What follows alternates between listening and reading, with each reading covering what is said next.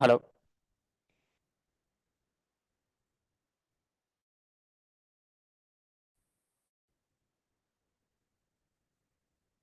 Ladies and gentlemen, a very good morning and also a warm welcome to day two of the sixth Sustainable World Conclave. My name is Aditya Malik, and once again, it's a pleasure to host this platform for all of you.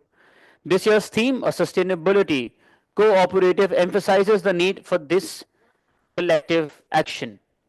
It highlights the importance of fostering a unified and coordinated effort among policymakers, businesses, and also communities to drive India's green agenda. And today, we shift our focus to power transition, the paradigm shift renewing India's energy sector, exploring the transformative changes underway in the energy landscape of India. And today's discussion, it will revolve around how India's energy sector is rapidly evolving to meet the dual challenge of economic growth and also sustainability. From advancements in renewable energy to electrification and also decarbonization strategies, we'll all delve into the key drivers of this power transition. The goal, of course, is to showcase solutions that not only address the pressing need for clean energy, but also secure India's position as a leader in the global energy shift. On that note, let's see what do we have in the store for you today. May I please request the team to play the event TV?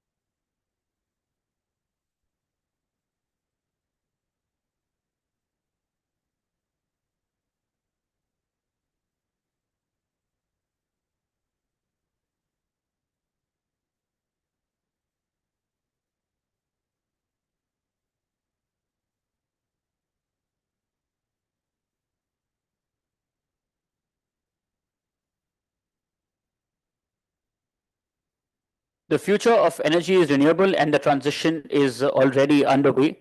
But this increasing focus on decarbonizing industries, improving energy efficiency, and also integrating smart grids and storage technologies, India is on the cusp of a monumental shift. However, with this transition comes the responsibility of managing the socio-economic impacts and also ensuring energy equity across regions.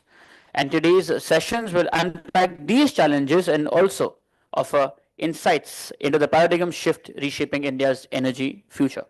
Now, this conclave reflects the unwavering commitment of both platforms to address the critical environmental challenges of our time.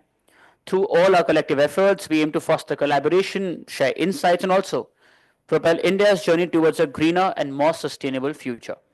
BW Sustainability World is an extension of this very vision, dedicated to highlighting the sustainability agenda, bringing forth actionable strategies, and also uniting leaders like yourselves who are shaping India's sustainability narrative.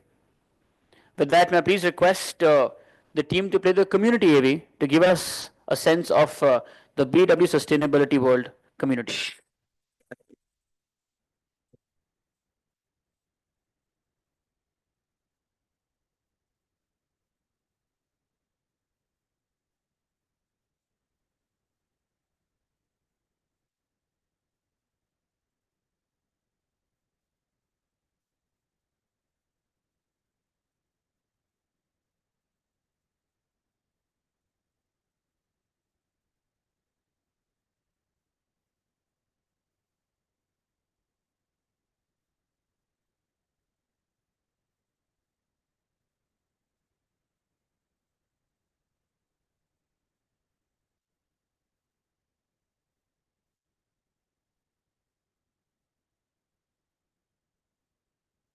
BW Business World under the visionary leadership of Dr. Anurag Batra, Chairman and Editor-in-Chief of BW Business World and founder of the Exchange for Media Group, continues to be at the forefront of business media in India.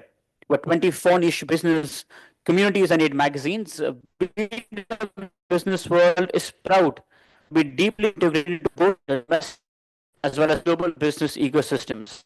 And in today's age, BW has expanded its reach significantly in the online space, making it a trusted source of information and also insights. To stay updated with the latest trends and developments, we encourage you to subscribe to BW Business World Group's magazines, which offer a wealth of knowledge and insights. Exciting offers for all our attendees today. And the latest issue of this very magazine, it dives deep into the growing economy of coffee in India and how specialty players of coffee like Tata Starbucks, Barista, Third Wave Coffee, Blue Tokai, Beanly, and more are capturing this very opportunity. For more information, you can meet Vinod Kumar at the same registration desk from where you got your bands. Today's gathering is being streamed live all across BW Business World platforms, including the social media channels and also on www.bwsustainabilityworld.com. If you share any of your conversations and thoughts and your opinions online, please do so using the hashtag BW Most Sustainable Companies. Also, a heartfelt thank you to our partners for this conclave. Our presenting partner, Crystal Integrated Services Limited, our sustainability partner, Bisturi International Private Limited, our associate partner, GAIL India Limited, fuel partner, Hindustan Petroleum Corporation Limited, our state partner, Government of Karnataka, our knowledge partner, Bilancia, and our event partners, Joy Travels Private Limited, Fundroom, Beanley Coffee, the Thick Shake Factory, Reality Plus, Exchange for Weekly Magazine, and Pitch. With that, may I please request our team to play the partners, AV?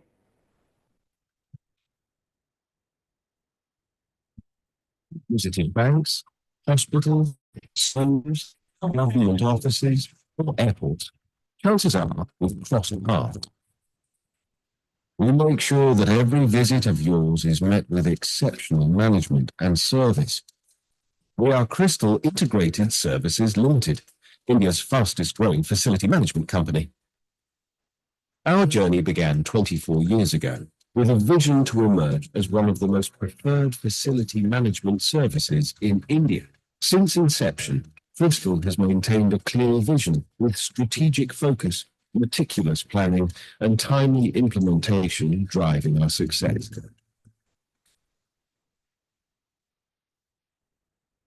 We offer the maximum range of services, and we continue to invest in science, technology, and engineering to elevate our services and deliver exceptional results. We've expanded our footprint to encompass over 2,487 sites, serve 369 clients, operate across 28 branches, and manage an impressive 25 million square feet across diverse sectors, each with its unique challenges. This dedication to excellence reflects in our significant turnover of rupees 1,027 crore for financial year 23-24. Crystal's journey is marked by landmark projects and trusted clients and supported by our ISO certifications. Each collaboration strengthens our commitment to set new standards in operational excellence. At Crystal, our strength lies in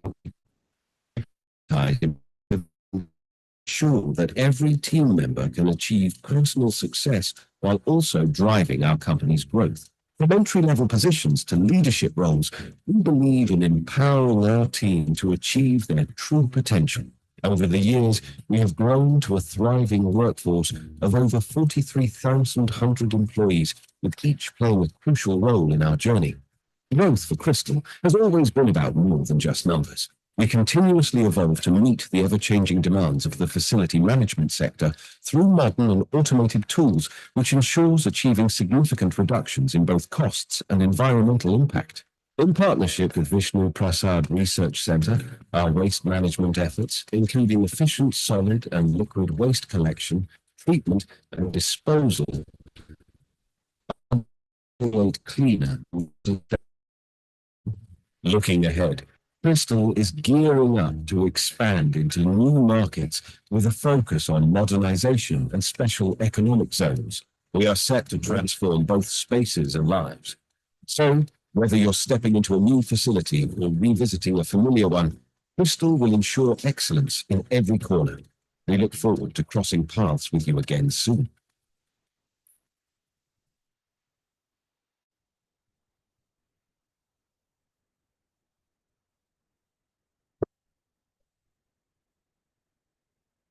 India, the land of dreams, sustainable society, dreams of growing together in future-ready world. Dreams personifying Vasudeva Kutumbakam. The world is one family. Through a constant pursuit of innovation and gain energize such dreams. Market pipelines, gold holds a strong presence in the area. Today, gold distributes more than 53% of the natural gas used in the country to consumers ranging from mega power and fertilizer plants to industry. All these attributes make GAIL the undisputed leader and preferred partner of choice on gas market in India. New and smart technologies like automation and robotics to optimize operations. GAIL has been running a digital advocacy initiative, the Hara Badlo campaign to combat the problem of air pollution by sharing real stories and several social experiments, resulting in visible behavioral changes in individual citizen level. In the pursuit of excellence and success, GAIL has shown exemplary courage, resilience to overcome challenges, agility to adapt to changing circumstances, and sincerity towards its customers to transact business. No wonder it is the preferred partner of choice. Energizing possibilities. A big thank you to our partners. And with that, for the opening address, please join me in welcoming on stage the Vice President of BW Business World, Mohit Chopra, everybody, please.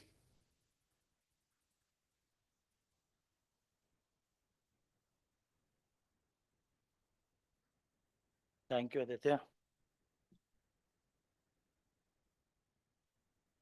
Good morning, ladies and gentlemen. At BW Business World and BW Sustainability World, welcome you all to the 6th edition of the BW Sustainability World Conclave. It's truly encouraging to see you all here at the event. After a wonderful event yesterday and reaching day one, where we had the privilege of learning from some of the brightest minds in sustainability world and celebrating the top 50 ranking sustainability companies, it's clear that this journey towards a greener future is not just necessary, but incredibly exciting. This insight shared yesterday were a testimonial to the innovation, passion, commitment driving this vital global movement. As we move into the day two, BW is thrilled to continue the movement we have started yesterday. Today's discussion will revolve around how India energy is rapidly evolving to meet the dual challenges of the economic growth and sustainability. A vision, I believe, today promises to be just as productive as the knowledge sharing, collaboration, and actionable discussions. Our distinguished guests bring with them a wealth of knowledge, experience, passion that will undoubtedly enrich our discussions and inspire the new ideas for steering the evolving landscape of journey towards sustainability. Let's make this most of this opportunity to exchange ideas, learn from each other, and contribute to a sustainable future. At BW Business World, our vision is to connect the communities to build knowledge sharing, promote professional excellence, and drive innovation in sustainability and efficient practices. We are expanding our reach in the online space and making it a trusted source of information and insights. Before we move forward, I would also like to thank our partners for the day. The support and collaboration have played a pivotal role in making this gathering a huge success.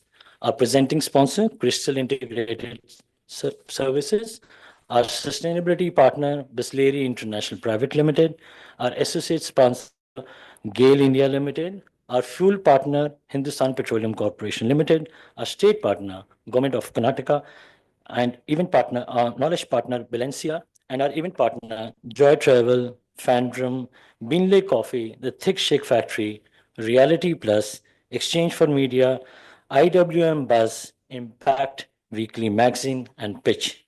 Thank you once again for joining us, and let us make this sixth edition a resounding success. Let us move towards building a sustainable future. Thank you so much.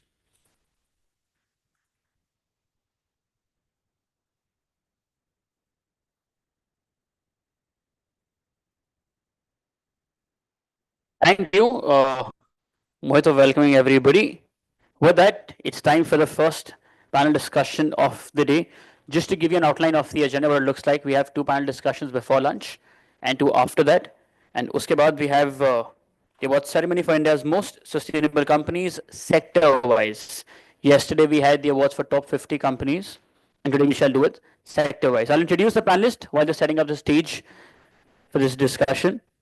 The first panel, it's on renewable revolution, scaling up solar and also wind power. This session will explore India's roadmap for expanding renewable energy, the challenges and opportunities in adopting solar and wind power, and also the role of policy and innovation in driving the renewable energy revolution and enhancing energy security. And our panelists for the same are TV Ravindra Babu, GM, Projects and Engineering, Dr. Reddy's Laboratories, Sumesh Kumar, Partner and Leader, Power and Utilities, EY India. Joining them is Sindhu Sharma, Head, ESG Nextra by Airtel. Joining them is Panish Rao, Chief Sustainability Officer, LTI Mindtree. Joining is Chavi Agarwal, Head, Investor Relations and Sustainability, Exide. And this panel will be moderated by Resham Sohail, Editorial Lead, BW Business World. Let's please welcome them together to the stage, everybody. आपकी जोरदार तालियों के साथ.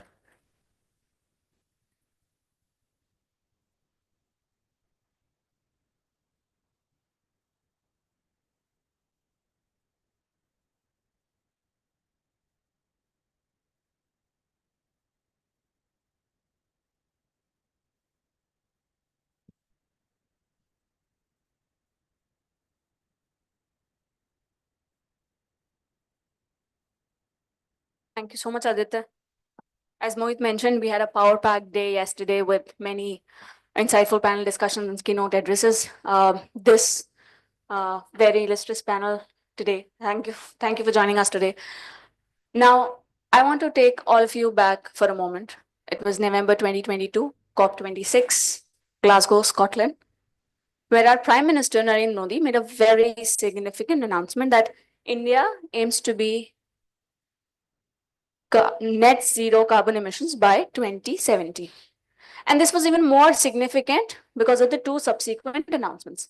One, that 50% of the India's energy needs will be met by renewable energy sources by 2030. And the goal to scale up the renewable energy generation to 500 gigawatts by the same year. Now, 2 years fast forward, there's been a lot of actions, a lot of developments. We have recently crossed our landmark milestone, 195 gigawatts of renewable energy altogether. I want to understand in this panel that what have we covered so far? What are our big visions? What are our goals? And what will it take us to get there? What is required to be done? Be it from corporates and be it from policy making, the government of India, the industry analyst, what all is required to be done to reach there? In your opening remarks, panelist. Can I make a comment on, because you referred COP22? I'm coming to you. I also tell you that, in the same COP22, there was a little age 13, I think, who made a comment saying, you're deciding on the future without the future being in the room. right?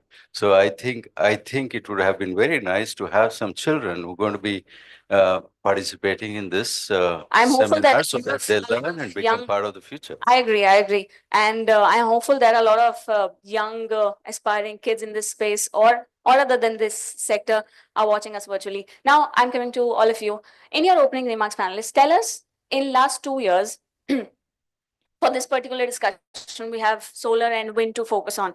Now we understand India has done a great job in solar, but when we talk about wind power, the pace is still slow.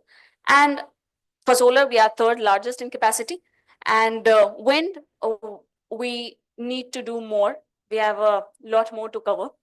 But tell us, in last 2 years, what are the developments that you have seen, and also point out some of the major contributors that have added to this growth. Can we start with the lady on the panel, Chavi? Thank you. So I think I'll talk from perspective of my company and what the changes that we are seeing and what are the few challenges which we'll come to later. At the onset, what I believe is that there have been a lot of policy support, but still the renewable remains a state subject. So while on an overall basis, we have seen a lot of allocation, lot of talks about government supporting the sectors at the center level. But the moment we move to states, because we have operations pan India, we find a lot of divergence. So probably in one state, you can go up to 80-85% renewable because it also brings a lot of cost advantage. Maybe in some other state, because of the policies, the implementation of renewable is not that lucrative, despite it bringing cost advantage if government policies are supporting. That is on an overall front.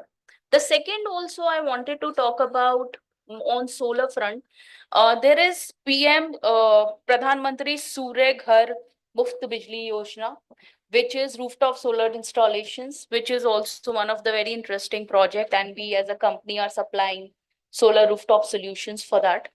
So that is about 75,000 crore of outlay for about talking about implementation of 40 gigawatt of solar rooftops by 2027. So that is another interesting policy support which is being given by the government, because this is here you are asking the consumers, which is the residents, which is the people, to actually adopt renewable. Secondly, coming on to, if I talk about my company, we contribute to renewable in three manner. One is obviously installations of renewable at our project site. Nearly 20% of our power generation is renewable. We aspire to take it to 30% by 2030. As the second is that because we are into power storage, so we also provide solutions for solar energy storage. Then we also contribute to battery energy storage solutions, which is microgrid applications for storing energy because of demand supply gap. And fourth is the solar rooftop solutions. So this is from a company's perspective that on solar we have a lot of opportunities. On the wind also we do supply for power storage, but that's where it ends. So that's I want to contribute on my opening Good. remarks. That is something that you are doing on your front. Would Somesh, would you like to give us a macro picture of what India has achieved so far in last 2 years? What are some of the big developments that you have seen in this space? Yeah. Good morning, everyone. So I think in the last couple of years, there have been significant work that has been done in the renewable space, solar and wind in particular, and solar mostly. I think if we were to look at, breaking it from a demand or a supply perspective, so if you look at demand, we've seen large scale ground mounted solar projects coming up. The SECI, which is the central PSU, which actually runs out tenders for renewable plants, and also similar, counterpart state agencies. They've been running out bids for attracting, solar and wind plants on a large scale basis. And now, the bids are also being invited for a hybrid, solar wind as well as battery combined. So we've seen, significant demand which is being created through that. We've also seen various policies and measures which have come in, like, enabling open access. You can, particularly the CNI consumers can buy power from any source, not just relying on the discom or the incumbent discom. So again, creating demand for renewable energy. Also, we've seen enabling policies on, as was mentioned, on we as a consulting organization have worked out 20 states in the country for making sure they have the right ecosystem for having rooftop solar, for instance, and also for this PM Surya Ghar Muft Bijli Yojana. So again, a very catalytic for enabling renewable energy. Again, along with that, now we also see green hydrogen, which is coming up. So which is hydrogen created through the use of renewable energy. So again, impetus for demand of renewable energy. So there are several mechanisms, policies which have been put in place to actually enable demand creation for renewable energy. Similarly, on the supply side, I think we see a lot of major corporates which are come in, which are actually, taken up the responsibility for ensuring that we have the right quantum of solar, modules and wind turbines, etc., which are available in the country. Even on the solar rooftop market, we've seen a large number of players who are supplying. On the ministry side, we've seen the ALMM, which has been prescribed, and to which ministry is going on adding more and more players for enabling supply. So again, on the supply side as well, we are seeing a large number of initiatives that have been taken up. The which I would like to close is that, right now our capacity addition per year is about 15 gigawatts or so. But, we are at about 200 gigawatts, and we have to, add about 300 gigawatts more in the next 6 years. So we have to add about 50 gigawatts a year, which is almost 3 times of what we've been doing right now. So that is ambitious. That gives us opportunity also, but that is something that needs to be done. So we need to see how we can fast track almost 3 times of what we've been doing right now. So that is something that is on cards for us.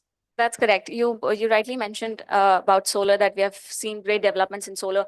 We are around 95 gigawatts now in generation, and a little above 100 in capacity. Now, I'll come back to you when we talk about wind at that front. What is actually hindering the growth? Now, Sindhu, if you can share your opening remarks and tell us, in your view, what are some of the major developments that you have seen in the last 2 years? How are you contributing to it? Sure. So we are from the data center industry. We have India's largest network of data centers in India. In last 2 to 3 years, we have seen considerable, efforts which state government as well as central government has put in to bring new regulations to push consumers like us, CNI consumers like us, to adopt RE. Especially if we'll talk about CNI consumers, I believe we have much clear visibility with respect to regulations now. We have much more options in place to source power. You can now have intrastate. You can also source it from interstate. You now have battery storage option also available. Rooftop is something anyways we have in place, either in the capex or an opex model. So now from the regulatory front, I believe last 2 to 3 years, it's a great push from the government side. Still, there are a few states who are, yet to adopt the RE transition piece with respect to the open access adoption. But we still believe that with this move, we'll find all these policies in the states where we don't have right now. This is from the regulatory side. For a consumer like us, we are serving all global clients. We're also serving our investors. And for us, energy transition is one of the, major agenda item. If you'll talk about our organization, we have a net zero target of 2031. Currently, we are consuming around 40 odd percentage, replacement through RE for our enterprise and hyperscale campuses. In last 5 years, we have signed, I believe, more than 15 to 16 contracts. We are not just signing the PPAs or a bilateral contract. We are a part of all these companies actually putting the capital in the companies. Now we are moving towards the ISTS, transitions where we really want to have one plant and the supplying across all the facilities which we have in various states. So this is how we are moving. With respect to from the, I believe, if you would have asked this question few years back, we were not having the policies in place, but now we have the policies. Considerable amount of push by central government, state government, option of all news with a talk about green the open access policy or of policy. So it's a good move. One thing is clear that India is on the right track and corporates seem to be very good and dedicated to what we aim to achieve. Now tell me, Ravindra, in last 2 years, how have you contributed? So how have you seen the space evolve in the last 2 years? Yeah. So this solar and wind actually generates during, of course, the solar generates during daytime, and wind, there are high wind months and low wind months. So basically, these are not actually matching to the demand. So the generation curve is not exactly matching with the demand curve. So to your question, so the ISTS, where actually the wind and solar hybrid model is going to be a solution for this matching the the round the clock generation and the demand side. Like the solar generates during the daytime and the wind mostly during nighttime and high wind months time. So combining these two, actually we are able to generate uniformly round the clock about 70 to 80%. With that, actually, that is the biggest change in the last 2 years, which is going to change the entire renewable game. Like, so we have signed for almost about 150 million units already we have signed for the ISTS transaction, and another 200 million units we are able to sign. So this is going to meet almost 50% of our total global consumption. So with this ISTS. And the other thing is, so to meet our COP26, whatever the goal India we have taken to meet this 500 gigawatt capacity, basically the solar is going to generate during the daytime between 10 a.m. to 4 p.m. or 5 p.m., whatever it is. During that time, we have to actually see that the demand management. So most of the utilities, they have not actually coming up with the incentivized tariff during this peak solar generation time. If they make the availability based tariff kind of structure where actually the solar generation is more, that time if they give incentives for the users, so that many of the industries actually will not be having the round the clock loads. So they will be focusing their operations only during the generation period. And most of the load, when the more and more solar installations happens, so that load can be handled by these things. So that is one thing we have to focus on it. This is one mostly discussed and talked about challenge, the challenge of intermittency. And you're correct that we're seeing the development of blend energy generation, solar plus wind, in order to get the round the clock power when we talk about the demand and supply. I'm coming to you, Panish, your opening comments.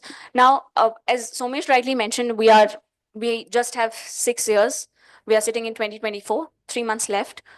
We are expected to add roughly around 300 gigawatts. Now, this is the emissions target.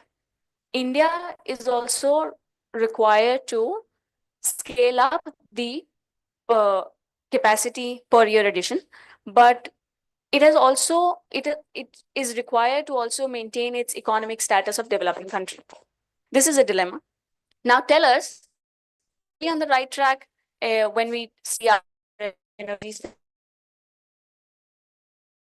think so. If you see the budgets being allocated for renewable energy, they're humongous.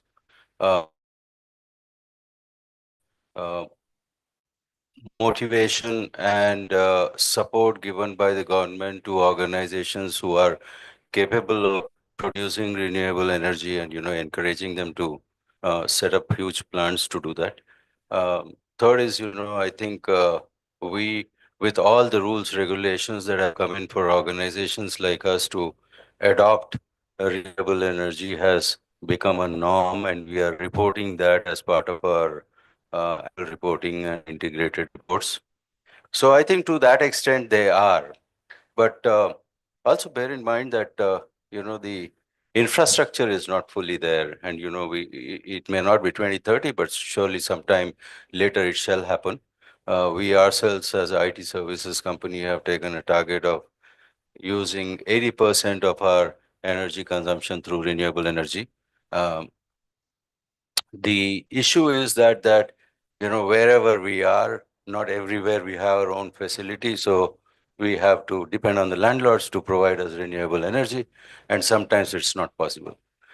That being that, we are trying to renew our contracts and put that as a condition whenever we are renewing or we are changing our premise itself. So to that extent, organizations like us are committed to it. The other thing is there are many states yet to adopt renewable energy. There are many states uh, who have probably adopted, but not in full shape and form. The intermittency is a huge issue also for organizations to be able to work on renewable energy. But I guess, organizations like Excite, you don't do help us because we have a storage capability. We store energy when it's available and we use it when the nature doesn't give us the energy. Um, I think the also, touching on solar and wind, wind was the first to come before solar came as a technology. And unfortunately, I think it came a little before time, before people could even realize that, that could be used as an energy. And the investments were so huge and the adoption was so late that, those who invested early probably went a little bust on that. And I guess, therefore, we talk more of solar and less of wind, but I think, both are a huge source. And one other source which I believe is neglected is water. And we should start using that hugely too as a source of energy. Good to know. Now you talked about the corpus that has been uh, aligned with the renewable energy generation. Recently, there was a report that says India has secured around $385 billion for renewable energy generation. I'm coming to you, Somesh. There was a recent report that says that we are a little short on our 2022 target. I mean, our goals are ambitious, that you rightly said. Per year capacity addition, we need to look at that. And also, when we talk about wind, we are a little lagging behind. What is required to be done? And tell us what is actually hindering. What are some of the challenges that we are facing? He talked about infra. Uh, a lot of corporates, from when we talk about corporates front, they face a lot of challenge on the cost front. Tell us what are some of the major challenges India as a nation is facing, and also, would you also agree that we would need more time than 2030 to achieve this goal? Yeah, well, I would not like to comment on whether we'll need more time or not, but I'm sure things will fall in place and we will achieve our Hopefully, targets. You know, hopefully. that's how our country operates. Some jugaad method works here. So I'm very hopeful that we will meet our targets of Me 500 too. gigawatts by 2030. And I think a lot, as I said earlier, and as everybody has been saying, a lot has been done in terms of policy, enabling framework, ecosystem creation, etc. There have been some challenges. Like I think all my co-panelists here are from corporate, from IT companies, and everybody is saying that they have the ambition or target of buying almost 80 to 100% of their electricity from renewable sources. But I think there are challenges in this, even as I see the current environment, while the policy enables it, but practically there are challenges, there are challenges from the utility side for actually granting open access. Sometimes the capacity is not there, sometimes artificial barriers are put. So I think that needs to be completely removed.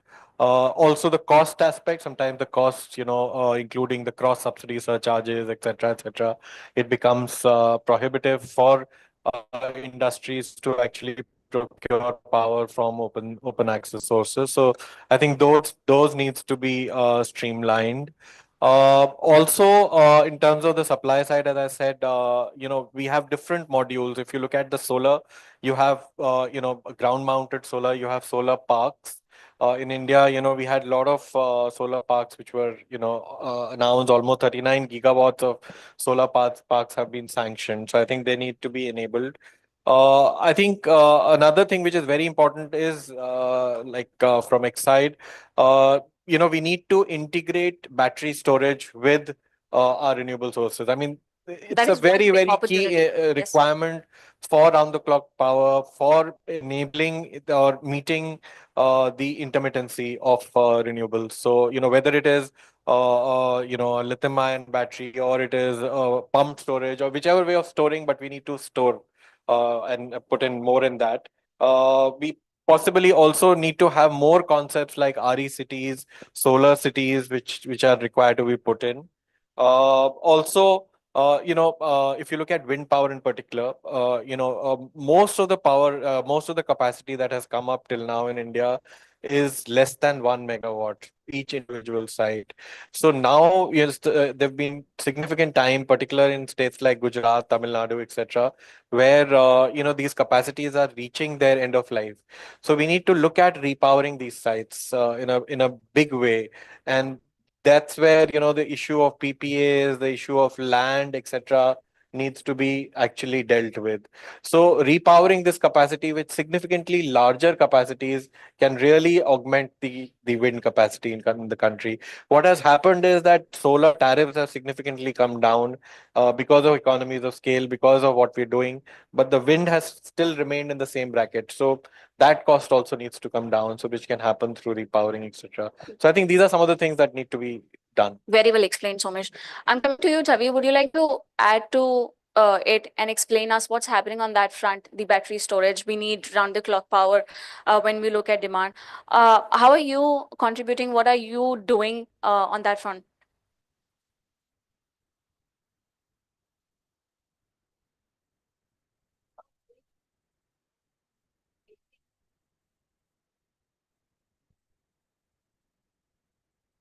No problem. Take the other one. All right.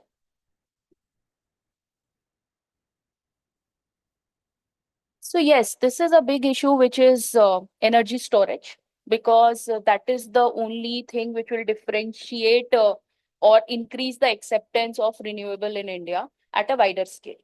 So currently what we are doing is that we are also working towards providing large storage solutions, because this will not, when you talk about storage solutions at the grid, then it will not be small storage solutions. It will be very, very large storage solutions. Currently, there are all the state governments are asking for storage solution for microgrids. So where you have say a solar park, there where you have say a solar park, there you will have a small grid, microgrid, and there we are providing solutions for storage, energy storage. But if you're talking about at the national grid level, there the scheme which is battery energy storage solutions, it's yet to take off. So there was something announced in terms of PLI incentive scheme for battery energy storage solutions for companies who want to come and set up. But certain progress needs to be made. Currently, by government, large energy, battery energy storage solution projects have not been announced for us to supply and provide for those kind of storage solutions. So what is the need is that most of the state governments currently are cognizant of it. They are doing it at specific renewable project locations, which is more a microgrid kind of a situation. But at a national grid level, where you want to transfer large renewable power to the grid and use it when it is required, a large battery energy storage applications will require a large government push. Those tenders for now have not yet been awarded. One thing that is a big happy change is whether you look at from policy makers, you look at government of India, you look at corporates, industry experts, and everybody is very gung-ho about our vision, the goals, and the progress of this sector. Now, I'm coming to you. Tell us what are some of the challenges that you're facing when you look at scaling up your capacity? And also talk about what are some of the challenges that you face when you deal with sourcing renewable energy for your projects, or how are you dealing with this? Share any example or your experience. How has that been with you? So, one of the major, so we started with the pure vanilla project where we have signed solar PPAs. And over the time, we have realized, okay, we need solar plus wind to have maximum replacement. We added solar, wind to have around 75-80% replacement. Now, since we have the ISTS option in place, right, and for the consumer like us having the RTC load, round the clock load, we'd like to have around 90-95% replacement, which is only possible when you'll add battery storage to the wind along with your ISTS supply. So what we are doing now, we are looking for partners who will help us out with wind plus battery storage to give me supply during the peak hours, where, for the projects, for the capacity which we have not contracted under the intra-state supply. So it's like, so we have signed around 15 odd contracts. And from all these contracts, I'm getting 70-75% replacement. And each of the state is restricting ourselves because of this TOD banking, right? So we wanted to have a project. We'll start with a pilot one, but we are in discussion with various developers in the market to have solar, wind plus battery or wind plus battery storage so that I'll be able to get supply in those 3-4 hours. So something which is really fascinating, and there are a few companies who are already started working on this, because pure vanilla solar wind is driven. If still there are corporates who are not buying solar wind. I don't know what sort of regulation they are looking for, but for the maximum replacement to reach up to 90-95%, you need all these permutation combinations. Good to know. Now, Ravindra, you talked about intermittency. Now we know that renewable energy generation depends on climate. We're seeing extreme behavior of climate. We're seeing early winters. We've seen extreme temperature. It's when we were in summer, June, July. How are you looking at it? Now you've put forth one solution to it, that we're looking at blend energy generation. What are talk about some of the challenges as well as some of the solutions that you're looking at it? See, anyhow, these variabilities we cannot change from the nature. Actually, whatever it is during the summer, actually the from Jan to May, the generation almost to 20% more with the solar panels. And again, from the June to December, it gets dropped. So the only solution is like the battery storage solution or the pumped storage solution. So as our co-panel members mentioned about, so the government have to look at incentivizing. Now actually the parity has not come. See, suppose if you go for the storage solution through battery, almost the per unit cost is going up to 14-15 rupees also. So which is not a viable scenario. So the government has to incentivize that and then encourage that. Initially, suppose if you take during 2013-14 and all, the solar power cost was about 8 to 9 rupees. So nobody was buying. So they have facilitated policies and then incentives, all those were given. And then in the recent 4-5 years back, actually, it has taken a leap. Same way, the storage is one of the biggest advantage for actually increase our COP26 goal also. So for that, government has to look at. And the other biggest challenge is, if you see one side, the ISTS power or the solar power, it is coming down. Actually, per unit rate generation, it is almost 2.5, 3 rupees and 3.5 rupees at the generation side. And at the landed side, we are able to get even at 4 rupees, 4.5 rupees. The other side, the discoms, if you see any state discom utilities rates, is about 8 rupees, 10 rupees and all. So the government policies, central government is making policies so to give open access approvals, deemed approvals, all those things are there in place. But because of this price difference, utilities are actually not able to survive. In case if all the industries and other things going up with these renewables, So their revenues will come down, and obviously they will tend to restrict that approvals and all those things. So that is one point actually where government, central government also has to realize and then do something actually to provide any funding to the state utilities or to make it something. Otherwise, this will continue. This will continue. If you see in the last 4 5 years also, we are not able to get much of the approvals in many of the states. And even ISTS also, first we have to get the state NOC, state utility approval, and then we have to get from the central utility approvals. States obviously are holding it and then delaying. And with the recent green energy open access policy, some states they are now liberalizing, but still there is a lot of things to be done on that front. Very well explained. Thank you so much for your kind gesture. Two of our panelists struggled opening the bottle, but yes. We have 8 minutes left, two to each of you. He widely explained what is expected to be done from policymakers, from Government of India. Now tell us in your closing remarks, what are your expectations from Government of India, from policymakers? It cannot be a straight demand you're putting forward, but tell us what is required to be done to get there, to complete our track or to fuel our growth trajectory. Tell us what is required to be done. What is your demand or expectation, Panish?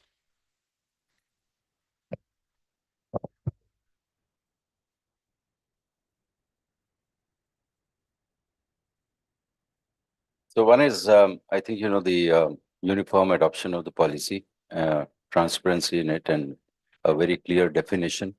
Pricing is a huge deal because, we are all for-profit organizations.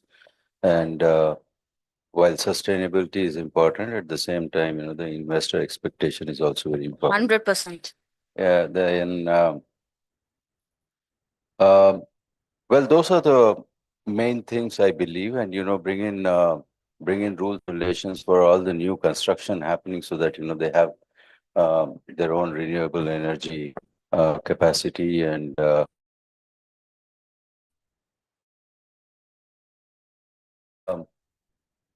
land adoption could be a huge problem for the government, because or individuals, because that's where probably you need to set in your solar farms. That's where you need to set in your windmills. I guess help in that very quickly, so that becomes the only source of energy in the future. And I believe that we are a very, very gifted country compared to many other countries in the world, which has got abundant sun, and abundant wind too, and abundance water. If we can use it constructively, nicely, we could be a great country in terms of renewable energy. Good to know, Panish. Thank you for drawing a big picture. But Chavi, can you give us a one specific, or let's say 3 specific actionable suggestions that you would like to see the growth there?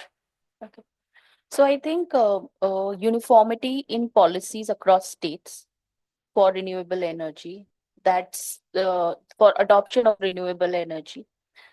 Second is financing. Cost of solar installation, as rightly said, at the end of the year, at the end, we all are profit organizations. We all have net zero targets, which are either before the Government of India target or in line with that. So there is huge opportunity and 100% RE is a way to achieve that target. So there is large opportunity there. So cost of, if you have to promote wind, then financing, and it has to be viable for the owner too, even for the company which is setting up the wind project, and also for the company which is buying the wind project, as we have seen in solar. So financing and making project viable is the second thing. And third thing that I would say is that we need to have policies in place for having demand supply gap sorted in terms of renewable energy storage. Good to know. These are something that everybody on this panel would not disagree with. So this is something similar. I will come to you, Somesh, later, last in the panel. I'm saving it for the last and expecting some specific inputs from you. To tell us in your closing remarks, what are you expecting? At what front you are expecting growth, and what are your demands? So with the new ISTS rules, and we are going to adopt new STS plant. We are contracting for the new STS plant. We don't want any surprises from the state government. Likewise, few days back, Tamil Nadu has come up with a policy saying that if you are setting up here, you need to pay 55 lakh rupees per megawatt.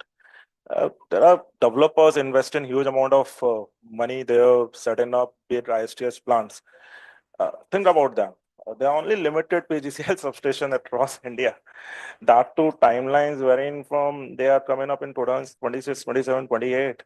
So we don't want any new regulation. If you really want to just put it right now. Just come up with your policies in next few months. You shall not be.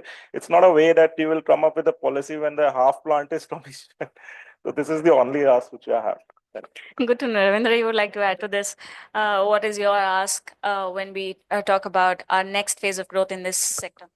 Yeah, so the same thing. So during 2016-17, we have set up a 15 megawatt solar power plant through our own captive solar power plant with a joint venture. So after setting up, we need to get long-term open access approval. So actually, we did not get it for 2.5 years. So the 2.5 years, actually, the plant was not getting generated any revenue. So that is the kind of things were there. And even now we have signed for ISTS. So we just applied, and in AP we got the approval, and in other state actually we are yet to get that. So there should not be any surprises. But still, as a corporate, we have again RE100 and carbon neutrality goal by 2030. For FY24, actually, we have reached almost 56% renewable power across our global consumption. So anyhow, we are actually going towards the goal. We will not expect any surprises from the power makers. That's all. Unlike me, they're not into surprises. They're not expecting any surprises, which I'm coming to you. I mentioned this earlier also. I want your inputs on this as well. The goal is ambitious. Now, guys, to maintain his status, economic status as a developing country. In your view, how can this growth pace be just? And in your second part of your response, tell us what is required to be done. What are your expectations? Yeah, so I think a couple of things that need to be done, and starting with energy storage, as was mentioned, that's absolutely key. We need to have mega tenders. We need to have much more emphasis being put on energy storage by the government. That has to come both at the central level and the state level. Right now we are seeing only distributed level energy storage happening, but not at a grid scale. That is absolutely one key requirement. The second is that, we have looked at the traditional forms of solar. We've looked at ground mounted solar projects. We've looked at onshore wind capacities.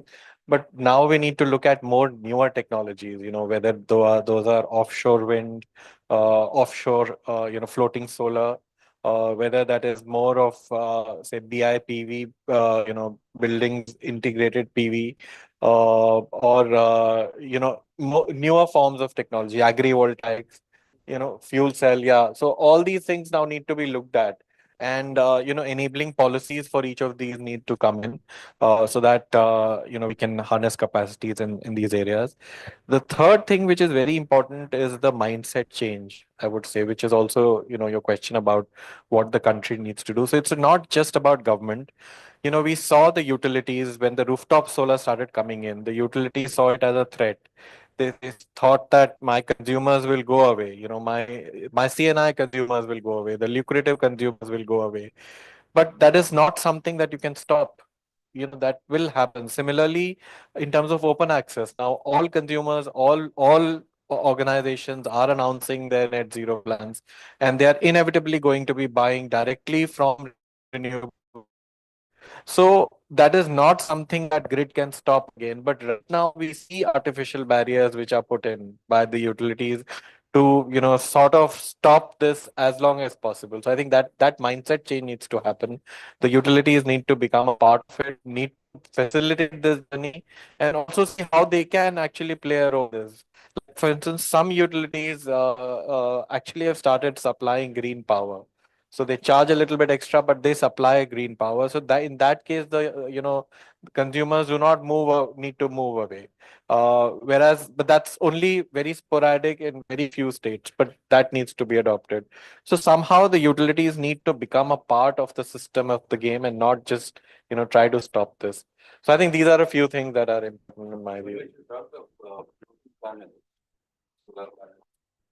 Have you heard of these panels? Sorry, not solar stickers on the vertical walls? Yeah. So now, for instance, the tiles. Now what they're saying that instead of panels, you have tiles, so you can put on the facade of the building itself. So yeah, those are all coming in. So those are the newer technologies that need to be adopted. Yes.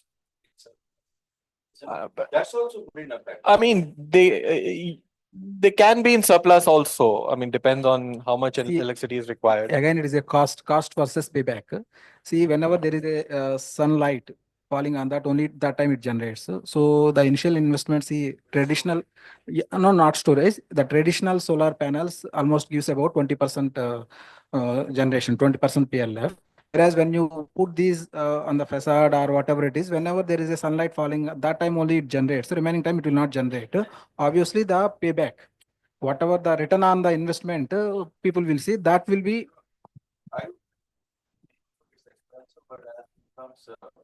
Yeah, even if it becomes like a traditional solar module, it cannot generate as like a traditional module which is mounted on a north to south kind of thing. So it will not generate. So of course,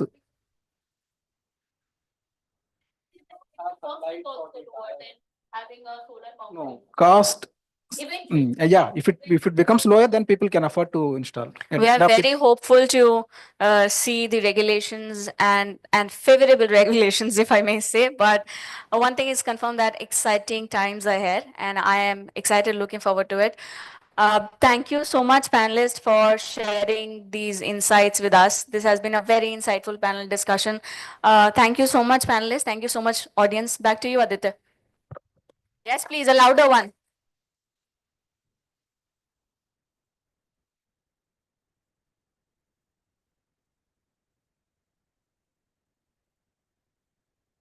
Hello. Hello. Hello.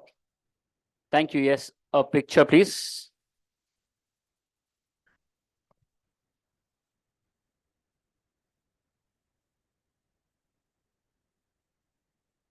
Thank you. Thank you so much. Thank you.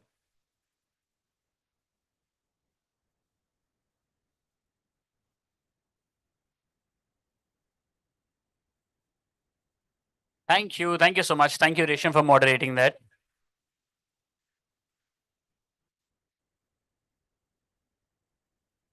Okay, so before we move any further, we have a couple of gifts from Crystal Integrated Services Limited because हमारे पास कुछ सवाल हैं quiz के which we also had yesterday, and I've been allotted time for 2 of them. Whoever gets it right gets a prize. Very simple. Yes. So I've got some questions, a questionnaire that I have with me. Thank you, Priyanshi, for helping me with this. Chaliye, in the context of India's energy transition, what is the government's target for renewable energy capacity by 2030? By show of hands. By show of hands. This तो felt like कोई क्लेयर्स पड़ी सबके table पे. I think हमको वही बांटनी पड़ेंगी. Yes, but you said it first. You said it first. You said 500. And what's your name? Are you on the panel? Is it? Of course. Anybody who's not on the panel? If not, then we'll come to you. Yes. Anybody who's not on any panel today and wants to answer this? Yes, sir. Your name, sir? You're part of Exide. Okay. Anybody? Yes, sir. No, आपके पीछे भी sir. Yes, sir. 500. आप किसी panel का हिस्सा हैं? देखो आपको मौका मिला you said 500. तो 500 is not acceptable. नहीं ये खुद लगाने वाला थोड़ा ना है कि आप बाकी देख लीजिए. नहीं. But you said 500. So okay, but we'll give it to you, ma'am. And then you can of course give a bit of it to him and you a bit of it to him.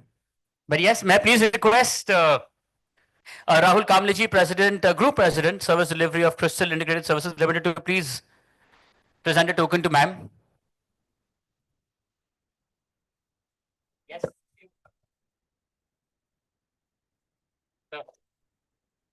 This is more like fastest fingers first. अब तो tough वाला पूछते हैं. Congratulations, thank you, sir. Thank you so much. This is more like a long answer that we need from you and a specific one. Who gets it nearest wins. And please, only by show of hands, उसके बाद जवाब दीजिएगा. I'll come to you. Which sustainability challenge is often referred to as the data dilemma? The half went like, क्या पूछा है? Sir, you say ESG reporting. No. Can you have the mic for ma'am, please? It's that. Maybe meeting all the SDGs. No. Mike for him first, because he is his son. First for him. Yeah, dilemma is today CDP, tomorrow TCF. The mic चल रहा है आप. चल रहा है, okay then. Okay. It's about like number of reportings like TCFD, CDP, DJSI, BRSR, GRI, whatever. So आज एक करेगा कल एक नया आएगा. अरे वो क्या है? नहीं That's sir, a panel wicked- discussion थोड़ी ना, जवाब मांग आप तो जवाब चाहिए करने से. नहीं sir, okay, but no, not as of now. Yes sir, we'll come to ma'am first because she had raised the hand first. Ji, and then we'll come to you, sir, and then to you, following the order. DJSI. No, okay. So first him. So, I mean, I've been in the field of sustainability since 2011. ये नहीं बताना था. Nahin, so I am telling you why my answer comes. Ji. So it's data dilemma because we often tend to capture stuff and it might not be the right method. And next year you go for some kind of re-evaluation of that data. So let's say you are reporting say 100 gigawatts today or say 100 tons of CO2. The methodology changes and you're reporting actually 80 next year and 20 you push it to another category. That is data dilemma. So Okay. what to capture in which category? So our specific one, I'll come to you. If yes sir. And then it's yours, sir. It is a renewable energy certificates and renewable energy credits, like the carbon credits. Almost many times the double accounting is there. But it's okay, you almost mentioned the same, sir. Ji. Across the industry for measurement of various ESG elements and how. But because of course you got a more detailed one, so I'll stick with him. And we have one hand there.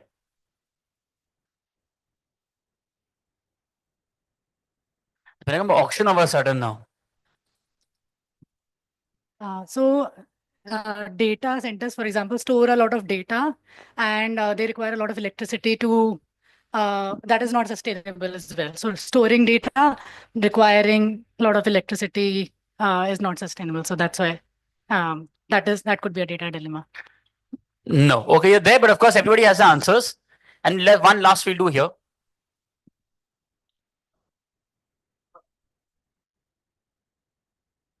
Even for the grid electricity also, different countries have got different numbers.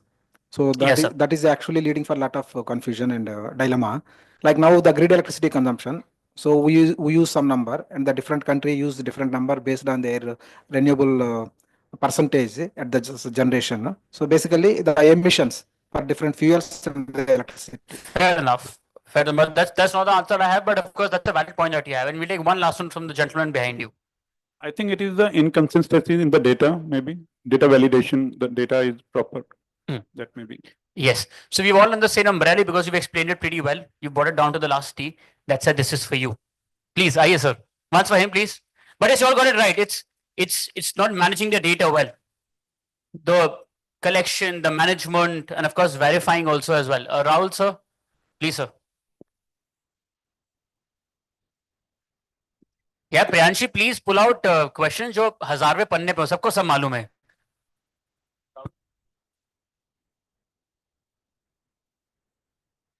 Please.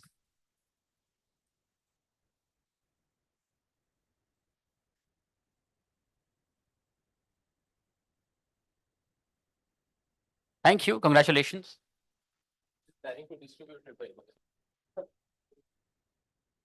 Also, for all our speakers today who were on the panel and of course will be gracing the panel discussions after this as well, we'd request you after your session is done to please collect your tokens that we want to present to you as a love and of course as gratitude from again from Crystal Integrated Services Limited. You can get it from your registration desk or the registration desk outside once you finish your panel discussion. Thank you. चलिए इसी के साथ next panel discussion. It's on energy storage solutions, powering India's renewable ambitions. Now this panel will focus on advancements in energy storage technologies, the role of batteries in supporting renewable investment trends, and also the policies needed to integrate energy storage into India's power grid. And to share the views on the same, let's please welcome our panelist, Navinder Narang, Head, Infrastructure, Facilities and ESG, ICICI Home Finance Company. Joining him is Tanya Singhal, Founder, Menzo Carbon and Solar Rise. Joining them is Mani Khurana, Senior Energy Specialist, the World Bank. And this session will be moderated by Chandni Khosla, Board Advisor, Sustainability and Sustainable Finance. Let's please welcome everybody. आपकी जोरदार तालियों के साथ. Thank you.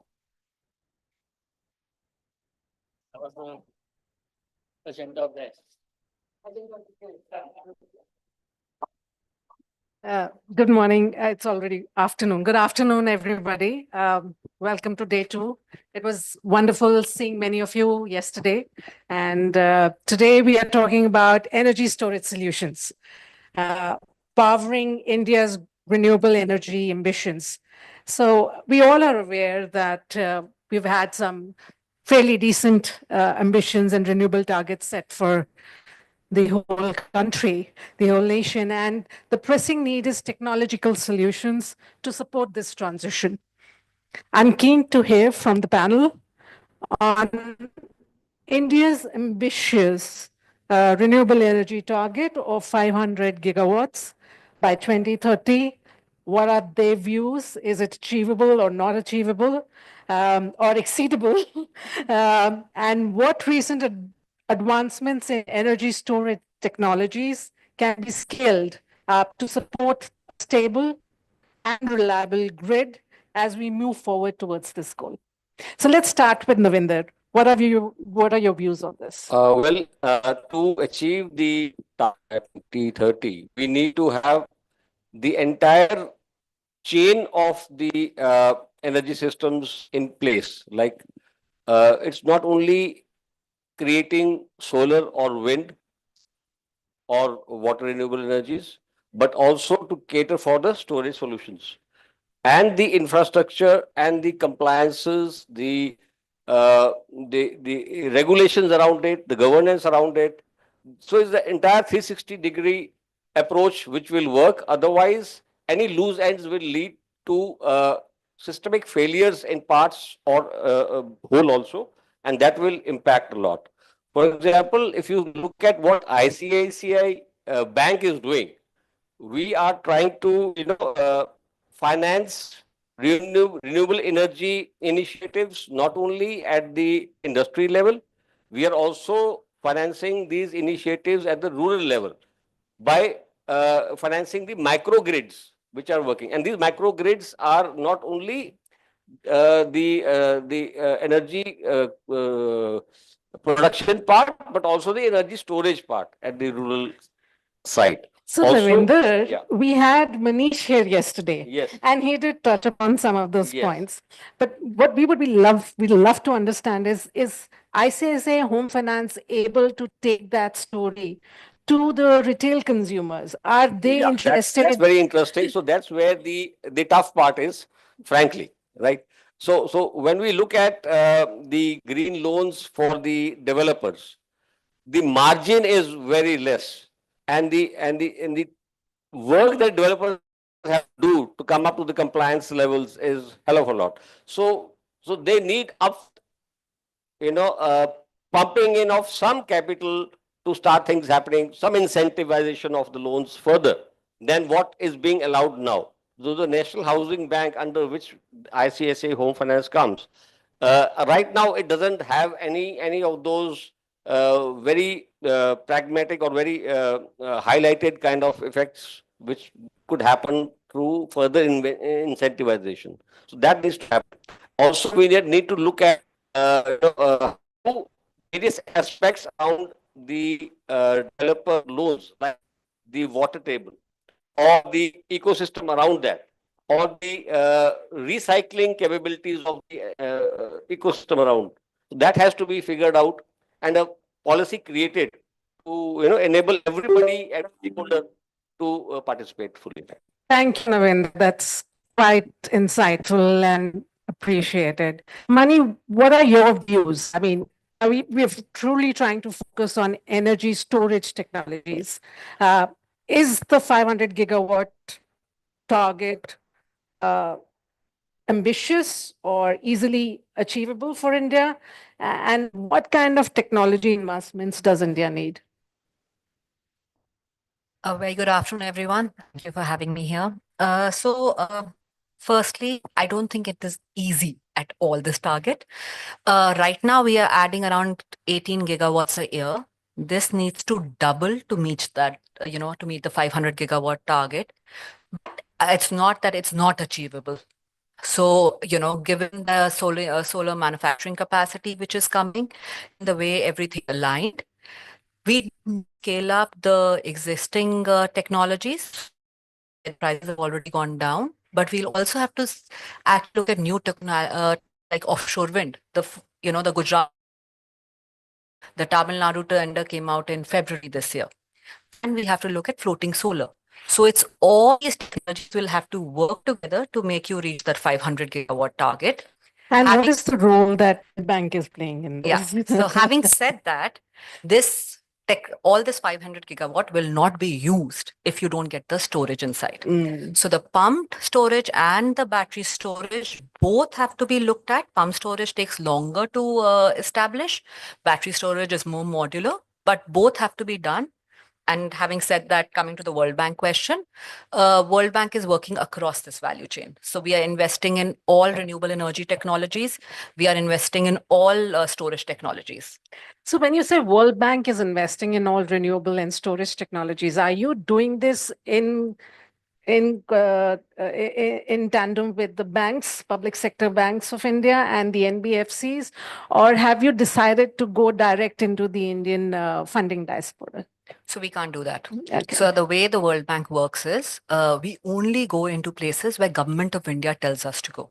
Fantastic. So we get a request from Department of Economic Affairs, and then we can work with banks because we have a long-standing engagement with State Bank of India, for example. So we lend through them. Fantastic. Thank you for clarifying that. Tanya, over to you. What are your views on this? Well, it might be slightly different from what I heard from my fellow panelists. And as a context, I'm a developer. I have built solar plants and I've built half a gigawatt plant starting at 18 rupees a unit to my last plant, which is at 2.5 rupees a unit. So the journey has been very long and one of consistency. And that's what I think the whole renewable value addition is about. So let's look at some facts. Today, you have about 200 gigawatts of renewable in India. 2010, that number was a mere 30-40, which was also largely driven by hydro and wind. There was almost zero solar. Today, there is 86 gigawatts of solar installed. Fantastic. And that has happened over 14 years, of which almost 50% of the time, solar prices were higher than coal. Right? So it was actually not an economic solution so much, but actually driven a lot by subsidies and people like World Bank supporting us to build it. Today, the situation is very different. You can produce standalone solar power at 2.5 rupees. Imagine sitting in 2050, getting a 2.5 rupee power being produced. That is the. I think 2050, it would be far more less than that. As in the project that you signed today has a flat 25-year PPA for 2.5 rupees. Right. So what I sign and I start delivering will give you power in 2050 also at 2.5 rupees is the point, right? So in my opinion, today you have reached an inflection point where the only thing that is limiting your growth is the amount of money you put in.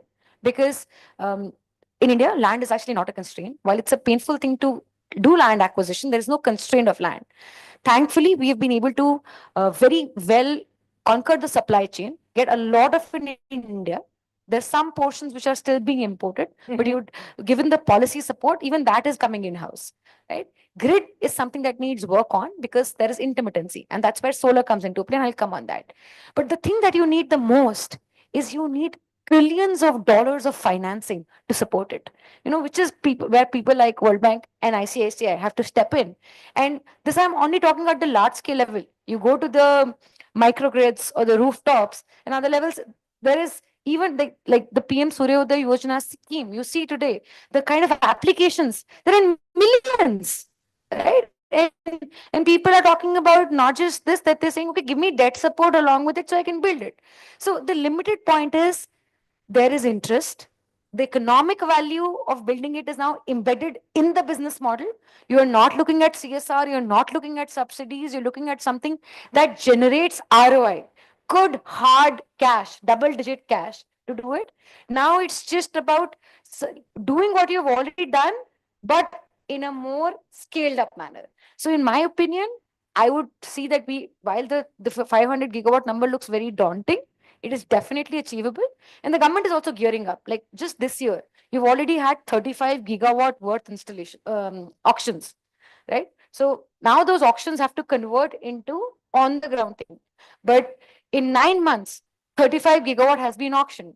So if you continue with a run rate of at least 50 gigawatts auction a year, you will build that 500 gigawatt. And what I'm seeing is, and correct me if I'm wrong, but we just heard the US Ambassador Eric, as well as the Milken Institute, come and do a very gala dinner in Mumbai just last week.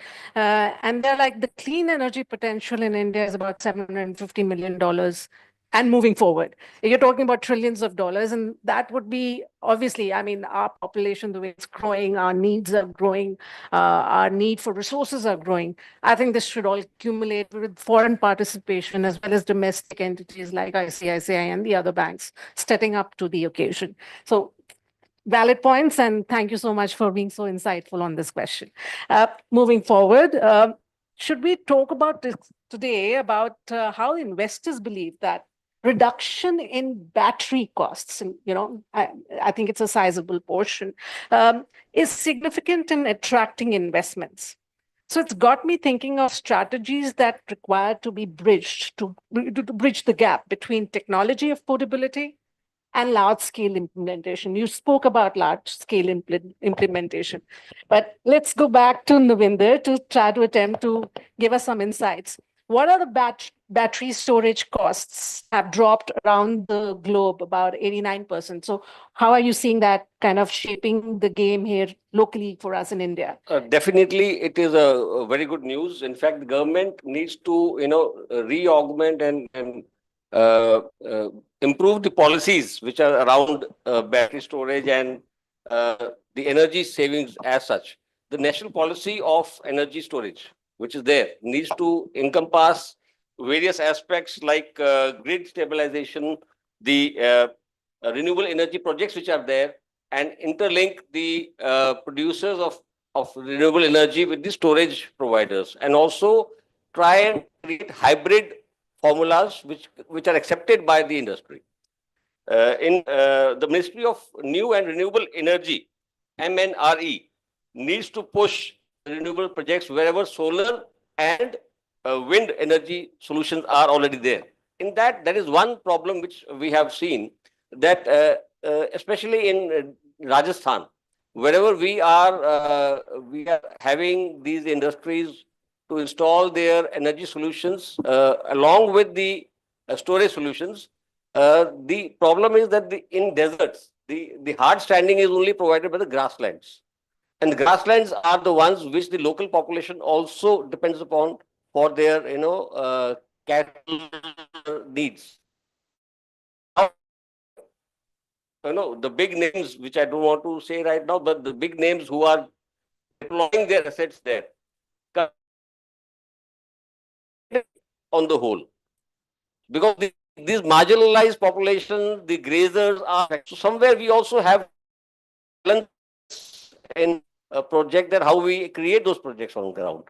Very insightful. Thank you so much. And I know we can't take some names, but also there are a lot of realities on the ground which we are not privy to. So rather not name him or anybody. Uh, Tanya, I mean, where estimates indicate that battery storage costs in India have fallen approximately about 60 to 70%, as opposed to global 89%. How are you seeing the opportunity unfold? Sure. I think the opportunity is evident in the numbers that are being bid. As a fact, for the longest time, battery prices were about $1,000 to $1,500 per kilowatt hour. Today in India, that is sub $150 per kilowatt hour. Now, what does $150 per kilowatt hour means? That means to be able to provide 24-hour green power at sub 5 rupees. The last 24-hour grid auction has happened and one at 4.99 rupees. So imagine you are getting unlimited green power at a price cheaper than coal and inflation adjusted for the next 25 years. That is the reality of battery storage in India today. And unfortunately, a large part of the batteries are still being imported. There is a PLI scheme of 18,000 crores that the government has allocated, but you know, like any other manufacturing setup, once you give a scheme, it takes about 2 to 3 years for the fruit of that thing to come out. So it will happen in that case. And that's the gap that you're talking about in terms of the Indian prices vis-a-vis overseas prices. But there is right now no dearth in the import. And the demand is more than the production you can do, which is why it's being imported at that price. As a context, 16 gigawatts of just BESS or BESS plus hybrid, like either a 24-hour hybrid plus storage, plus storage have already been auctioned. And of this 16, 10 happened this year. So imagine from till last year, you were talking of single digit numbers. Now you're already in high double digits. And next year, we'll be talking of like almost 20 plus gigawatts of 24-hour solutions or storage solutions. So you're just going on a rapid exponential upward curve. And the beauty is you are cheaper than fossil fuels and you can produce 25. What was the biggest problem with renewable, right? Till now, it was intermittency. I only get solar, I only get wind till the sun shines or the wind blows. You have taken that away at cheaper storage. Exactly, with battery or pumped hydro. I talk about both with equal precisions because at the end of the day, battery is still chemical. Pumped hydro is completely natural, but it has its own challenges because it takes longer to build. It's still more expensive. Battery is just chemical, so is exactly like how the solar PV cost curve came down. The battery curve has come down. You saw what happened when the solar PV cost curve came down, right? Solar was like in small digits being installed to now it's 40% of the total installed mix. So that's exactly the same replica that will happen now. And when you were doing solar, you were asked the same questions. Will you scale? Will you get big? Will you cross 50 gigawatts? So the same questions are being asked to battery now. And my answer to them is, please be patient. You saw that journey happening then. You will see the journey happening now. Just have faith in the process. Love your passion for this. I can just comment on what Tanya said. Please. She sparked a thought in me that 10 years ago in Delhi, we had the rickshaws, the major problem of auto rickshaws. That's been taken over by these electric bikes in a big way. That's all because of the battery cost coming down. Similarly, there are rural electrification programs all over the country. There's a Saubhagya scheme which intends to have 100% electrification in rural areas. Now, such rural areas which are earlier depending on the main grid, today can go for an offline grid by localizing these microgrids which I was talking about earlier. Thank you, Navindra. That's quite useful context. I mean, don't want to leave money out of the conversation here, but Tanya talked about the PLI. But is PLI the only solution? Because we do believe that a lot of public-private partnerships are kind of evolving in this space. At the same point of time, I think World Bank takes a lot of initiative in capacity building, in training people, in exposing people to best practices across jurisdictions. So how do you think your World Bank support can play a incremental and fast forward the battery storage kind of incubation stage that we are in, or early stage we are in? So before I start answering, so I think we are mixing two things. One is battery storage for the power system. And this is where your first question of 500 gigawatt came into the picture and how much battery or pump storage can be used. The EV side of it is a completely different picture. And the PLI scheme which came out, frankly, it even though did not specify whether it was for e-mobility or for the power system, very clearly all the bits came out what was used in EVs. They are actually, so the whatever we have given, the government of India has given, has all towards EVs. Why? Because the FAME 1, FAME 2, FAME 3, Yeah, that's set it all in place so that the manufacturing happened there first, because that portion was moving much faster. I frankly believe, and there's a lot to be done when it comes to the power system and the battery storage. We have pilots right now. We have bids which have come out, which has seen the prices go down. The Gujarat 2 bids which came out right now, the prices have gone down. There's a lot to be done. If you go and visit the states, which the World Bank is doing, the coming to your capacity building thing, we are actually going and talking to states. All the states know they need battery storage, but they don't know how to analyze as to how much storage, where should it be put, and more importantly, the regulator comes to the picture. Because if they have to invest in battery storage, it has to be cleared by the regulator. For that, the regulator has to understand are the different values which can be stacked up for battery storage. The US, a lot of mistakes were made initially where they actually had a contract for only one of those values for battery storage. Then they realized there are so many other values of battery storage. Why don't we, so there's a lot to be learned from international experience out there. A lot of hand-holding is required at the state, especially at the regulator. So they give it a green signal and it can be installed. So we need it, everyone realizes it, but a lot of capacity building is required to do that. Thank you.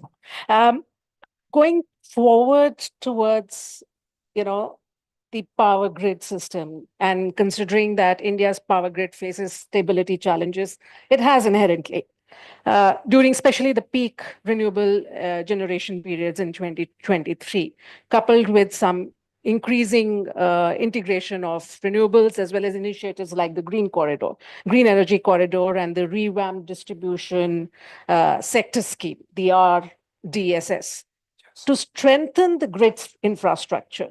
What additional technical and infrastructure changes are required to integrate large-scale energy storage systems? So, Navinder, where do you see I hear you in the last two responses that you've given us. A lot of policy initiatives are required. Yeah. But what role does the private sector play? Well, we can look for technology intervention in two ways. One is to create smart grids. That will help, balance the peak demand with the generation of solar and wind energy. So on one side, you have certain periods when your solar and wind energy production is on high capacity. On the other side, you have those low demand and peak demands. Somewhere you need to balance this out. So smart grid formulation will help in that. Second is you have offline grids, you have online grids. Somewhere an aggregator model can come in very handy, where you have an aggregator of all the small grids, which is a bank in itself to try and push up, pump up, or be a backup to whatever. Yeah, And even third, direct the need on need basis, I guess. and third is, of course, the industries need to gear up their own backup storage and backup power for augmenting the main grid. That will also help. So you're saying supplemented by private? Yes. Fantastic. Tanya, what are your thoughts? And if I may also ask you to, kind of chime on how these changes will enhance grid resilience, managing the supply and demand mismatch. Sure. So, learning exactly like you said, to look at your international counterparts. One of the things that is globally done and definitely needs to be done in India is not just have storage at the plant end, but have storage at three different parts. First is at the generating source. So whether it's solar PV or wind or a hybrid system. So first store at the generating side. Second, you store at the grid. the place where you're actually infusing power. So which is in the government control, where they take a control on how much power I have and how much I release. And third, you store at the consumer end. Only when you'll have a nexus of storage at three places: the generating source, the transmitting source, and the consuming source, will you be in a place that you can balance the system. Else the system will fail. Now, how do you have three such diverse people talk to each other? That's where AI or smart grids or a ecosystem like a bidding system that's there already comes into, right? Today, in a world of AI, you can predict very well how well you'll be able to generate. The same way you predict when to store, when to release, but you cannot do that if you don't have infra at all three places. Fair But point. to do that, you also need the infra. Right? Like there are a lot of remote places where you build these solar plants. There is no evacuation infra there. So we need to bump that step as well. And while it's clear that it takes you about 2 years to build a large substation or the grid lines, unfortunately, the hard reality is it doesn't get done in two. It takes a little longer. So you need to not just invest in storage, you need to pre-invest in actually building the grid and then storage at the three ends: the generating end, the grid end, and the consumer end. And then marry this through a good software AI-based data solution, and then you will be able to get a good grid stability. Awesome. You are into solution building. But Tanya, just staying on that thought, I mean, when you say, build it at three different layers, what is the kind of leakages we are experiencing currently?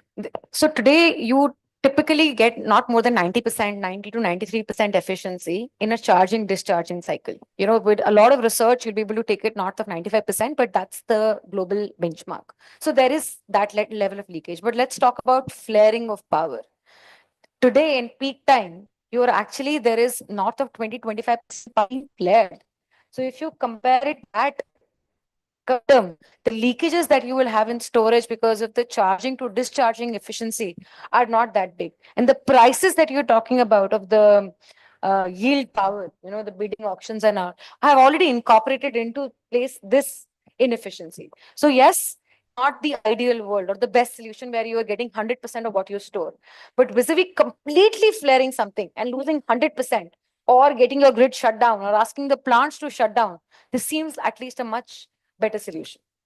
Thank you. Thank you for clarifying and shedding light on something like that. Mani, would you like to chime in on what both Navinder and Tanya have already mentioned? Thank you. So I agree. In the ideal world, you can put it there, but it costs a lot of money. We are talking about a lot of money, which frankly, by the end of the consumer will have to pay. So are we ready for the prices to go up the way they're supposed to? So this has to be done. So every state right now is trying to figure out whether it makes sense to put it at the generation or you put it in the grid. Frankly, consumer end, we are far away from it. It will be done with the scheme coming in of solar rooftop. You're putting battery storage. The thing is, you have to realize by the end of it, the weakest link in our entire power sector value chain is the distribution companies. Most of them are in red. They are in red for a reason. There's a mindset change when the ERP solutions, as simple, because it happened long time back, you can say as simple as ERP solutions came out, it's very difficult to implement those in the distribution. Government had to come out with how many bailout schemes till you actually saw any work done at that level. There is a mindset issue, there's a capacity issue, and you can't blame them. Go and sit in a distribution company's office one day. You'll realize how they are firefighting for every second of things. There's a lot of money that goes in building that infrastructure, and it takes time. And therefore, a lot of planning has to happen. So these are the realities. Yes, if you really look at the big picture, it should be done like that. And frankly, with AI there, it is easy to do it. But who are you giving that AI solution to? And who is using it on the ground? So we have to understand that there are limitations and there has to be a step-by-step approach. But Mani, aren't you really coming back to the point that there are inefficiencies in the system? And there's a role of capacity building, knowledge building, knowledge enhancement. I don't know how much is the aggregate pay structure at distribution companies. I think that also plays a lot of big role in retaining good talent. So this is the crux of the issue, because when I go for these conferences right now, we are not talking about the weakest link. We are talking about the big picture always. Keep putting in more money. Guys, you'll not get the money back if you don't do something about the distribution. There are a lot of financing going out there. Who will pay you back? The point remains, so coming to your capacity building, yes, it's required, but it cannot be done in a day. It takes time, and bailouts keep happening at the level. So we have to, so yes, so it is, and every state is different.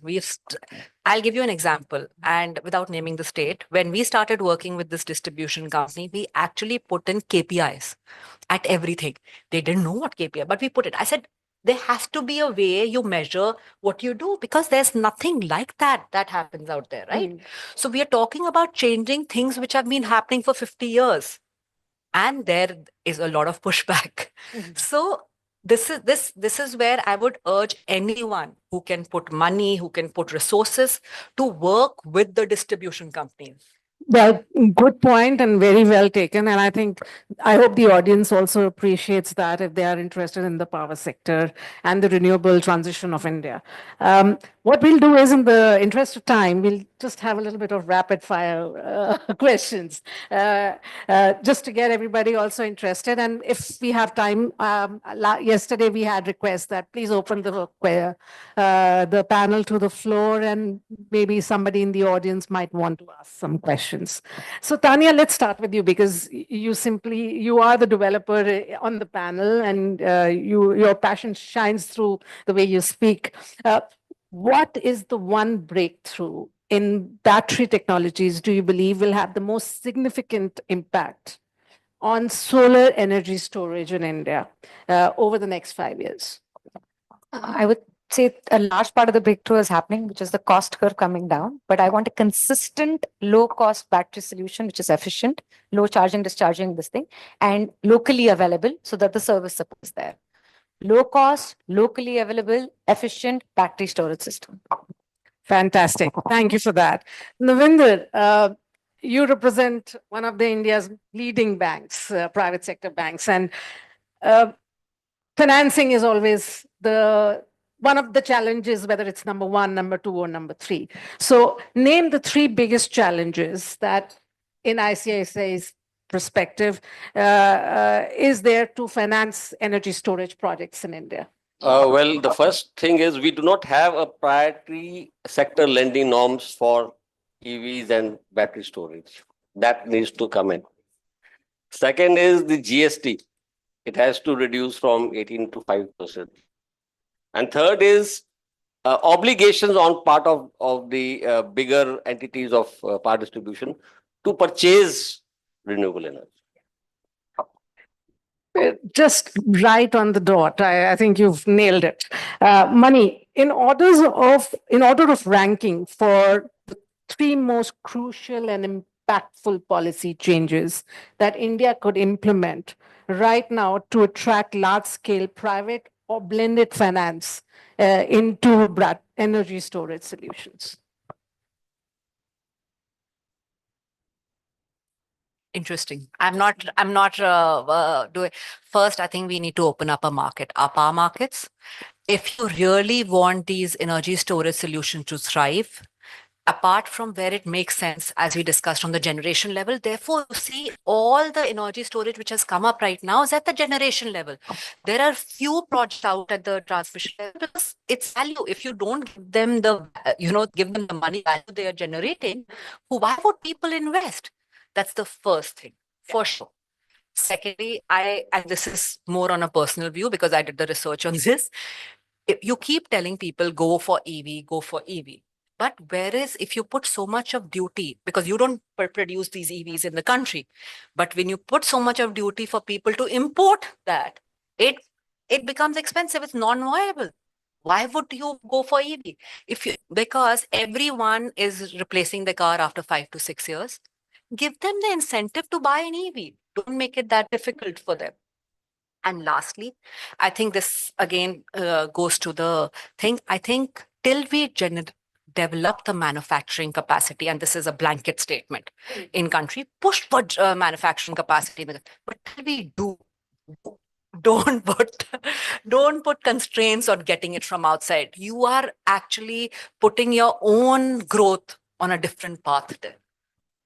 Very good points, Mani. I think all of them extremely valid. And may I add to that? I mean, on one side, we are saying that don't put import duties on importing parts and encouraging, therefore, better EV adoption. But shouldn't also we be, on the other hand, discouraging diesel variants and petrol variants being launched in the country? So this is tricky, very tricky. This is tricky because we are talking about entire value chain, which is dependent. See, and I understand. See, and I'll give you an example. What we are trying to do. When you are moving towards coal to renewable energy and battery storage also, there's a huge population dependent on coal. And that has to be then realigned in renewable energy. Reskilled, upskilled. So they can, why would you leave that population behind? You can't do that, right? Similarly, frankly, even though it's all private players, they also have to think about the future. As they go towards the EV, what will happen to the other skill set? You know, how do they make that happen? And that needs to happen. Very well. And I think that's where I think World Bank's just taxonomy, just transition taxonomy kind of comes and plays a role. What I'll do is right now, Navinder, I'll open the floor for one question from the audience, and I'll let you make your point right after that. Please, is there anybody who has a question in the audience for the panel? Yes, please. Can somebody pass a mic to him? Hi, everyone. My name is Jayaprakash. So I have a question regarding the solar energy. So we have two models in general. One is on grid and second is off grid. So generally, most of the people prefer the on grid model because in case if a consumer is not consuming, it goes to the grid and can be utilized, by the other consumers. But when we talk about the online, offline grid, which also involves batteries, to be placed at consumer side, first, it increases the cost, and second, in case the consumer is not available, let's say for a few months or traveling for a week, does it lead to a waste of the solar energy because there is no consumption happening during that period? Or which model is better? Thank you for your question. I hope it's taken. Anybody who wants to take a shot at it? So I'll do one part of it. I'll tell you why both are important. Online grid is important where you have regular electricity supply happening and you need to balance out these things, and even the main grid requires supplement energy. Whereas offline grid is required where you have disruptions, frequent disruptions, you do have inaccessibility to regular power. You need power generation for that. But I understand where you're coming from. You don't want that solar power to be wasted away. Well, in that we can have localized grids, micro grids. That's what, again, the third time which I'm mentioning. So this thing is getting more and more noticed as a requirement. So that's where I think it gets balanced out. Both are required. And off-grid is typically places where you actually can't take the large grid. So for people, imagine, who have no access to power. From there, of zero access, you have a solution which gives you some access. There you have to find innovative solutions if you're saying that the whole, like the micro community itself is not able to use it. Like if you look at the recent PM Suryodaya Yojana scheme, it's linked to EV charging. You say, okay, if the community is not able to use it, can you power it for something else? Can you build an EV charging station which somebody else can come and pay you for? But again, these are stepping step blocks. For a community which had no power, you're giving them power. Now you're saying they have too much power. What do they do with the power that they don't want to flare?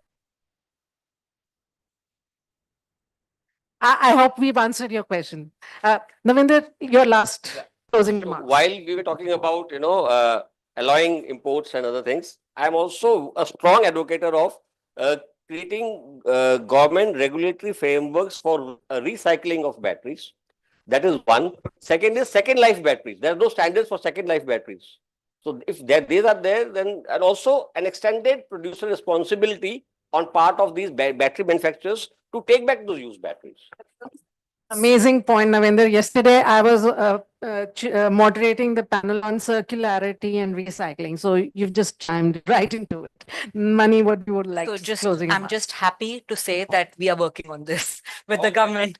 So we have a battery storage project where we are working on safety. So guidebook for safety, because it's important that we don't make the same mistakes which people across the world have made already.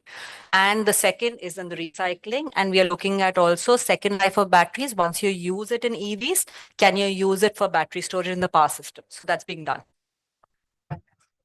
Tanya, any closing remarks? All I will say is the future is bright and you're ready to get solarized. Thank you, everybody, for your attention. I hope it was worth the time. Please give a round of applause to our lovely panelists.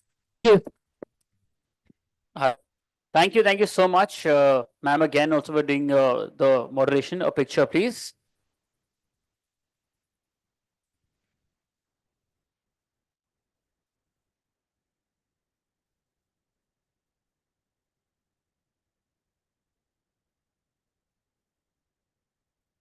Thank you so much. It's 1 o'clock, as I said yesterday. Time to sort of re-energize, reboost, regather yourself for lunch.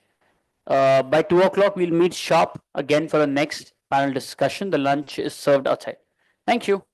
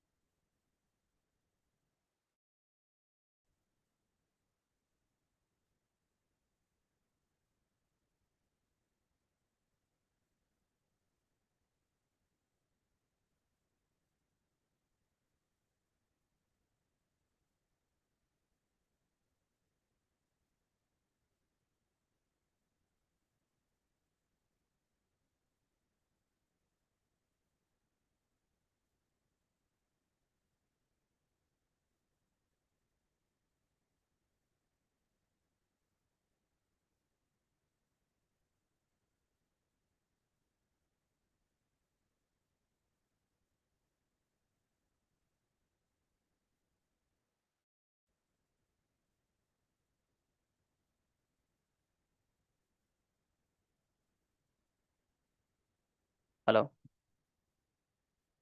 Okay, welcome back everybody. Had lunch? First questions first.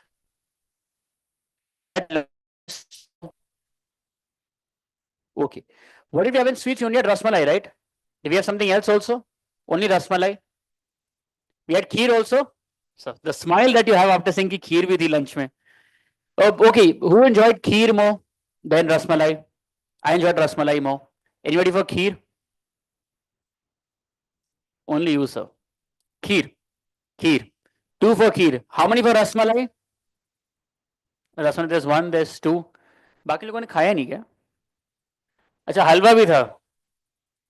अच्छा हलवा कहाँ था? I think I need to go back home.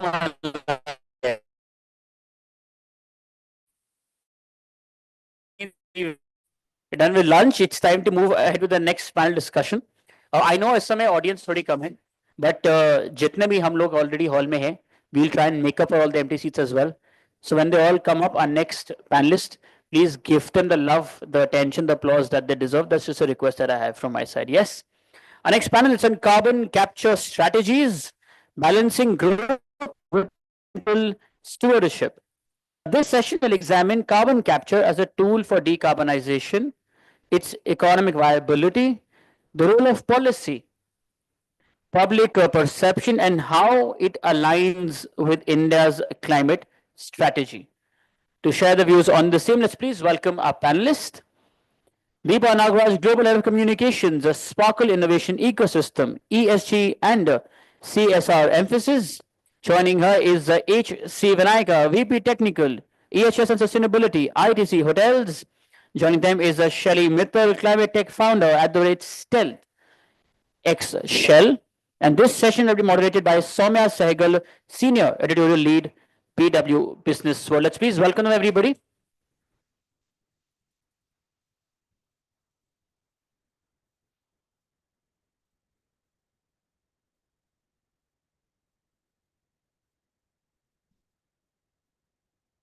Hello, everybody. A very warm welcome to you all. So the post-lunch sessions are generally the more tougher ones to moderate. So I'll try and do a fair job. Welcome our panelists. Okay, so carbon capturing, as we all understand, is a crucial tool to mitigate climate change by reducing CO2 emissions that contribute heavily to global warming. So with this in the background, we try and understand from our experts what are some of the ways wherein we can best balance growth with environmental stewardship. Beginning with the ladies first, Deepa and Shelly, can you help me understand how do you really see carbon capturing as a tool for industrial decarbonization? Thank you. And thank you again for staying awake and coming in soon after lunch. Really appreciate it. Yes, he's our diversity candidate for the day, right? This you would have had a panel full of women. So I'm Deepa Nagraj. I'm with Emphasis. Emphasis is a technology services company, and we do nothing with carbon storage, right? Thankfully, technology services companies are not meant to do that. I manage 3 different verticals here. The first one is I manage an innovation ecosystem called Sparkle. While as a technology services company, we have our own R&D lab. My role is to look for startups, academicians, anything that any solution I can take to market. The second piece of what I do is communications, public relations, so on and so forth. The third one is ESG, right? Therefore, talking about the environmental stewardship and anything that we are doing. Part of ESG, the social component includes CSR and a bunch of different initiatives that we do around carbon sequestration, rewilding, so on and so forth. In my opinion, we are really the last generation that can actually do anything to be able to reduce the earth from getting warmer than what it is, right? There are a lot of policies that people talk about. There is a lot of intent, but the way it gets translated from policy to intent to execution is what we're here to see. From a technology services standpoint, our carbon emission is probably as much as airlines. And I'm saying this simply because when you think about carbon footprint, you're probably seeing it in your air tickets, you're seeing it everywhere, and you're saying, oh, the most polluting industry is airlines. But have you thought about every server that is there, every computer, every phone that is there? Everything has carbon emission, right? It has a carbon footprint. And if you collectively put this all together, is probably generating more carbon than the airline industry. With the advent of AI and ChatGPT, there is more cooling that is required for AI or quantum than anything else. These are not things that we are consciously thinking about. We're trying to retrofit it. So as an environmental steward, what we're trying to do is be able to manage both your business interests, your stakeholder interests, your investor interests with what we're trying to provide as solutions. So happy to talk about the entire environmental stewardship work that we're doing around carbon during the panel. Thank you. Thanks, Deepa. Hi, everyone. Good afternoon. I'm Shelly Mittal.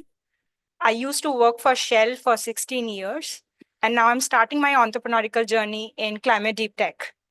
I'm glad that Deepa, you touched upon the diversity element because I was also noticing the same. And happy to say that I'm not feeling like an alien. I'm an engineer by background, and I've worked in the oil and gas industries. So you can imagine, being a woman, it's not that easy. I worked in Iraq as well for 4 years. So I used to be the only woman. So I'm really glad. Sorry, Vinay. But I think diversity is really, really crucial, even when we talk about our war against climate change. So coming back to the climate change element, and the question is about the carbon capture technologies and why is it an important tool for the decarbonization. It's really important, especially for the hard to abate sectors. When we talk about sectors like cement, steel, fertilizers, chemicals, carbon capture technology is an important part of the puzzle. So if you see, India is fastest growing economy in the world. 80% of India is yet to be built. So the demand for these sectors is gonna grow multiple times. So we're talking about power is gonna grow 8 times. Cement is gonna grow 3 times. Steel almost 8 times as well by 2070. So if we have to really decouple emissions from the growth of Indian economy, carbon capture would really play a crucial role in the decarbonization of the industries. So with that, let me hand over. Good afternoon. Thank you. Thank you, Soumya and other panelists. Yeah, I'm here. I think I was observing the earlier panel. It was also the same composition, 1+3. So I think it is that puts some comfort level for us. Okay. Thank you. Actually, as far as the carbon capture is concerned, I represent hospitality. I represent ITC hotels. We are a conglomerate with about 13 businesses. Hotel is one, whether it is a paper, whether it is IT, whether it is FMCG, whether it is, anything, hotels, etc., etc. So as far as carbon capture is concerned, in our system, in the sense in hospitality, it is very small, minute areas. But we did little pilots in this area too. As of other thing is concerned, we believe in triple bottom line, that because the other line is carbon capture and also the economic sense. So that and how that will benefit in the bottom line. That is also very important. As a company, ITC, as an ITC hotel, we believe in the triple bottom line plus one extra P. That means people, planet, profit, and prosperity. So when all these things comes together, then only an organization or a company or a government or a nation prospers. That is the belief on which we are working. One of the element when the planet and people comes, then definitely is the carbon emission reduction, how I can give this Mother Earth to the next generations without polluting, without creating any harm. That is the principles. One element of this is the carbon capture. Because we did as an hotel, today about 12 of our hotel is lead zero carbon. That means scope 1 and scope 2, 100% is zero, including the hotels in Bangalore, Chennai, Maharashtra, which is Mumbai, all these hotels. Can you believe a hotel like this using all these power? That means the other gentleman was mentioning there will be an emission on the back. That means whatever you do, there will be it is creating a carbon or creating carbon dioxide outside. How I can prevent? This thought, when it came long back, it was thinking that it is impossible to the concept because you have to run a business. End of the day, it has to be profitable. And only you will be in business. Create harm to the planet. Plus, you should not create issue to the community or your all other stakeholders. So, but today I'll take it this conversation later, how we did it as a pilot, as a one, and then multiply it to the other hotels. Same thing, a carbon capture. We did it in one as a pilot, still is under trial. And definitely it is also the one which is hard to abate scenario, where it is impossible how that particular technology can be used.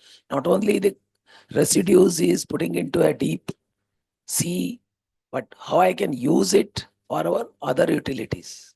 That is how the entire ecosystem works. Thank you. Sure. Understood. Thank you for setting the base for this conversation. Deepa, my next question is actually for you. Can you help me understand the kind of policy support that we have on the carbon capturing initiatives in India? There are a whole bunch of carbon capture initiatives, right? There are policies are there, and I'm not the expert at it, right? But if any of you've probably witnessed any specific outcome of it, I'd be happy to hear.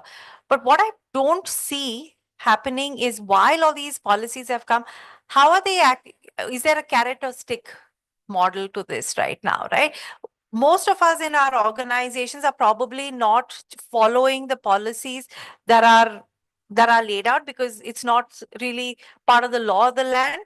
We are doing a bunch of activities either for because our clients are asking us to do, or it is market facing, or it is for every RFI, RFP somebody is asking us to do, right?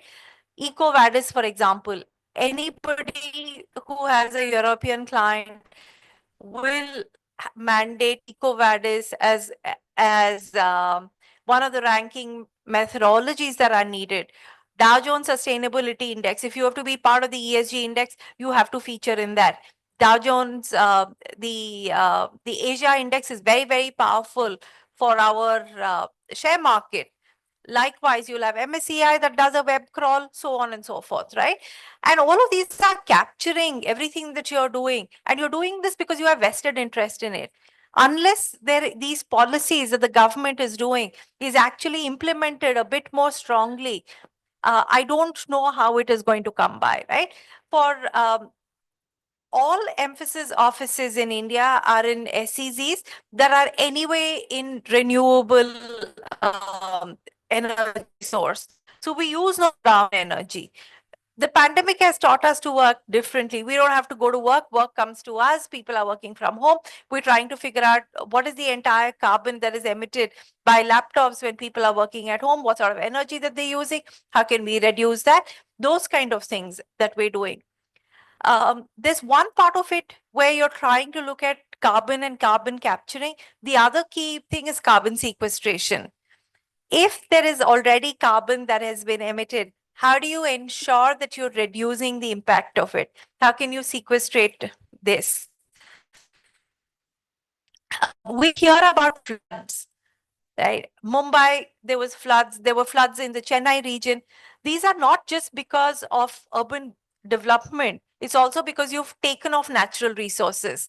Mangroves, which were the rock bed, so to speak, of the brackish water that prevented flooding and were the largest source of carbon sequestration was actually completely removed. I don't know how many of you know the story. In the 70s, the government decided that we should reclaim more land and provide employment to people. And what they did was they imported these seeds from South America, went on a chopper, dropped it everywhere in the coastal belt, 60 kilometers from Chennai onwards, where cactus kind of plants started growing and the water was completely dry, which means if there is a flood, the water is going to come straight into your city. And why would you want to do that? Right?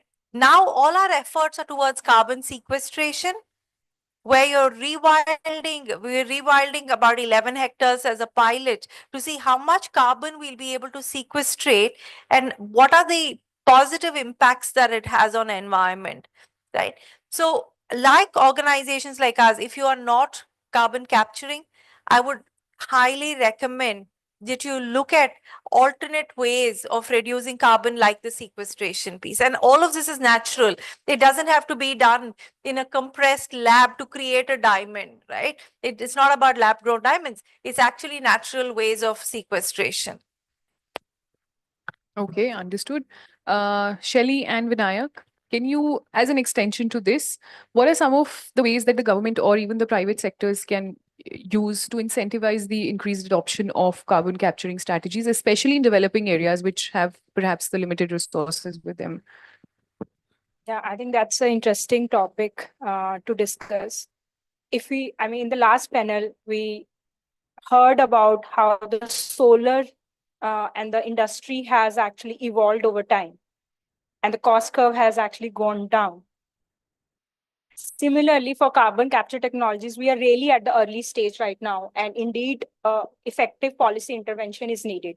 It can happen in two forms. It can happen in the term of capital, and second, in the term of regulation.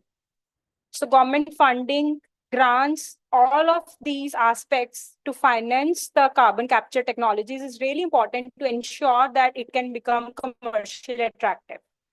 The second one being the regulatory part, that's where the carbon tax comes into play.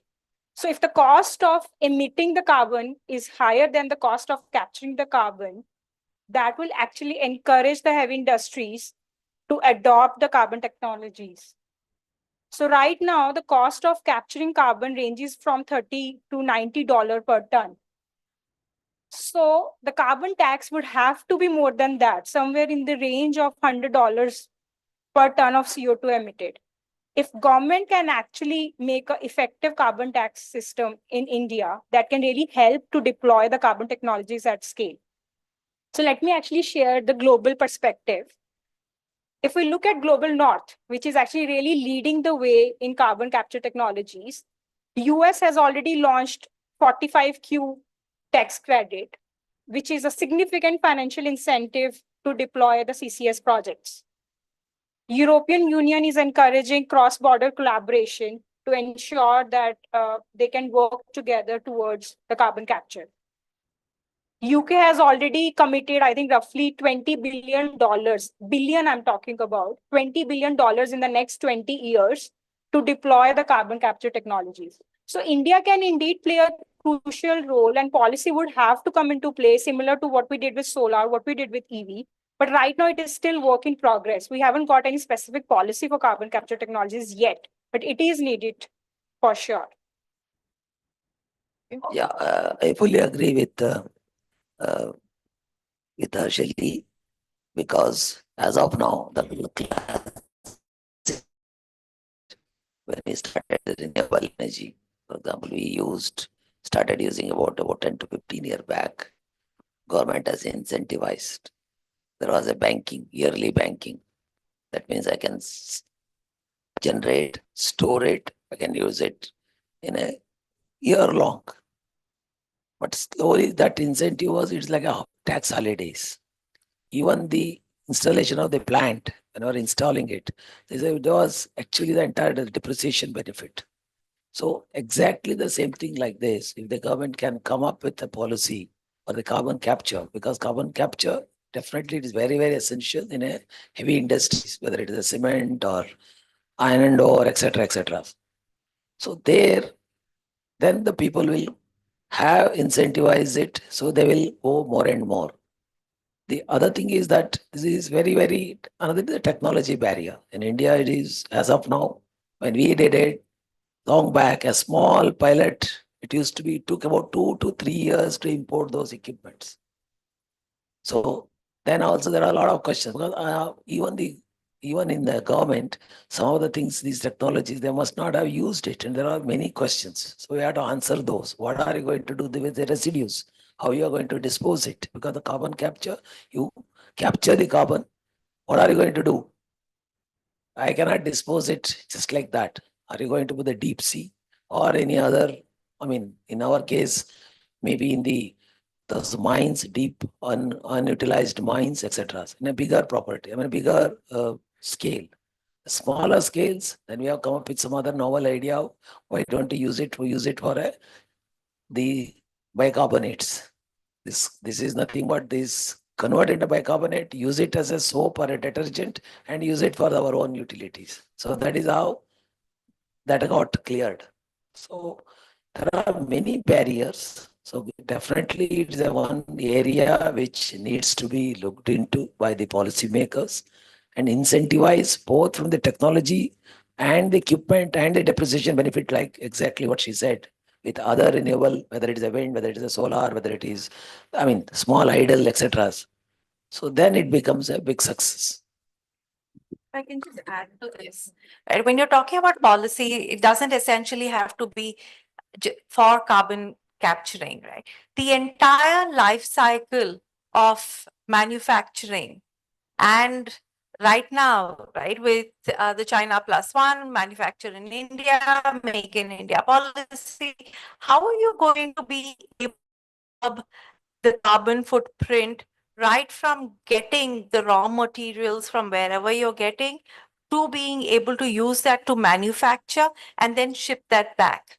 Right now, technology, equipment manufacturing is at an all-time high.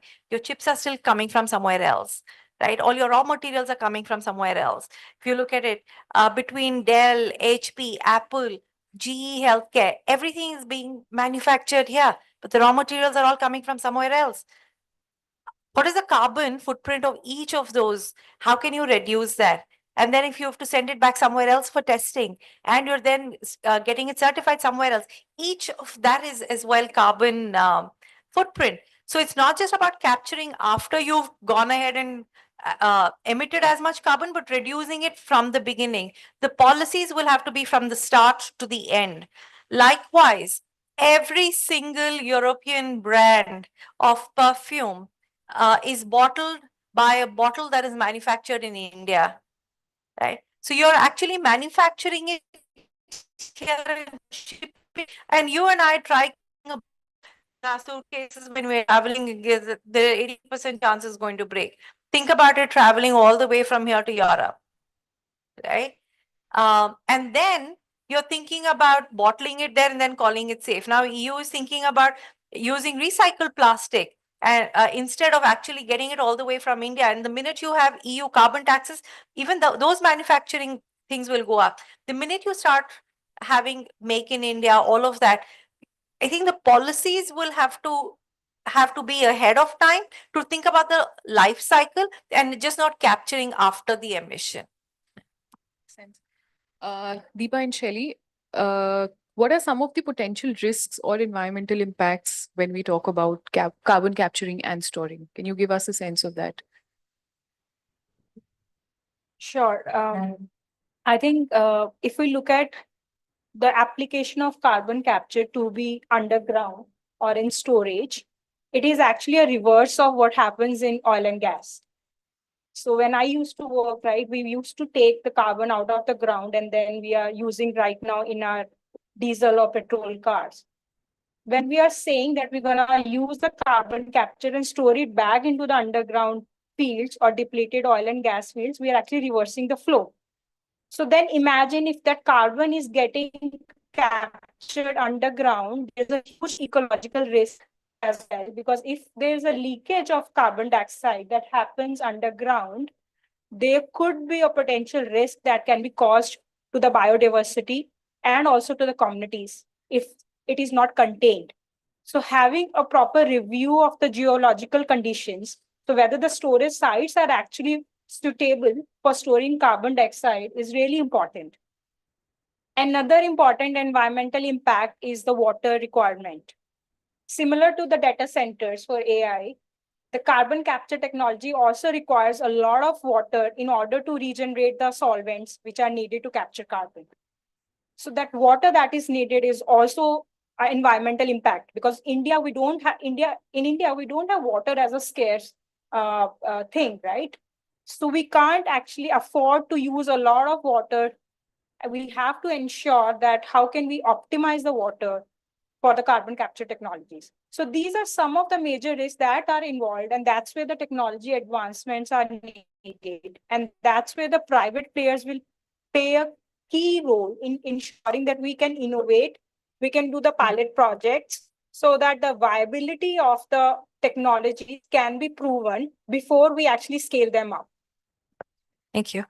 One of the easiest solutions that people keep talking about, if there's just so much carbon, why can't you make diamonds out of it? And then, you have this entire fad of lab grown diamonds versus natural diamonds. And it's the exact same thing, right? Lab grown diamonds, while it is kind of already being disrupted, right? What used to sell at $20 is right now selling at $2. But even if you're saying that you'll capture carbon and compress it to make that much more valuable into diamonds, the amount of energy that is used to do all of this is immense, right? Similar to lithium. Everybody talks about getting lithium from the Argentinian triangle, but that as well is a lot of water consumption. And nobody's thinking about the water, again, the carbon footprint of shipping it from wherever to wherever, right? So my request to all of you is don't just follow the fad. Somebody's been saying EV, so everybody goes to EV. If you're using brown energy to recharge your EV, it makes no sense. If you are going to make you're going to capture carbon with diamonds that are using more energy, it makes no sense, right? Whatever it is, policy or not, please evaluate it before you're able to kind of leverage that in any way. Thank you, ladies. Vinayak, can you also help us understand the public's perception and acceptance when we talk about carbon capturing and storing? Yeah, see, there's a public perception or the acceptance as far as the carbon capture is concerned, because still it is in a very nascent or a starting stage. The awareness is much, much less.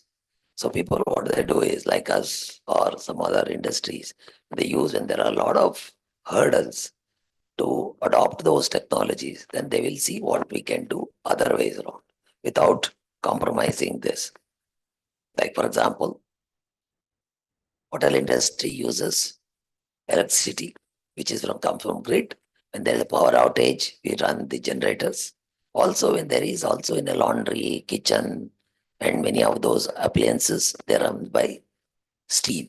So steam means boiler. Boiler means scope 1, that is your fuel. So when there is just imagine there is incentivized technologies available, etc. This scope 1 emission can be easily abated or can be reduced by using the carbon capture. Unfortunately, when that is not there, then people will think of, okay, now scope 2 emission. I am dependent on our own renewable sources like solar, wind, whether it is third party, our own captive generation, etc. Convert all these equipment, which is boiler or the some of those gas equipments, etc., to electrical appliances and reduce the emissions. That is what we have adopted. Because of this particular barrier, because of this particular things, how we did was this. So the public perception as of now is one is awareness, the issue of awareness, and the issue of how economically it is viable. Okay, so in the interest of time, I will have to come down to my last question, which I want each of you to give 1 point each for this. How can we best integrate carbon capture with India's climate strategy? What is your point of view? I think we need to follow a three-step approach: restrict, reduce, and then remove. So restrict your demand, reduce the emissions, and then look at the carbon removal technologies. Yeah, definitely the policymakers has to think on this, where it is impossible to eliminate that emissions, there only we can use this particular one. Because if there is easily can be done by the other two, definitely it is better to.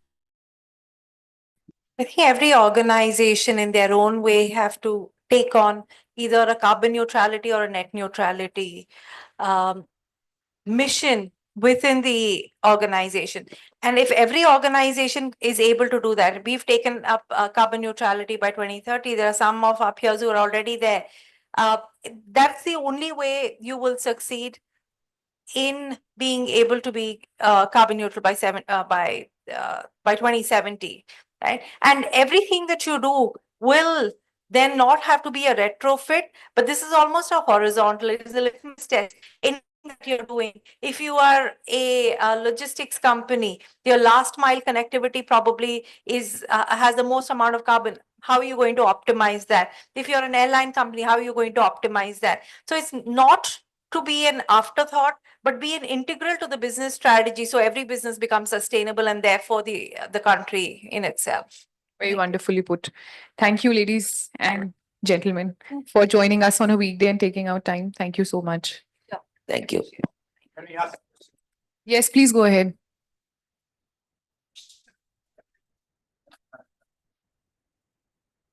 Sir, we're getting you a mic. Hello, can you hear me now?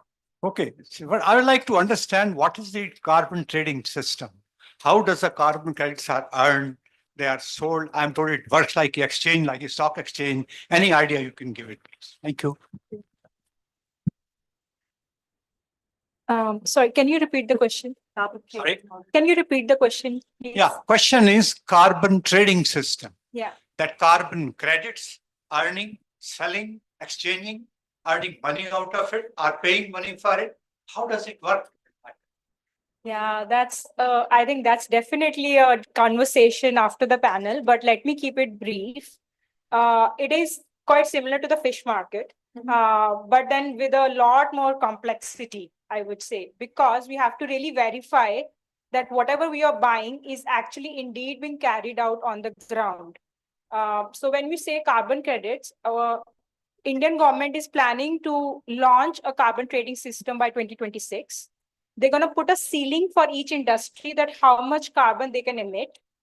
If they are not able to fulfill, they have to pay a fine, or they can buy credits from the market to fulfill that kind of ceiling. Say, you yourself told, I think Vinayak told, that this is still at a stage of awareness. Oh, yes. Even the carbon capture system, that how much we can capture, how much we can save, what is the index that we are working. And world has gone forward to exchange of it and selling and buying of it. I will answer Is it your a question. capitalist economy like China and America? They are working against each other in this way. I will answer your question. See, carbon trading is nothing but you reduce your carbon. For example, I'm using business as usual. This building uses say 100 units. You use some innovative method and you started using 50 units. There is a delta of 50 units you reduced. I'm just giving us an example. That 50 units is equivalent to some type of carbon, means 1 ton carbon, half ton, whatever. If you prove this by the third party, there will be an audit or a review, then you can keep that. That is validity is for 10 years. That is how the trading works. That 10 year, you can sell. Today, in the international market, this is called as a CDM mechanism, means clean development mechanism. International market, it sells about say $1, $2. You can sell it, but validity is for, you can hold it for 10 years. That is one mechanism. Second one is a carbon credit, what she just mentioned, is the one where You cannot do it. You are in an industry where you cannot reduce your intensity, carbon intensity. You can buy the carbon through an exchange. How they will do it? For example, I have a solar plant. I give it to the grid at 3 rupees per unit. But actually, 3 rupees is very less. I am not making my money. So the government, what government will do is 1 ton of this. Other one you can do as a carbon credit, 1 ton, 2 ton, whatever the ton of that solar plant, that can be put it in exchange. So that in a year, if I generate 1 crore units of electricity, government pays something, which is the base price. Rest of the things will be as a stray in a stock market. I can sell it to the third party. That is how the second thing exchange works. It's called as IEX, Indian Exchange, Indian Energy Exchange or something. Is this system working? What I'm saying? Yeah, What you're telling? IEX is working. Yes. It's working. Yes, yes, yes. It is Who working. are the companies who are participating? She's from oil and gas companies, so am I. I know this industry is such where you cannot bring the carbon emission as zero or even reduce very much than that. Correct. There are limits to which you can reduce. So idea was to know exactly that how we can really collect the carbon credits and then sell it off or buy it off to neutralize our system that is there. Yeah, it's the IEX. You know, I think we need some practical examples who are doing it. Otherwise, you can IEX. Yeah, this is see, the thing is that, for example, a particular industry uses, say, 100 units. 50 units they reduce by using their own solar or etc. etc. Another 50 units, how they can do it? They can buy the carbon credits. Carbon credit can be purchased by these things. This is how it works. The other one is a CDM mechanism. That is a different thing. It means clean development mechanism, where outside you can, in the international market, you can sell it. An industry like yours, you know, getting to neutrality or net zero is going to be so difficult. That's why you have carbon offsets, right? That you'll only have to buy to be able to offset even the 50 that you're doing, and you offset that. But again, for you to be able to take a studied decision to say what is greenwashing versus otherwise is a lot. If you go to a typical consultant, and if you have a net zero score, net zero that you want to achieve by 2030, the easiest thing that they'll tell you is, you know, take offsets from the Amazon, right? But that is probably, in my mind, not the best way to do it unless you're able to reduce it yourself. So it comes back to the same thing. Thank you. Yeah, it's okay. Anything is better than nothing that is there. It is not giving me live how it's going. But yes, concept is. See, like USA dumping it, I'm told all the junk what they have brought into Asian country at some cost. How it's working, the idea arose out of that. Hello. Thank you. Picture, please.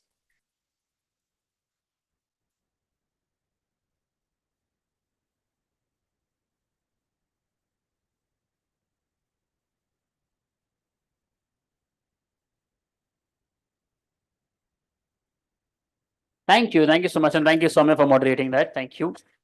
A request to all our panelists before leaving, a request you please visit the registration desk and collect your hampers that has been curated by Crystal Integrated Services Limited. Thank you. And इसी के साथ it's time for a last panel discussion before the awards ceremony. This is on sustainable mobility, electrifying India's transport sector. The discussion that you will witness will cover the electrification of India's transport sector, policy drivers, innovation in EV technology, infrastructure development, and the role of public transport in sustainable mobility. And to share the views on the same, let's please welcome Prashant Tiwari, Chief Sustainability Officer, Amara Raja Group. Joining him is Alok Verma, Head, Corporate Strategy and ESG, Ashok Leland. Joining them is K.N. Srikumar, Vice President and Head of Sustainability and Digitalization at Smart Infrastructure Siemens. Madhur Singhal, Managing Partner, Sustainability, Praxis Global Alliance. And this session will be moderated by Arjun Yadav, Senior Correspondent, BW Business World. Let's please welcome them, everybody, so they're already here.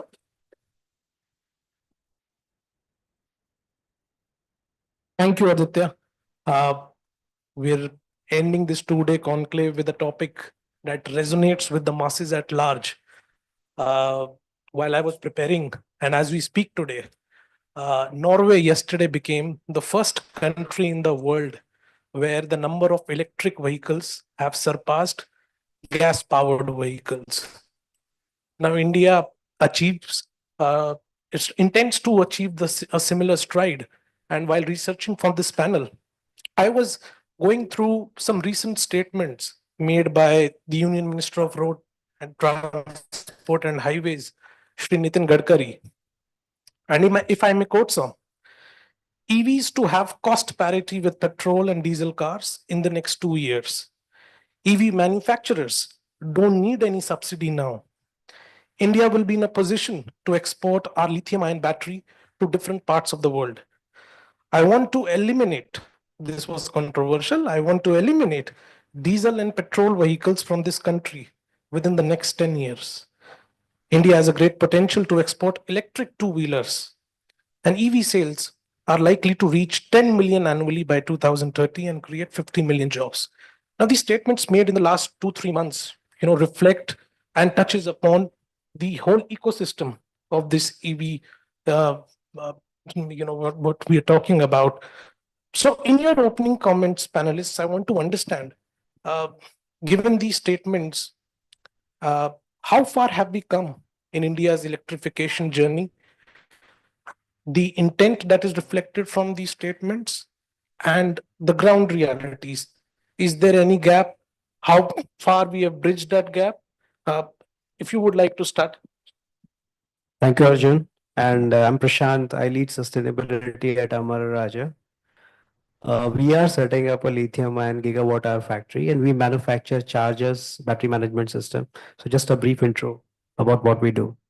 Now, we are in Delhi, and 14 other cities out of top 20 are the most polluted cities in the world. I'm just trying to establish a business case for, and I'll talk about carbon part later. So, and with the growing economy, people getting richer, the vehicle ownership is also going to go up. Many of our cities have already become unlivable, and things are not going to change unless we do something about it. Our biggest import continues to be crude oil. So I think the business case for electrification is very clearly established. The government has been very supportive. If I can just put together some of those policy announcements, starting with FAME 1, then FAME 2, around 10,000 CR. Then we had PLI for automobile sector, which is 25,000 crores. Then another PLI for advanced cell chemistries, 19,000 crores. There was a recent announcement on e-drive. And if you look at the GST for EV are lesser, against 15%, 3 or 4%. And state government has been rolling out red carpet for EV ecosystem and manufacturing. I mean, there has been multiple, I think the policy making has been very supportive so far. In total, 100,000 crores of overall in terms of subsidies or excise benefits have been kind of handed over to EV industry. What I see, the target is 30%, 30% by 2030 EVs. Today we are at 1.3%. It's still a very small number. So the potential for growth is much. The cost of batteries is coming down. It is going to become more affordable as we go forward. Today we have a very clear-cut business case for two-wheelers and three-wheelers moving to EV. You can look at total cost of ownership. Forget about the carbon numbers. So things are moving in the right direction, but what probably you asked about the challenges, where I could see certain things. A was these PLIs and all those benefits which have been recently announced. The speed of execution and the efficiency of this fund deployment is one important thing. Second thing which I see as a major challenge is skill. We still don't have people who can run EV factories. We're still a lot dependent on technology from China. And if you talk about EV ecosystem, we are still talking about cell manufacturing. The real value lies in where you convert lithium into lithium carbonate, the mineral processing. And there is hardly anything happening in India. So those are some of the challenges which are going to come up. And as a country, I think we need to understand, unless we resolve those challenges, difficult to imagine we become a big net exporter. Thank you, Prashant. I think you've given us some points, that which we will touch upon later in our discussion, specifically around the FAME2 scheme. Talent is something which, is often neglected when these the discussions around this ecosystem happens. And that is why I think the minister was bullish on when he mentioned that 50 million jobs will be created in this sector. But Mr. Sri Kumar, if you would like to share your thoughts on the bridging between the intention and what we are seeing on the ground. Let me start with some positive thoughts. I've been living in Delhi for a long time now, and we always had a problem of vehicle caused pollution in the air. It has only gone from bad to worse. The first major thing which I remember seeing was the change from kerosene and everything else, filled auto rickshaws, to CNG. The buses and the commercial vehicles changing to CNG. At least in the first few weeks, I thought there is a perceptible change in the atmosphere, and I thought maybe Delhi has now become a place where we could think of living for a longer time. But no. Unfortunately, the pollution only went from bad to worse. And then this, the possibility of electric vehicles came in. That gives us hope. We are not there yet. For my personal opinion, Delhi needs electric vehicles more than anything else, irrespective of whether the electricity comes out of grid power, which is 70% driven by fossil fuel, irrespective of the economics of it. If we have to live and breathe here, we need vehicles which don't pollute. It is very difficult to convince Delhiites to use public transport. I have not been a big user, so I don't think I can preach about using public transport in spite of so many metros coming in. I think Delhi roads are only becoming more occupied with vehicles, personal vehicles. And for that reason, the only hope I have for Delhi is that we become electric. And that, in my opinion, is also more personal to people. It is not that we are saving the planet. It is only that we are helping our children be able to breathe. So in that hope, I think the possibility of electric mobility coming in Delhi, for example, is completely different for completely different reasons than any other place. Today we have the technology, we have the infrastructure we can live with. Of course, a lot of work needs to be done on creating a charging ecosystem which is easily accessible, easily available. My own feeling is that the vehicles themselves have to be more cheaper. Currently, the difference between buying a ICE engine car and one with electric, for some reasons, is too high. I'm not into the economics of making a car, so I can't tell. Maybe Mr. Verma or somebody else who is from that industry could tell. But my guess is it will also happen as more manufacturers come in.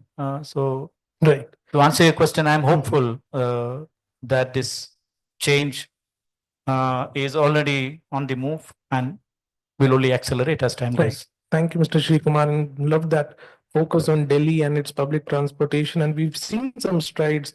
Alokji, you can tell because your company, is doing such on that front in that sector. What are your thoughts?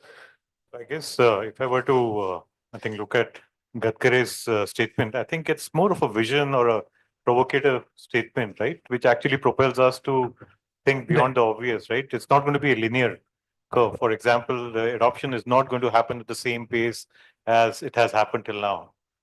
It will actually go exponential, which we are seeing and which we will continue to see. So that's more as a provocative piece to make sure that each one of us in the ecosystem is the industry gets that nudge, getting that vision. Yeah. Right. I think that is very critical because otherwise people will not get nudged. People will not really move at all because if you look at the past, it will not inspire you to move to the future. Right. So I think somebody has to be out there saying, okay, this is what it is going to be. Having said that, I guess we do feel there is going to be, at least on the commercial side, there will be horses for courses. And when I say that, you will actually see last mile connectivity to move towards EV much faster, right? The light commercial vehicle On the pass car, definitely, I think a much faster move is happening. But on the heavy transport, I think that will be that slower because it will have different anxieties. Okay. Even Europe is actually struggling on that front. So that I think is going to be slightly kind of so. Let's say if I were to take the forecast, the Bloomberg forecast says the LCVs will be around 25% of new vehicle sales by 2030, right? Pass cars will be, I think, a similar number, 30%. MHCV, the trucking part is going to be 5%. And that's for the reason, right? But having said that, I think in a lot of these cases, you have new solutions coming in. And we heard a few new solutions discussion as well.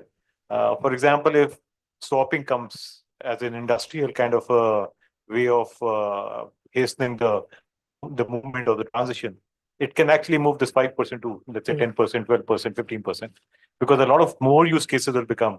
It's my daily job right now to see in terms of which are the use cases which are becoming much more viable.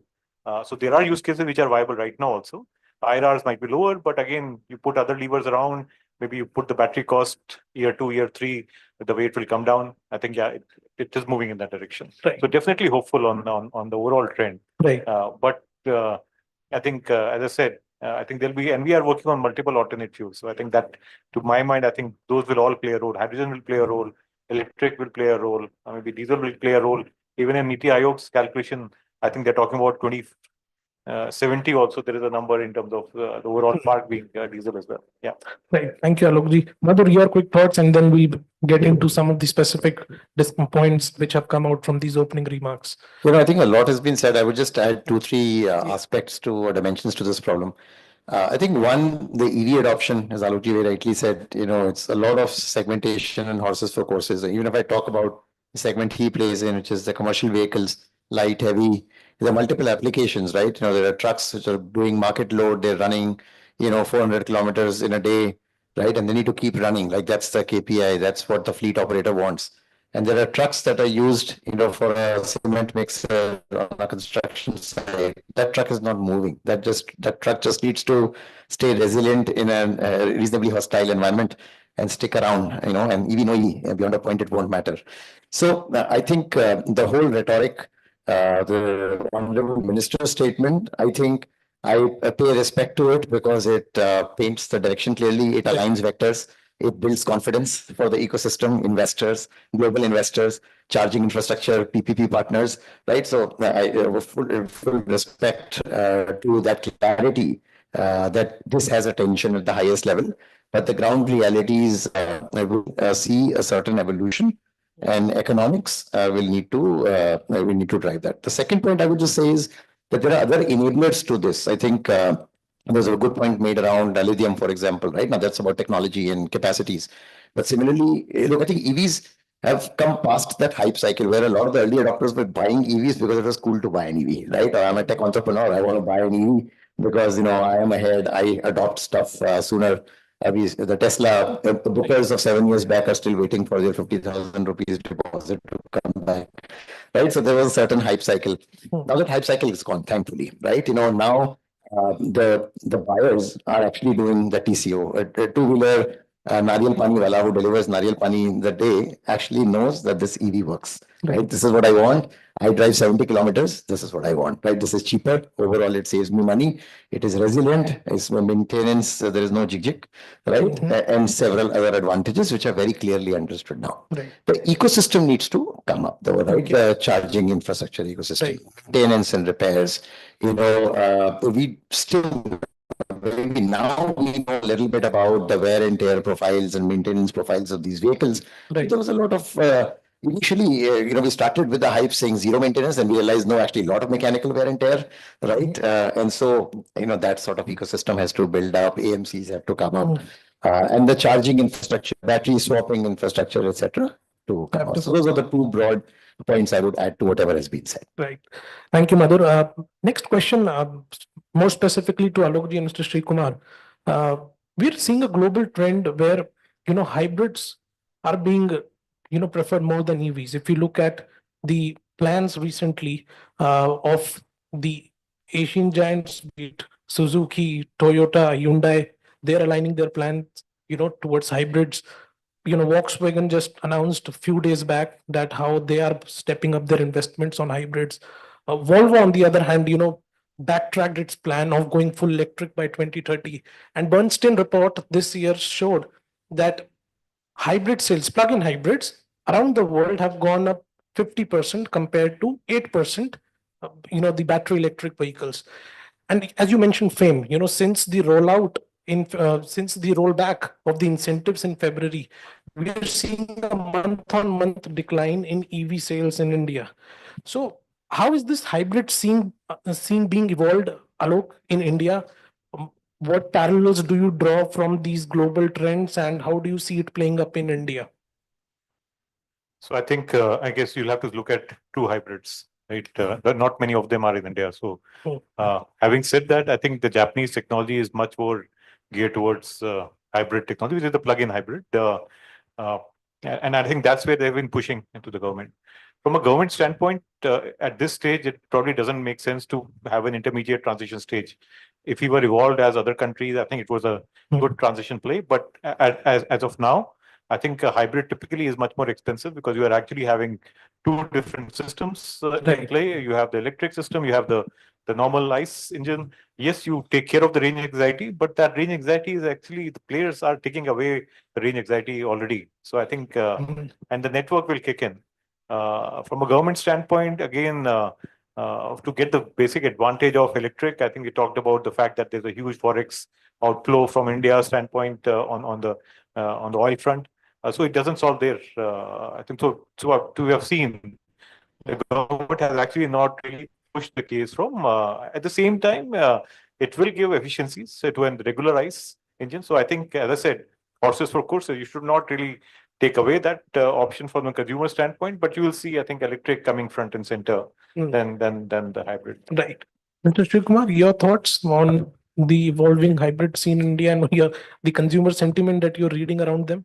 I mean, look, if you ask me, whatever hybrid available in Indian market, I would rather call them more efficient ICE engines. Yeah, they don't run on anything other than petrol or diesel. Plug-in hybrids, if and when they're available, it could cater to some people's psyche, and if they are largely they are largely using electric power to power the vehicle, and the ICE part is only in emergency, then it is still a good thing because it would help people to go for electric. Like Mr. Verma said, I don't think there is a need for this. We have already come to that technology stage where battery electric vehicles are, you don't have to think about, let's say, not being able to running out of charge or anything. If you're living in Delhi, I don't think we are driving 400 kilometers a day. Maybe then you have to drive 24 hours to do it through the Delhi traffic. So we already have enough battery operated, let's say, vehicles with capacity, which is reasonable enough to survive most cases. But for that reason, it is good enough. And if there are some people who would want to have something as a backup, plug-in hybrid would be an option. Beyond that, at least I personally don't call hybrid as anything other than a marketing. Okay. It is good that it is more efficient. Definitely, it uses less petrol. Why not?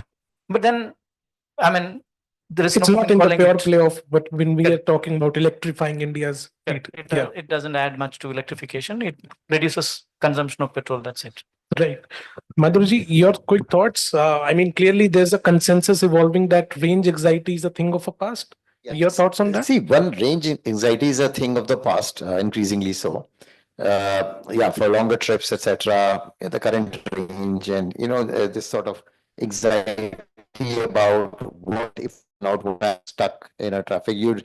It's always that event risk, right? You're driving, from Mumbai to Pune, and the Lonavala stretch takes 4 hours, and the car is on, and then it's not really range anxiety. It's about is there a backup? So there is that element which needs to be taken care of, which partially gets solved with infrastructure, swapping, whatever other kinds of infrastructure. The other part also, I think there's so much talk about range anxiety. When I used to do this work 10 years back, yeah, this was very real. But today, like, remember, every 10 kilometers of range you add actually adds a lot of cost on the battery, right? A lot of cost and a lot of weight to the vehicle. So, I don't think we are blindly and mindlessly going towards increasing range. That's not a smart thing to do. There's an optima. Toyota Prius 15 years back was giving us 1300 kilometers of range, right? A more effective ICE engine was giving us that kind of range, right? Was that needed? Actually, not so much. Yeah, it reduced your trips to the fuel station when it was not needed. So I think we'll get to maybe a little bit more stretch on the range, and rest the technology sort of takes care of the cell technology, the efficiency on the battery, lesser, reduction in performance attributes, right? Batteries also lose performance over the years. I think some of these things will take care of, from where we are today. But yeah, anxiety, broadly speaking, anxiety is not as much of a problem. It has other considerations. Just a little bit. I think we are not saying that we are living in a perfect world. Yeah. Right, so that don't take it that all the problems of the electric have been solved. But I think the point is it's better to solve those problems than to go for a hybrid solution. So I think that's where I think the focus should be. Sure. Prashant, coming out from the discussion, all of it boils down to the battery thing. I just want to address this hybrid thing also. It's very interesting conversation, and I was going through a Niti Aayog, paper, how this 2040 in India will look like, and there is space for all the technologies. In fact, the target of electrification is 30% EVs by 2030. So remaining 70% is something else. There is a focus around biofuels. E20 is already in. By 2025, E20 will become mandatory. So there will be multiple solutions. There is no one solution which will solve all our problems. Now, there is one technical thing which sometimes don't get discussed so much. In a hybrid vehicle, there is a smaller battery.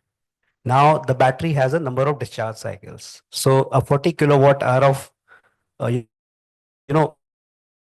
can get charged, let's say 5,000 times. Technical range is 15 lakh kilometers. That hybrid vehicle with the same number of cycles will get charged and discharged multiple times during same day. So your range or your life of the battery comes down drastically in case of hybrids.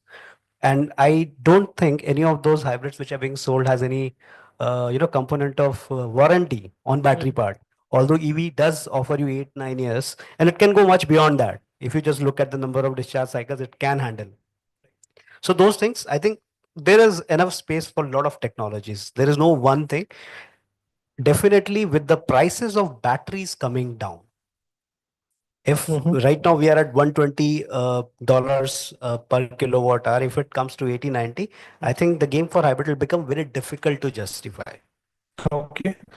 And how would you see this model of battery as a service? It's quite contextual given just 7-10 days back, JSW MG came out with this plan with their Windsor car. How do you see that shaping this whole ecosystem? Very interesting what happened a few days back. It's like a cat among the pigeons. Nobody gave it a thought, but now you have a vehicle which sells for 10 lakhs. Very feature, a lot of features, and you pay 3 rupees 50 paisa as a, what is that? 3.5 rupees as a rent per kilometer. So it becomes the total cost of ownership suddenly for EV has become lesser than ICE. The capex as well as opex, and these are very interesting times. You will see a lot of movement in EV in next few months. Battery as a service is a great concept. It brings down the initial purchase cost, and it also in a way communicates the confidence an organization has on their batteries.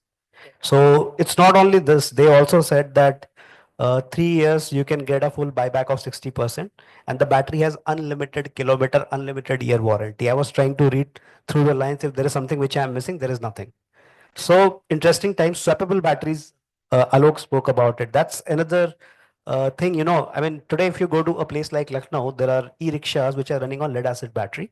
What they do is they come back in the evening, they just swap the battery. The other battery is getting charged, they swap the battery. So it's already happening where the economy makes sense. For cars or the auto manufacturers, the challenge would be standardization. Right. Now, BYD battery is different from MG battery is different from Tata Nexon. So can you just replace it with something else immediately in 10 minutes time? Maybe technology would evolve. Alokji, I saw you picking up the mic. You. So this is something that we kind of deal with in terms of trying to see which use cases and which is the model that works. See, typically in a BEV, finally it has to be on the commercial side, has to be funded by the financiers. So what are the questions that they ask? What is the battery life? Right. So right now I think the jury's out what is going to be the battery life, basis which they will say, okay, this is my terms. Right. They will also ask what is the salvage value of the vehicle. Right. Again a question mark in terms of we're too early in the cycle to make that happen. And then again, in terms of, so overall, I think the tenure of the loan and all those things become. If you look at swappable or battery as a service, suddenly those things go out of the window. You don't have to have a grade risk. You don't have to have a tenure issue. You can actually give a 10-year loan and stuff like that. So it becomes much more affordable from that standpoint. And as rightly put, Prashant, in terms of it brings up down the capex because you're taking out the battery in commercial vehicles. The battery cost is roughly around 50% of the overall cost. So you take away that, it becomes comparable to the diesel. And then you, on the OPEX side, again, it's a much better deal, 25% definitely for sure. So again, net, it becomes much more from an adoption standpoint. We'll have to see. Right. There are cases, let's say the control cases where I think on the port side, you really need to have a much better availability of the vehicle. So the initial cases will be like that. But I think this is a promising one. Having said that, I think there are things that we need to be ironed out, but definitely promising. Mr. Sri Kumar, your thoughts on it, on this model and something that which we were discussing in terms of fast charging becoming the next big thing compared to range anxiety. What are your thoughts on all this? My thoughts are that multiple models, business models would emerge and that will support the whole transition from ICE engines to electric. Which one will those be?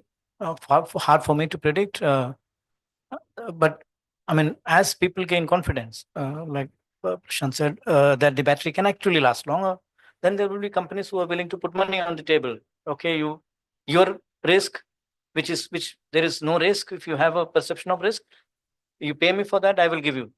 Take the risk away. So these kind of multiple models will come. Fast charging is more a technical topic on, let's say, improving the reducing the time to charge, which is already, let's say, the ratings of chargers are already going higher, and with higher rated DC chargers, the charging time becomes less and less. Even now, people are talking about megawatt chargers. Forget about kilowatts. Kilowatts, I mean, as Siemens, we also do this locally in India with fast chargers up to 240 kilowatt already localized. So there is already a possibility to do fast charging using technology available, and it's only going to improve, and that will help penetration of this in the country. That's how I see. Okay. All kinds of models will work. Thank you, Mr. Shikumar. Very quickly, Madhur, your thoughts. I have 2 minutes on the screen, and then I'll take a concluding round of comments from each one of you. Yeah, no, I think I've already spoken about it. I think the only thing I would say is that from an infrastructure and technology point of view, see, a lot of the batteries are, so to speak, hard-coded in the devices, a lot like our mobile phones, right? And there's a lot of good reason and logic to do that because you make the battery more efficient, you prevent energy loss and whatnot. But also, in use cases and applications where the running needs to happen, a vehicle needs to be on the road, swapping is probably the most efficient. We will not waste time. I think fast charging technology and infrastructure. And one thing maybe that's not spoken is this layer that needs to be applied where a fast charger can actually work on any battery, like almost think of it as an intermediary protocol, right? Which could charge the vehicle. Probably will truly sort of lead to adoption. Otherwise, charging technology might happen, but the charging infrastructure providers who have already laid out the infrastructure are not going to go and change the infrastructure till the capex has paid for itself. It's like telecom, right? The 6G adoption can happen today. 5G could have happened many years back, but it did not until the 3G, 4G infrastructure or telecom was paid for themselves. Right. So that capex and the infrastructure is a pretty important element to this. Okay, so a lot of focus today on the battery technologies, and rightly so, because we're discussing EVs. But in your concluding comments, I mean, Prashant, you of course represent a battery company, but if I have to ask you that beyond battery technology, what is that one technology that you see going forward, reshaping this electrification journey? Our topic today is sustainable mobility. I think we should have spoken about electrification of public transport. Right. And I think we need to pat ourselves on the back. India has one of the highest electrification when it comes to electrification. Buses are also picking up. Right. The third, the last mile connectivity, there are a lot of e-rickshaws now. So things are, kind of moving forward at a very rapid pace. Sometimes we don't see that trend because we are not buying EV yet. There are constraints. Another thing I think which we should talk about is, sorry, I'll come to that point, but the grid part. I mean, if we have so many EVs getting charged at the same time, can my grid handle it? What about the load balancing? And whether that energy is renewable or not. And that's another part of it. So there is a lot of work which needs to happen, making sure that the charger has a BESS, which is battery enabled storage service, and it is also able to sometimes charge the grid. So all those vehicle as charging, I mean, giving back to the grid. So there are a lot of things which are evolving here. Now coming to the future technologies, yes, there is a lot of talk about hydrogen. I do not know. I mean, the progress is there, but it would take some time. But like I said, 10 years down the line, there would be, multiple things available to you as a consumer. Okay. Mr. Shikumar, what are you picking up when we're looking at the future trend? I mean, so I would, sorry to disappoint you, I would like to focus on what's present. Yeah. That we can solve. So in my opinion, there is enough work to be done on penetrating, let's say, converting fossil fuel to electric. And the current technology with the technology for vehicles, the technology for charging, have enough space to let's say cater to. Of course, there would be other alternatives, whether it is biofuels or hydrogen, whatnot. I mean, I think last week I also read Toyota is looking at water as a fuel. So there would be topics, but I mean, we could still continue to focus on current, let's say, possible track of electric mobility in place of fossil fuel mobility. And that's at least how I would like to think personally. Okay. Alokji? Yeah, I think focus more on sustainable mobility rather than just electric. Yeah. Because I think that's what the question is. So alternate fuels, I think we are working across multiple powertrains. We're working on hydrogen fuel, H2Is, H2FCEV. We're working on the bio CNG, which is again it's a CNG engine, so that's there. Then on LNG, we are having our portfolio. So we're working across different, and we have products out in the market as well. So we are our H2 FCEV, hydrogen FCEV buses are with NTPC. So I think working in the much of the very strictest of geographies, very at heights like Ladakh and Leh. So we have one of the highest fleet in terms of H2Is running with Reliance. So again, these are different technologies which again are on their own journey, right? It's not as though they're also kind of. So when I look at the TCO for them, it's also as though it's not as though they are really ready to go. But I think with the green hydrogen mission, and I think some interesting kind of play in terms of hydrogen production that are coming up. I don't know whether we have a line of sight to $1 per kg, but definitely I think with the blue hydrogen, I think I'm told one can reach 1.7, 1.8, 2. So I think journey is on, and I think there are initially we were disappointed by on the hydrogen side, people focusing more on the refining or the petrochemical sector because that's the big use case for them. But we found people who are also looking at automotive as a sector, transportation as a sector, because in hydrogen, what really happens is the scale economics don't increase beyond a point. So you can actually have distributed production centers along with your infrastructure. So I think those are things that we are seeing now. So hopeful there. Okay, Alokji. Madhu, very quickly, what are you seeing, gauging when it comes to flex fuels, hydrogen? No, I think, see, the fuels, the alternate fuels, biofuels, water, whatever other fuels are, I think those technologies will come, those waves of technologies will come, you can't stop them, and, and for good reason. I think the bigger issue to me, the whole part of sustainable mobility when we work at Praxis, it's not just about the vehicle, but also what happens to the public infrastructure. And look, EV is still a car and it is still jamming the road. And we have the infrastructure to ply those cars. We can keep making them cheaper, better, more efficient, less costly, which means more and more and more cars on the road. It's very akin to what happened to tourism in Europe, where Airbnbs came, tourism grew, everybody is happy, more revenue, but now they want to talk about over tourism.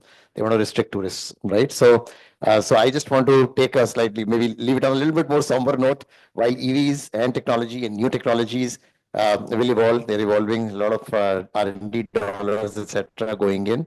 But the government will at some stage surely have to look at the more holistic effects of this, and the enabling infrastructure, public infrastructure, smart infrastructure, smart cities, all of that will need to soon kick in as a big constraint to how mobility or urban mobility in particular will evolve with time. Thank you, Madhur, and thank you everybody, for sharing your thoughts this afternoon.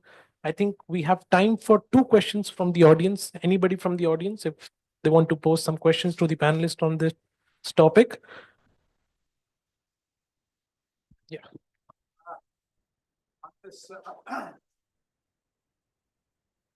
I have a question on the urban, rather charging infrastructure, especially in Delhi, as we see. You think how long it will take to really facilitate infrastructure which is just suitable for the number of cars we are ambitious for? Because today, if you drive from one corner to other corner, the kind of time what it takes, kind of infrastructure weakness of that system itself, how it will take and what long it will take? Are we in the lagging part of this fund? Any idea on that? Okay, Maybe I can just share some statistics. And the second part is difficult to answer whether we are progressing well enough. So India has around 6,000 public chargers. Now that's a statistics. Many of them are not fast chargers and many of them are not reliable. You go there and you realize that charger is not working. It's down. Is 80% not working, 20% working? So you are saying 80%, but yeah, there is a big number, right? So compare it with China, they have 2.5 million. And as per what we are looking at this transition, we would need 5 lakh chargers. So from 6,000, we need to 5 lakhs in next 2 to 3 years. Now these are statistics. There are a lot of companies like we are making off-board, on-board chargers now. There are good orders coming from OEMs as well as Tatas are getting big into, electrification on highways. So things are progressing. If you ask me, can they move faster? Definitely yes. Any other question? Can we pass the mic?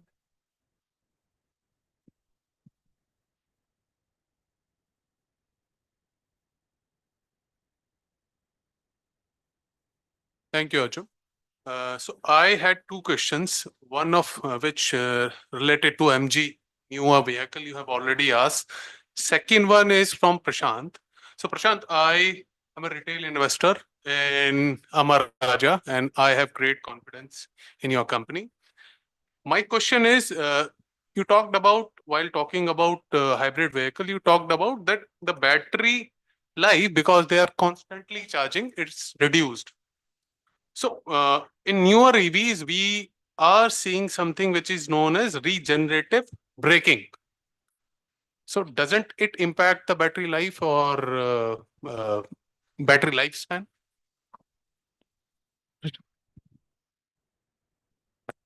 Not so much. I'm talking about BEVs, which is pure electric, because the overall capacity would be 40 kilowatt hour and regenerative braking will be a small fraction of it. But when we are talking about hybrid vehicle, if the size of the battery is maybe 4 kilowatt hour, 5 kilowatt hour, depending on which hybrid it is undergoing many more discharge cycles. So if the battery is, let's say, designed for 5,000 discharge cycles, in case of hybrid, it would attain that 5,000 discharge cycles much earlier. It does have an impact, but not so much. So 5,000 is also a number which is in optimal condition. But even 3,000, 4,000 discharge cycles with, let's say, a range of 300 kilometers would give you the number of kilometers which you would have never seen in any ICE vehicle. So you're talking about discharge cycle. What does it actually means? So means the battery will completely discharge and then it will completely recharge? What do you mean by this? That's what one cycle means, from 0 to 100 and 100 to 0. That's called one cycle. Okay, thank you. Okay, that's all the time, audience, we have for this panel. Can we please have a big round of applause for all our panelists? Panelists, I would like you to join me for a photo here.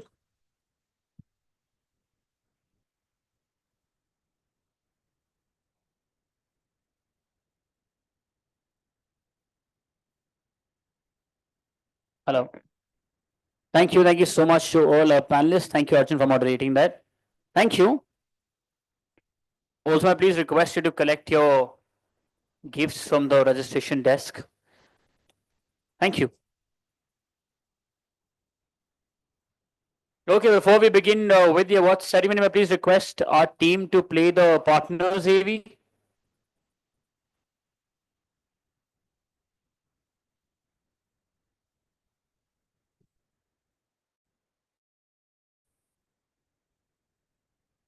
Visited banks, hospitals, schools, government offices, or airports, chances are we've crossed paths.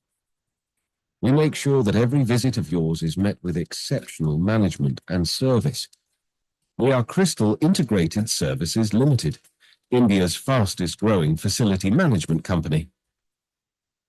Our journey began 24 years ago with a vision to emerge one of the most facility management services in India. Since inception, Crystal has maintained a clear vision with strategic focus, meticulous planning, and timely implementation driving our success. We offer the maximum range of services, and we continue to invest in science, technology, and engineering to elevate our services and deliver exceptional results. We've expanded our footprint to encompass over 2,487 sites, serve 369 clients, operate across 28 branches, and manage an impressive 25 million square feet across diverse sectors, each with its unique challenges. This dedication to excellence reflects in our significant turnover of rupees 1,027 crore for financial year 23-24.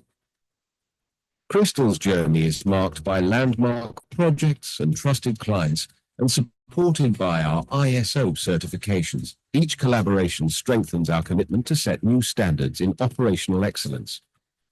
At Crystal, our strength lies in our people. We prioritize employee development and ensure that every team member can achieve personal success while also driving our company's growth. From entry-level positions to leadership roles, we believe in empowering our team to achieve their true potential. Over the years, we have grown to a thriving workforce of over 43,100 employees, with each playing a crucial role in our journey. Growth for Crystal has always been about more than just numbers. We continuously evolve to meet the ever-changing demands of the facility management sector through modern and automated tools, which ensures achieving significant reductions in both costs and environmental impact. In partnership with Vishnu Prasad Research Centre, our waste management efforts, including efficient solid and liquid waste collection, treatment and disposal, are designed to create cleaner and more sustainable city. Looking ahead, Crystal is gearing up to expand into new markets with a focus on modernization and special economic zones. We are set to transform both spaces and lives. So, whether you're stepping into a new facility or revisiting a familiar one, Crystal will ensure excellence in every corner. We look forward to crossing paths with you again soon.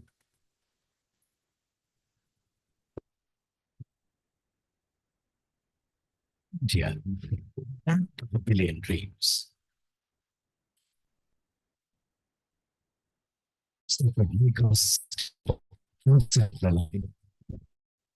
Dreams of growing together in future-ready world. Dreams personifying Vasudeva Kutumbakam. The world is one family. Through a constant pursuit of innovation, and GAIL would energize such dreams.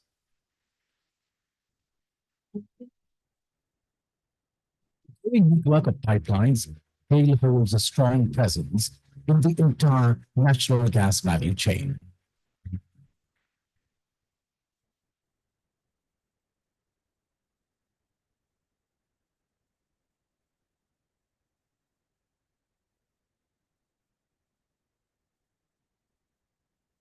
Exploration and production, natural gas transmission, processing and distribution, natural gas trading, city gas distribution, LNG shipping, diversifying into hydrogen and renewable energy, and specialty chemicals. Today, GAIL distributes more than 53% of natural gas used in the country to consumers ranging from mega power and fertilizer plants to individual customers.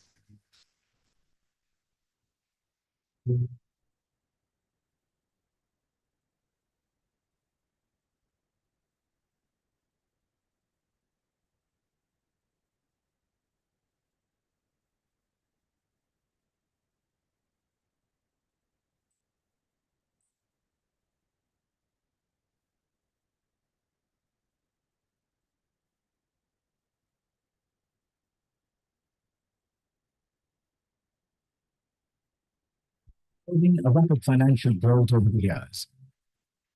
GAIL has grown organically and established its international presence with multiple key markets and gas trading across varied geographical and price indexations. Positioning GAIL amongst the top 10 LNG portfolio marketers globally. All these attributes make GAIL the undisputed leader and preferred partner of choice on gas market in India. GAIL's pursuit to expand the natural gas network in India continues while ushering in the winds of change towards a greener world. With its unflinching commitment to achieve sustainable development goals and net zero, GAIL has diversified into renewable energy resources. A slew of strategic moves have been adopted to achieve these targets.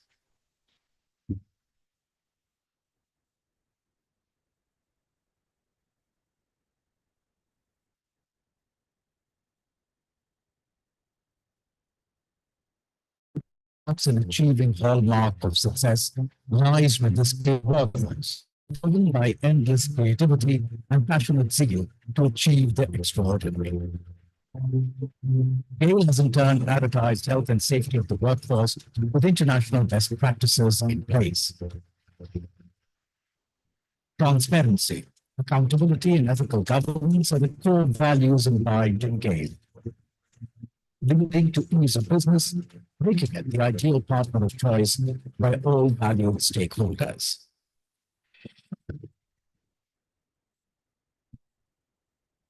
Foster a culture of research and innovation and have embraced smart technologies like automation and robotics to optimize operations.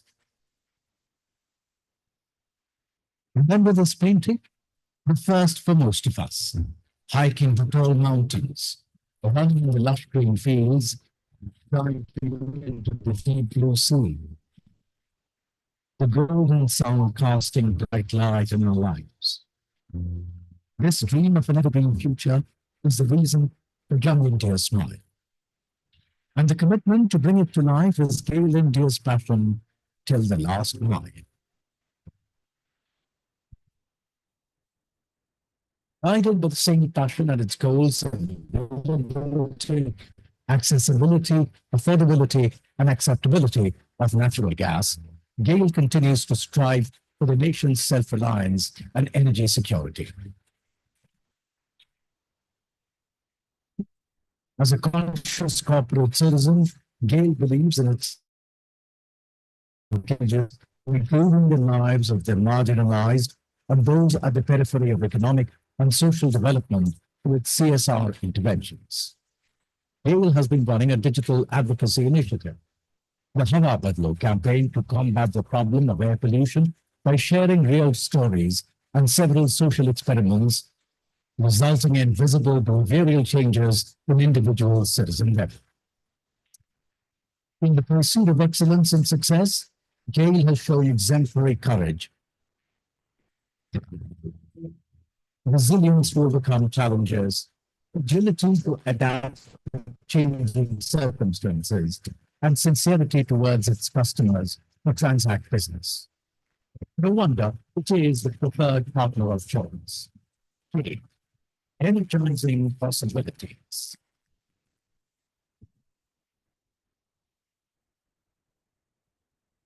Thank you to our partners. अब इसके बाद awards await us, जहां हमें मदद पड़ेगी आप लोगों के बहुत सारे जोश की. Of course, all your cheers, because all your colleagues will walk up on the stage to collect their bid. So we'll take a quick short 10-minute chai break to sort of re-energize ourselves, and then we'll assemble here at sharp 3:45 the award ceremony as well. Thank you. And we'll start sharp because a couple of winners have their flights to catch as well. So 3:45 it is. Thank you.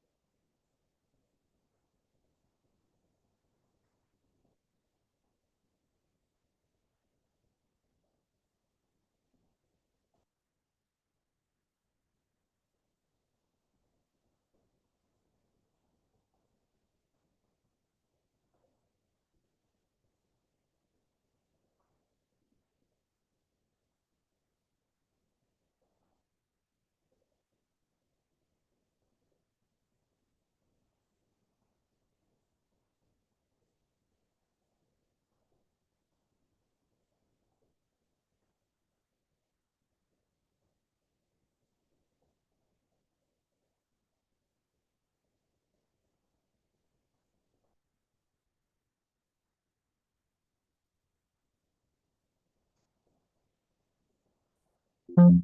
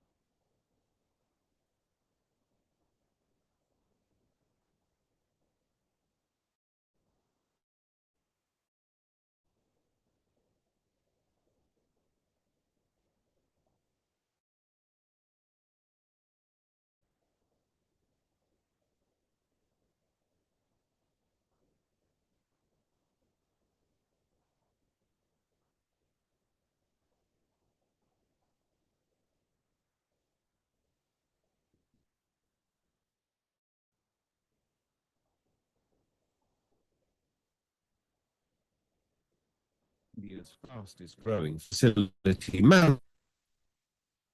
Our journey began 24 years ago. with vision to emerge as one of the most preferred facility management services in India. Since inception, Crystal has maintained a clear vision with strategic focus, meticulous planning, and implementation driving our success.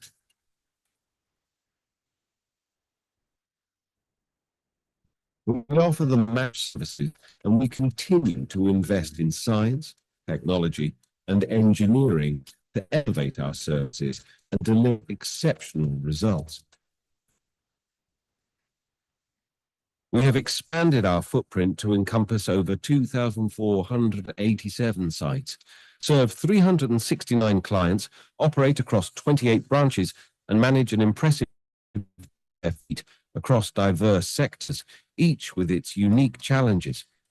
This dedication to excellence reflects in our significant turnover of rupees 1,027 crore for financial year 23-24.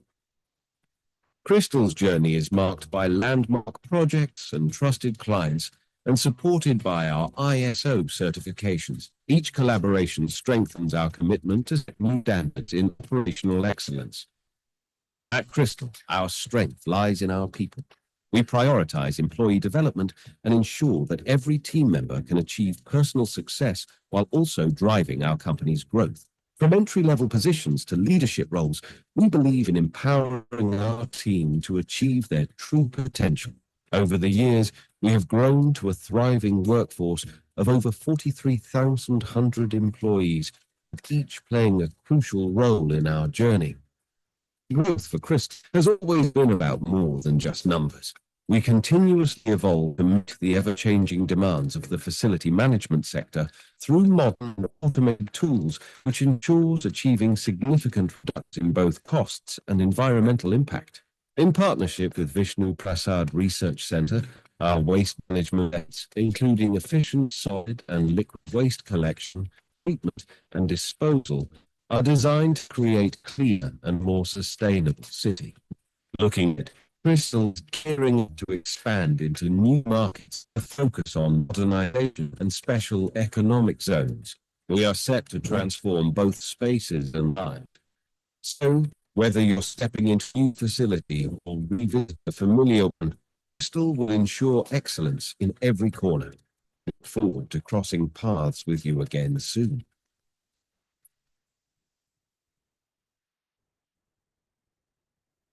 India, the land of a billion dreams. Dreams that will make us sustainable and self-reliant. Dreams of growing together in a future-ready world.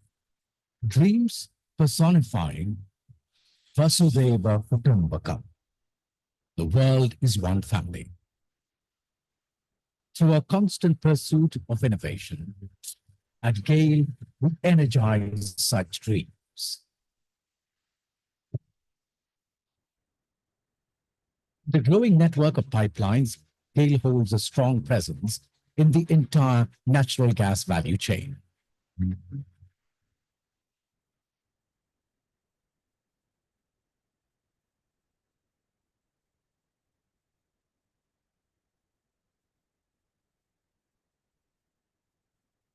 Right from exploration and production, natural gas transmission, processing and distribution, natural gas trading, city gas distribution, LNG shipping, diversifying into hydrogen and renewable energy, and specialty chemicals. Today, GAIL distributes more than 53% of natural gas used in the country to consumers ranging from mega power and fertilizer plants to individual customers.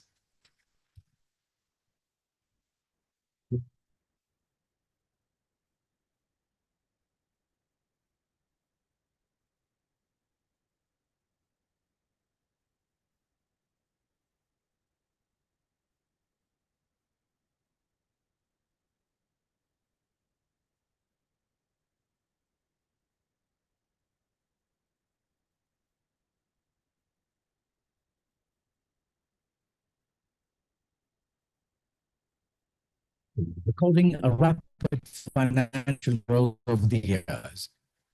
GAIL has grown organically and established its international presence in multiple key markets and gas trading across varied geographical and price indexations, positioning GAIL amongst the top 10 LNG portfolio marketers globally. All these attributes make GAIL the undisputed leader and preferred partner of choice of gas market in India.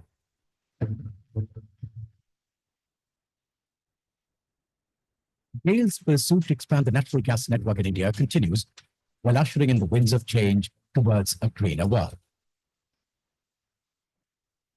With its unflinching commitment to achieve sustainable development goals and net zero target, GAIL has diversified into renewable energy resources. A slew of strategic moves have been adopted to achieve these targets.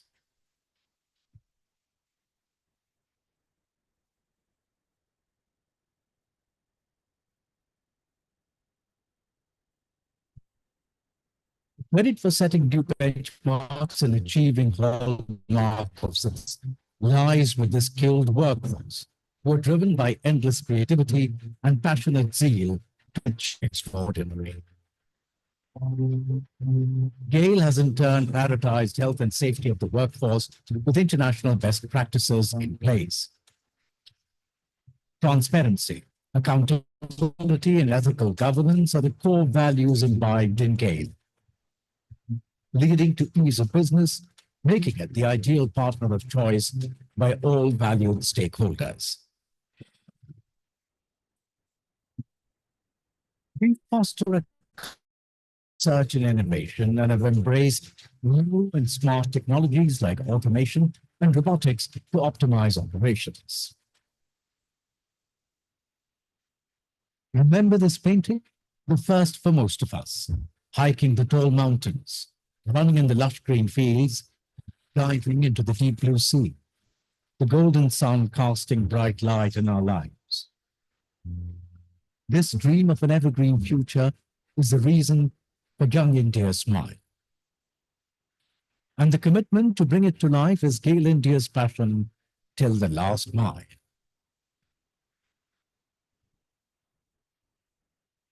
Guided with the same passion and its goals of availability, accessibility, affordability, and acceptability of natural gas, GAIL continues to strive for the nation's self-reliance and energy security. As a conscious corporate citizen, GAIL believes in its social purpose and actively engages in improving the lives of the marginalized and those at the periphery of economic and social development through its CSR interventions. GAIL has been running a digital advocacy initiative, the Hawa Badlo campaign, to combat the problem of air pollution by sharing real stories and several social experiments, resulting in visible behavioral changes in individual citizen level. In the pursuit of excellence and success, GAIL has shown exemplary courage, resilience to overcome challenges. Hello. Okay, good evening, ladies and gentlemen, and welcome to the awards ceremony on day 2, where we continue celebrating India's most sustainable companies for 2024. And this evening, we are here to recognize the sectoral top performers, the companies that have not only excelled overall, but also set the highest standards in sustainability within their specific sectors. Now, this prestigious recognition in India's most sustainable companies, sectoral leaders, honors organizations that have demonstrated unmatched leadership across environmental, social, and governance pillars, pushing the boundaries of sustainability in their very industry. Now, these companies, like yourselves, they're true trailblazers, showing us that sectoral excellence and sustainability go hand in hand. But the journey of reaching out to this awards, of course, it had a lot of important milestones that it met along the way. May I please request our team to play the AV?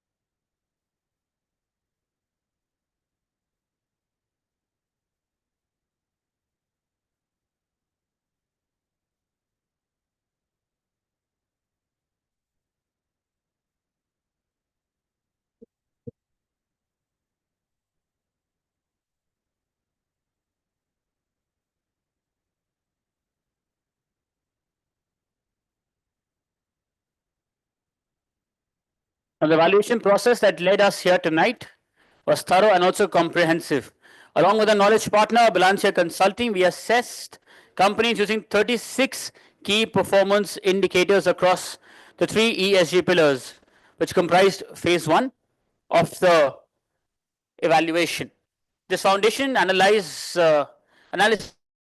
was then enriched in phase two by insights from an esteemed advisory council, a distinguished panel of industry leaders, including CEOs, managing directors, chief sustainability officers, and also experts from diverse fields.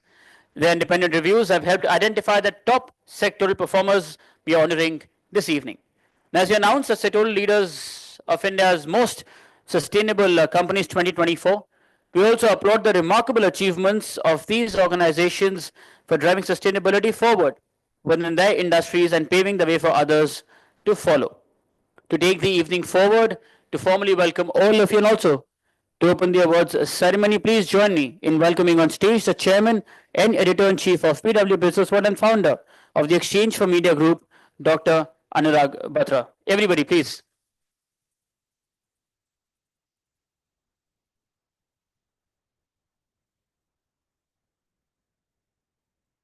You can send it to everyone. Good afternoon. I don't want to let me say what Elizabeth Taylor said to many of us suitors. I won't keep you long. The process has been shared yesterday. The top 50 companies in the IMSC were awarded. 36 were represented by either the head of sustainability or stakeholders that represent that ecosystem. I don't want to stand between you and the award winners. Some of you have flights, but the awards and conferences are also an extension of our editorial product. We discover best practices companies. So, this is the latest issue which came out last week of Business World. This is the 44th year, and in a month we'll start. In a couple of days we'll start our 45th year. The latest cover is on the business of coffee, how the coffee culture is growing in India. What are the companies, and not just retailing, but D2C companies, the ecosystem of coffee, the machines people are very fond of, brewing their own coffee, so on and so forth. So this is on the business of coffee. There are some new players, and we like to discover new players. Awards and editorial product have one common goal of bringing new players to the fore. And of course, the established players also have a very big role to play. So don't want to stand between you and the winners. I wish you luck. And like we have a special issue, every year on the India's most sustainable company, we bring out a very big special issue. So I'm sure your work that you've done and shared with us will be editorialized with permission from you, because some of it is really been sent to us for the purpose of evaluation and not for the purpose of publishing. So we'll seek permission. The Noor and her team will seek permission. Priyanshi will be in touch. In the morning, I couldn't join, but I'd made a presentation. Though I normally say PowerPoint presentation, Mr. Rao are made by people who are neither powerful nor have a point of view. I'm your friend, clearly have a point of view, and I think because I know you, I have some power. But I didn't make a presentation of in my view, the top 21 books to read on sustainability. I am fond of buying and reading books and hoarding also, because I'm not able to read all the books that I buy. But I have that feeling that somehow if you store books, knowledge will get into your head. It's a work in progress still. So there were 21 books. She has the list. She'll send it to Priyanshi. Has the list. And she says she's put it on the console. And one is a book that I discovered last night. So I sleep early, but I slept a little late yesterday watching Christiana Amunpur's show, and who'd just written a book, and it was on climate change, and I added that to it. So if Priyanshi is not, you'll get that list, and maybe some of you already read most of the books. You're practitioners, so I thought that'd be my contribution, because I really can't talk to all of you about sustainability than what you know and what you're doing. I wish you luck, and I know some of you have flights to take, so don't want to stand between you and the awards. All the best. Keep doing good work, and we keep celebrating the work you do. Since I run two media companies, lots of people come to me and seek advice on media. And I tell them, do good work, we'll discover you. And, media companies equally need you as much as you need them. We need to focus on people who do good work, new technologies, and so on and so forth. Only thing I'd say is from time to time, come and talk to our editorial team. Every interaction should result into an output of an article or a video interview. It's also once we are doing a certain issue and the domain expert within our team and the beat correspondent or editor of that domain needs a certain player, they'll know you because they've interacted with you in the past. So build relationships, come and tell us what you're doing. It may or may not immediately find itself in the product, but the efforts of engaging with us or any other media company or any other domain expert won't go waste. That's what I want to say. And Priyanshi will send you the list. Thank you. God bless you. Back to Mr. Malik. I'm sure he's done a good job today again.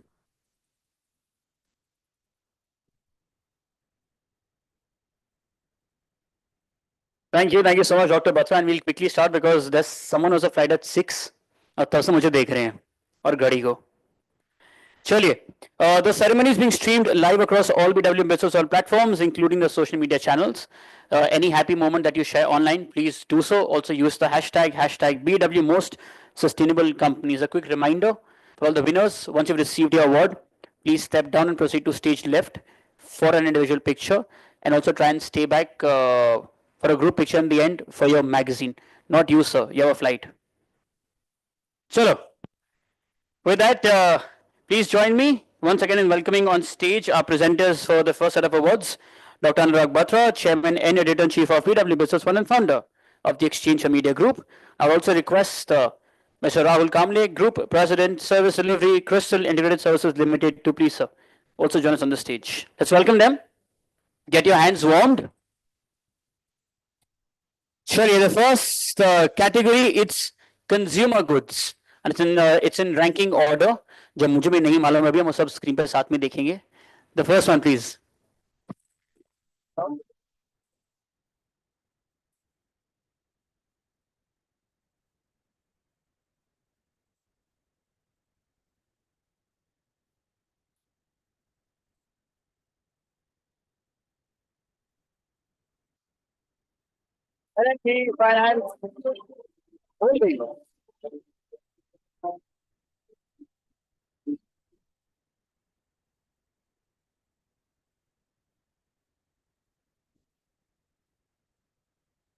There's someone from the brand from the group here? No? Okay. Congratulations. चलिए इसी के साथ the next one, please.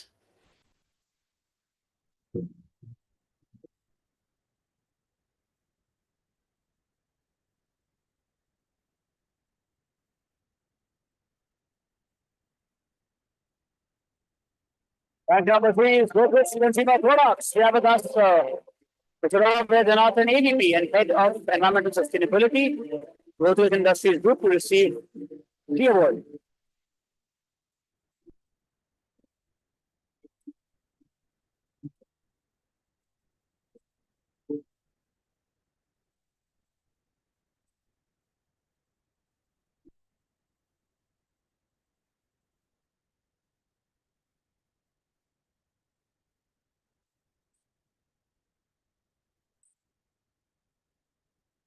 Congratulations. And with that, rank number 2, please.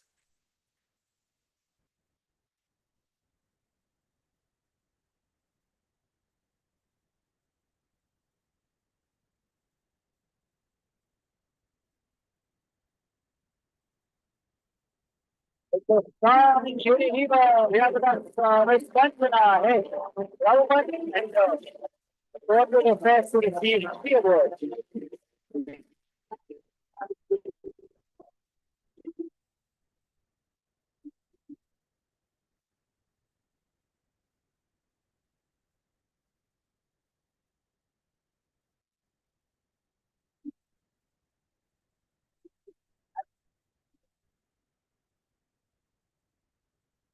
Congratulations. इसी के साथ rank number 1 consumer goods category please.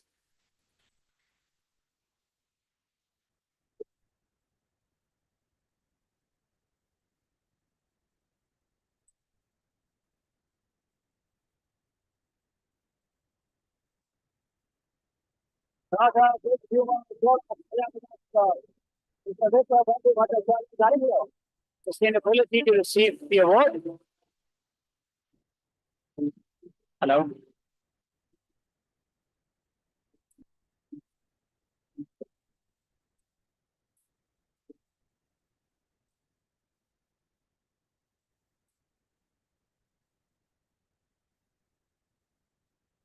Congratulations, sir. Congratulations.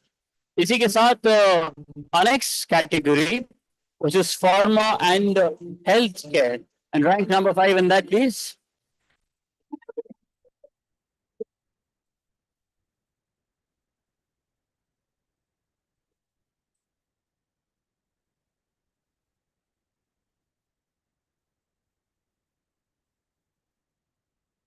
यहाँ पर Mr. Rajesh Vasudevan, VP and Global Head, EHS and ESG. Mr. Hana Sariwala, Global Head, Sustainability, and also Mr. Prasoon Mitra, Deputy Manager, Sustainability, to receive the award.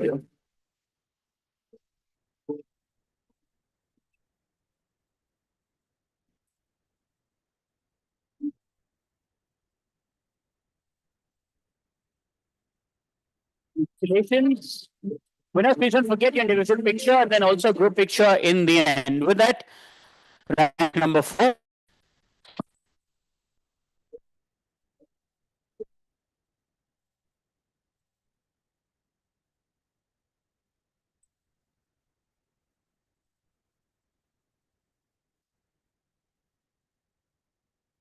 And we have with us Ms. Shefali Mishra, Vice President, Biocon Limited, to receive the award.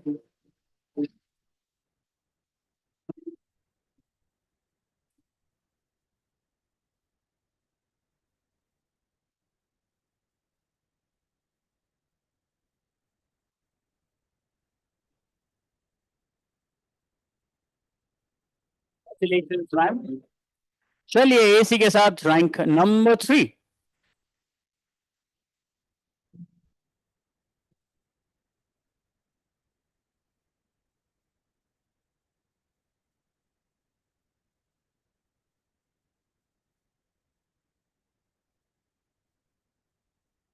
And pharmaceutical industries, they have Mr. Kasana, GM, EHS, and his team to receive the award.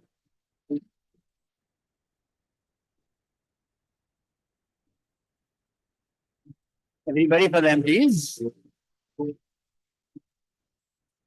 Congratulations, sir, and safe journey. चलिए इसी के साथ rank number 2.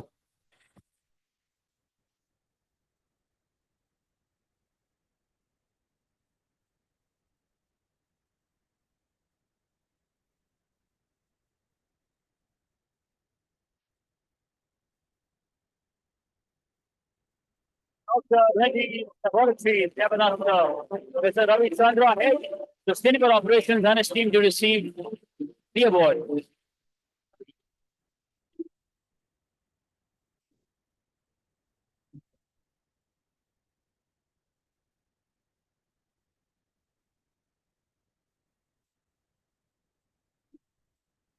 Congratulations, gentlemen.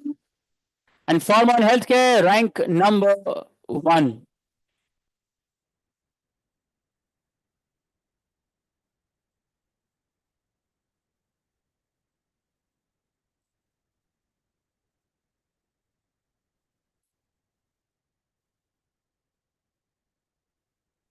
CSK Pharmaceuticals.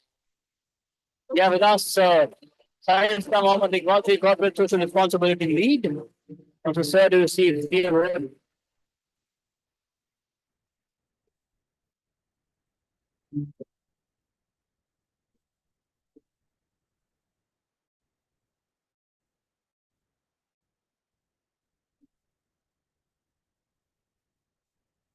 Congratulations to you.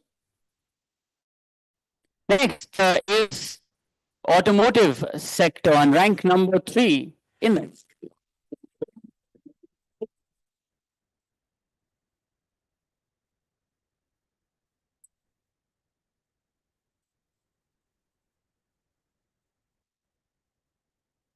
TVS Motor Company, Yamada Krishna, Hemako Kumar, Sati and Hiram Kumar also is only controlling to receive the award.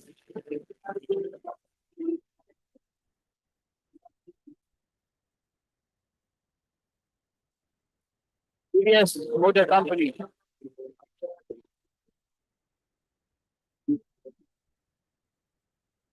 Congratulations to you.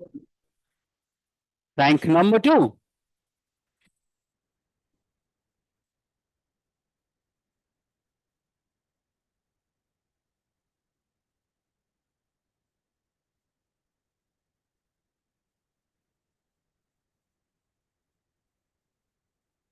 So, then and we have with us the head of corporate strategy and ESG, Mr. Alok Verma.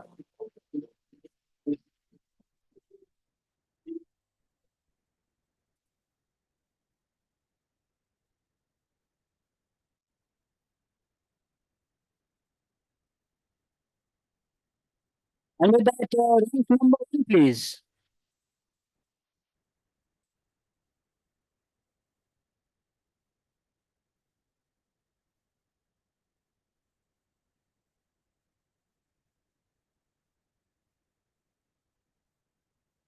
Mahindra and Mahindra, we have with us the policy group head, Mr. Anil Kumar, to receive the award.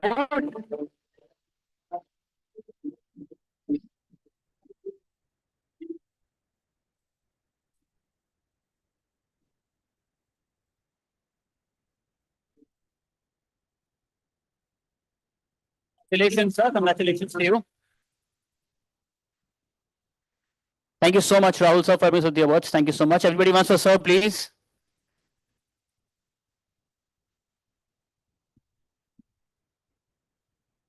Now, please request Shalendra Gupta ji, Chief Operating Officer and Head, Manufacturing North Cluster, Ultratech Cement Limited, to please join us on the stage and help us present awards. Everybody, let's welcome, sir.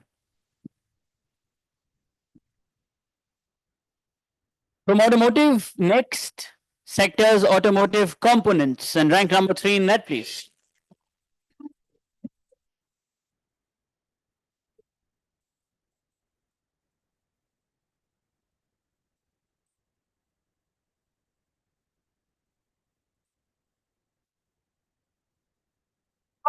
India, we have a Mr. Sandeep Singh, regional sales head of Reading and Industrial Division, to receive the award.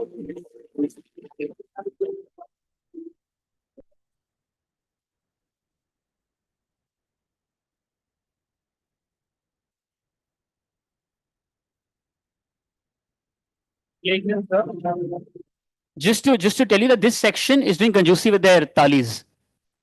Just saying. चलिए इसी के साथ rank number 1 in automotive components.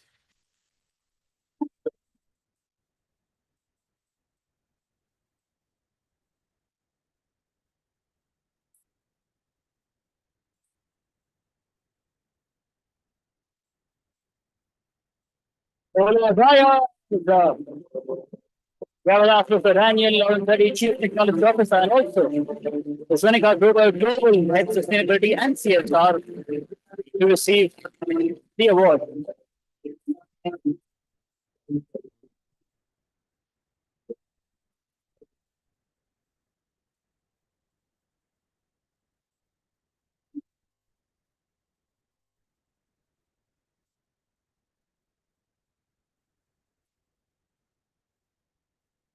Congratulations to you and to everybody back home as well.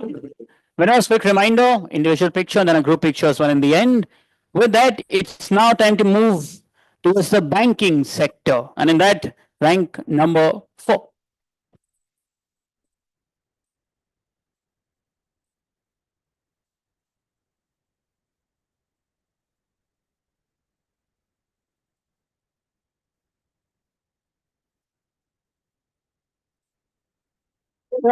Mahindra Bank, we have Diara Sinha, ABP ESC, to receive the award.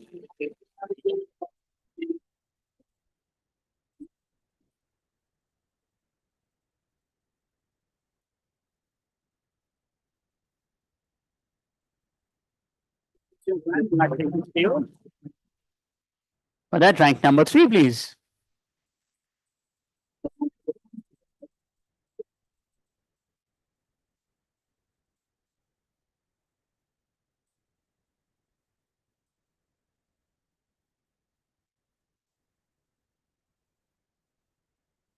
Axis Bank, we have with Officer Senate Story Senior VP1, Government Coverage Group, Axis Bank.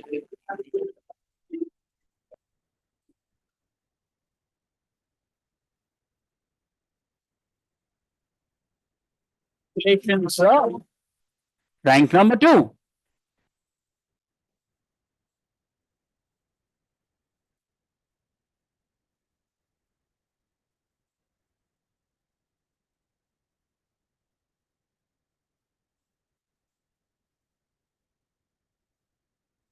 HDFC Bank, we have with us Mr. Amit Goel to receive the award.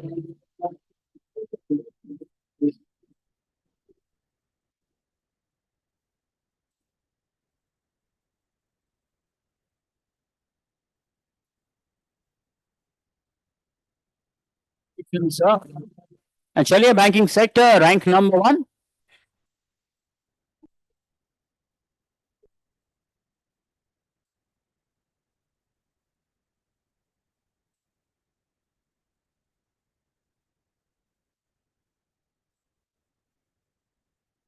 ICICI Bank, we have with us Mr. Manish Kumar Head, ESC and CSR, ICICI Bank Limited, receives the award.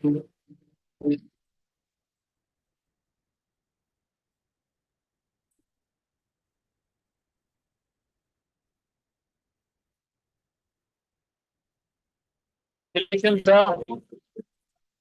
इसी के साथ time for our next category, infrastructure engineering, and in that rank number 3, please.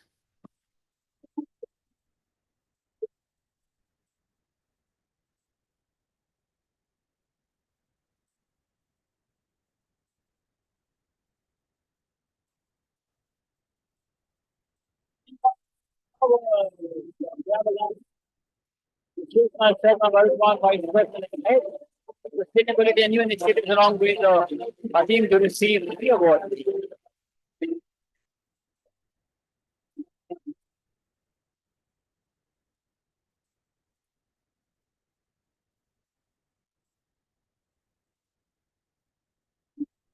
Congratulations to you. And the next one, please.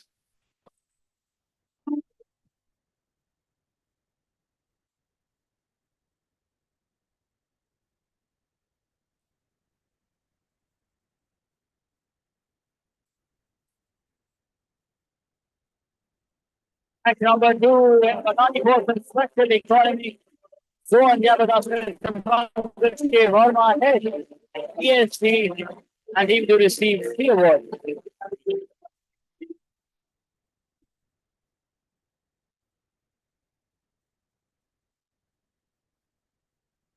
Congratulations, sir. And rank number 1, please.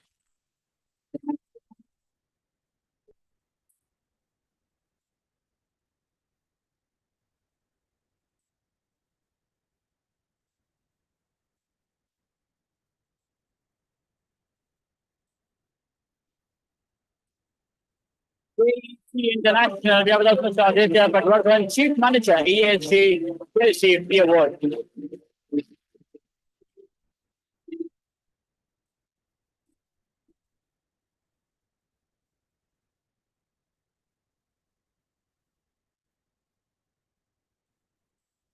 Congratulations, sir.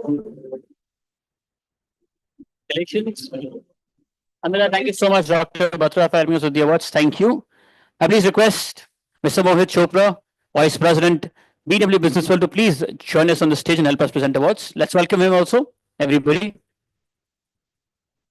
He also delivered the opening address today. चलिए इसी के साथ our next category, capital goods.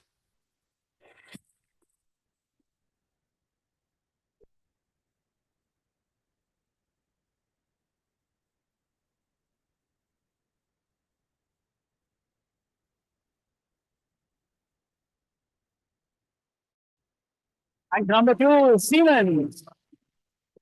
Yeah, but that's Mr. K. N. Sri Kumar, the head of digitalization and sustainability at Siemens Smart Infrastructure. Also management.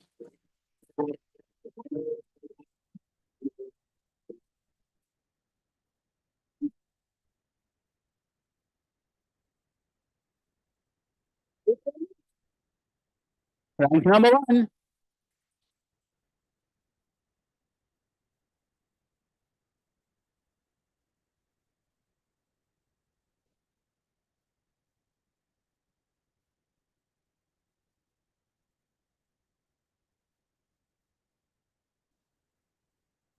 Exciting.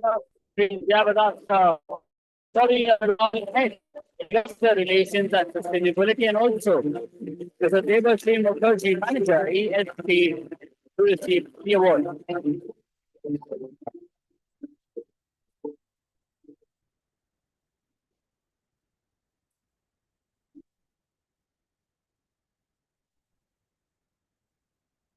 Congratulations. And thank you so much, Sir Gupta, sir. Thank you so much. Everybody wants a sir, please. Thank you. I please request Mr. Siddharth Nanda, Head, ESG and Sustainability, Balanche Consulting, to please join us on the stage and help us present awards. The next set of winners. Let's welcome him, everybody.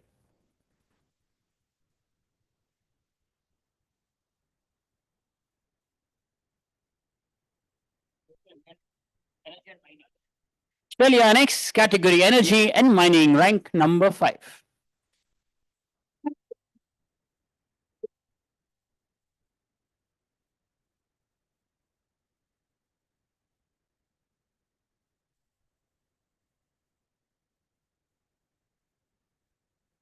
All right, Petroleum Corporation, Jabadaf Mr. R.C. Gupta, ETM, HFSE, to receive the award.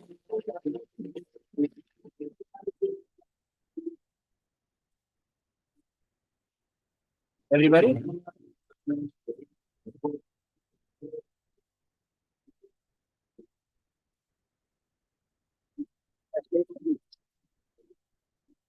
Rank number 4 next.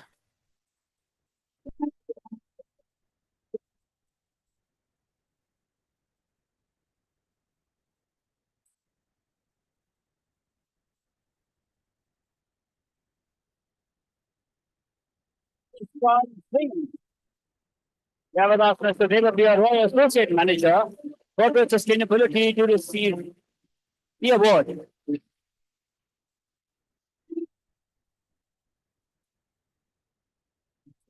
Ready? Congratulations. चलिए इसी के साथ the next rank, please.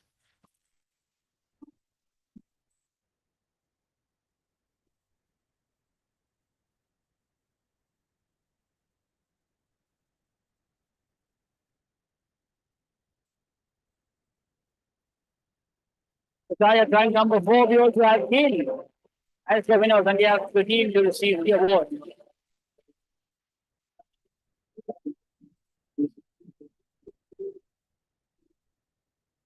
Mr. Sameer Irmani with us.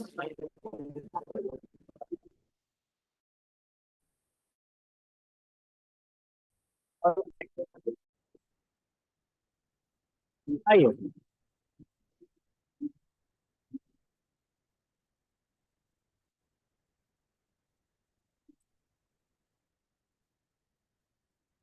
Congratulations, Sameer sir.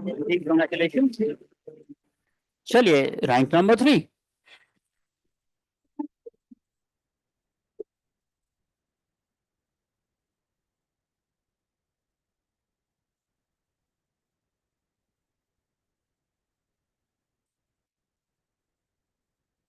Tata Steel, we have with us Mr. Sugandha Jaiswal, Resident Executive, to receive the award.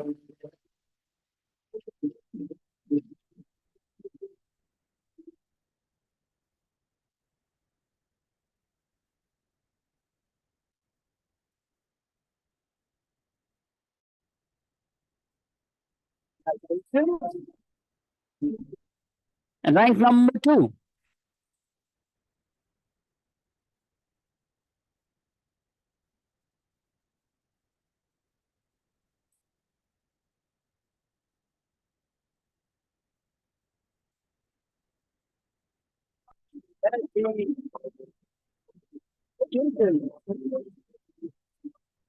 Rajman Guljan to receive the award.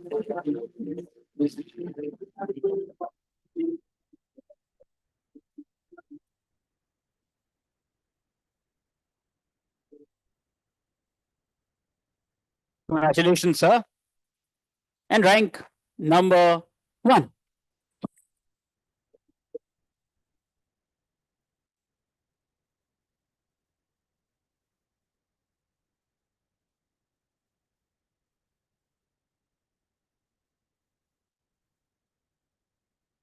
Adani Green Energy. Again, Mr. Pankaj Verma had ESG Adani Green Energy to receive the award. Talia. Congratulations, sir. Congratulations. Next sector is cement and building materials. And before we announce the rank number 3 in that, Anurag sir.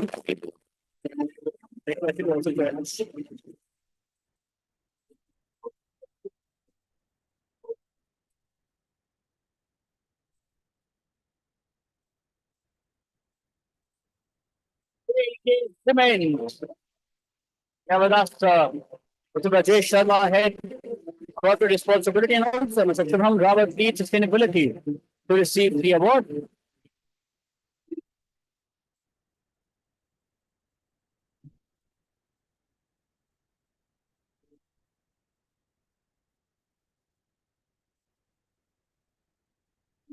Congratulations.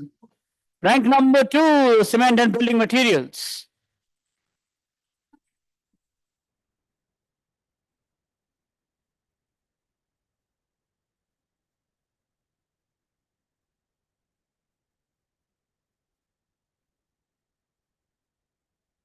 Dalmia Bharat.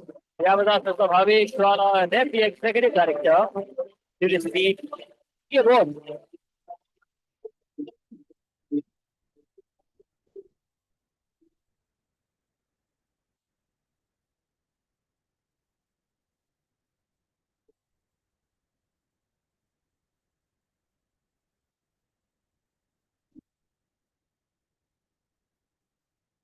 Congratulations, sir. And rank number 1 in cement and building materials sector.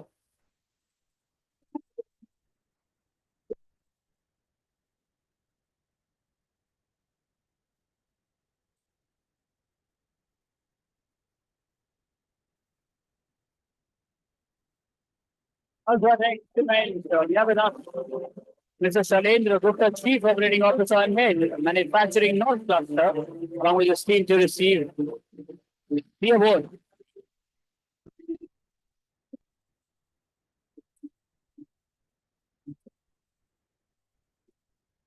Please. This section is almost now with us. Manisha, you're almost including everybody's energy today. Congratulations, gentlemen. Congratulations. And next sector, it's chemicals and rank number 3 in that.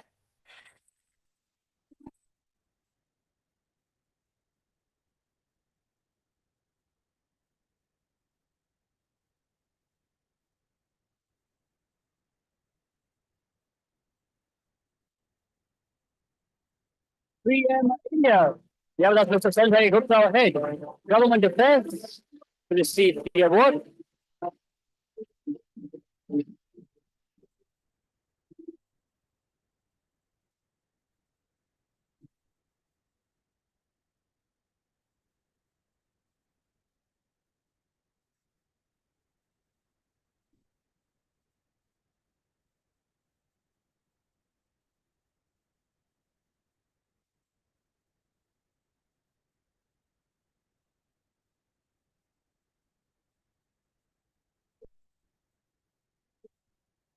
Congratulations, sir.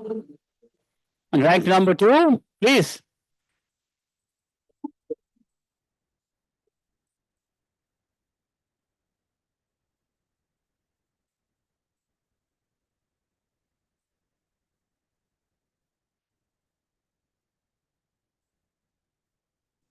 Jason Payne, Development Officer, UC Train Manager, Corporate Affairs to receive the award. I was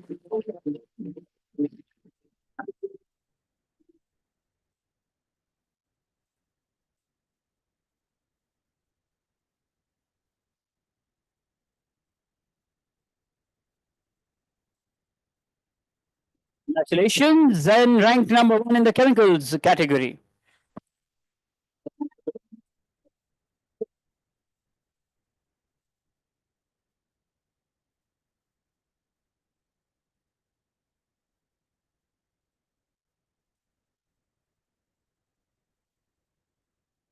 Tata Chemicals, Development Officer and Ben Deputy Manager, S&M, to receive the award.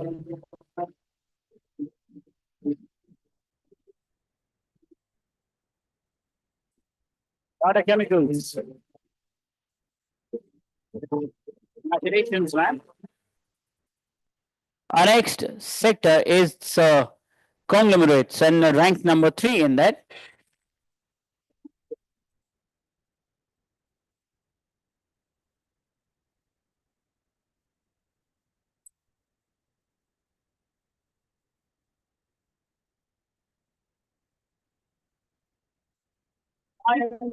Industry Development Service Farzana, President and Head, Pitkin, to receive the award.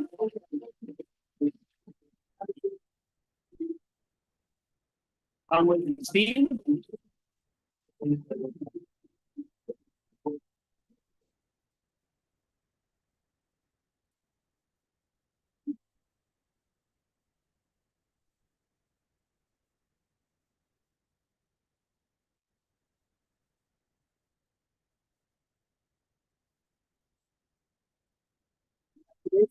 Congratulations to you. Rank number 2.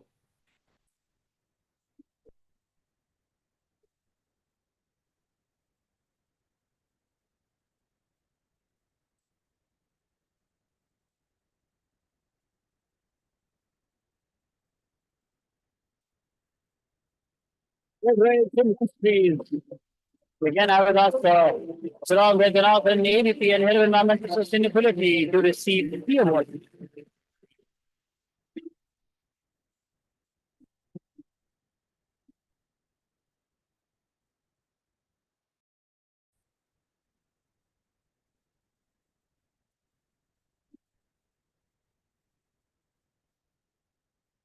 Congratulations, and with that, rank number 1.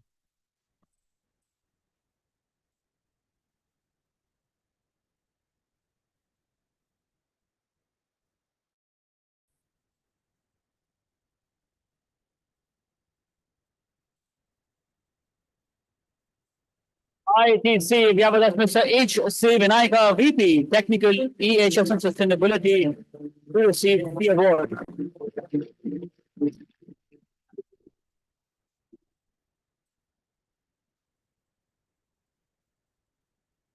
Please give ITC a huge round of applause.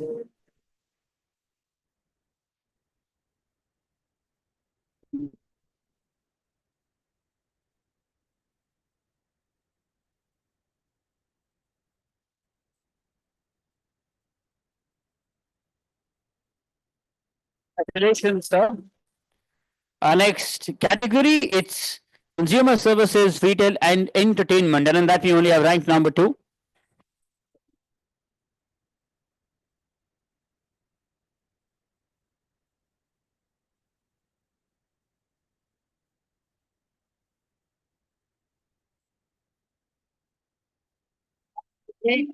Friend. And we have nobody to receive the award. Congratulations to them.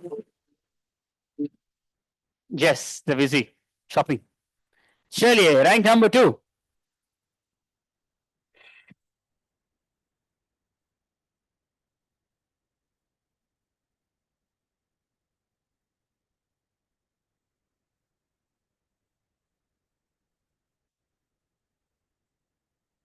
Okay.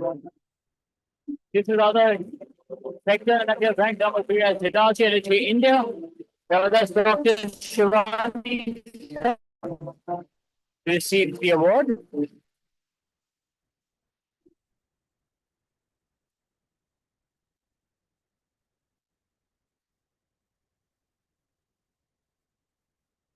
Well, louder, no? Couple of more. Congratulations, man. That was ranked number 3, Hitachi Energy India. Now for rank number 2.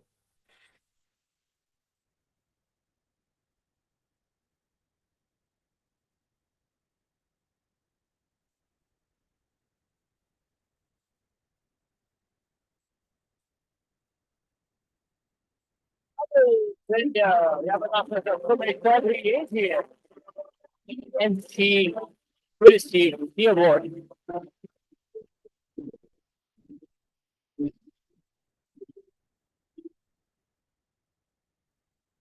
I will thank everybody.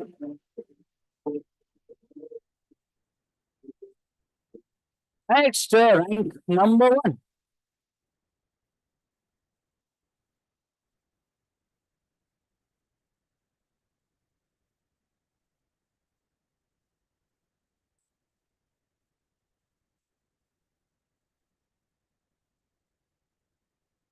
ABP India, we have Mr. Rohan Kumar Singh, CHRO. We have Mr. Rajesh Shah, Country Environment Head to receive the award. Raman sir couldn't make it.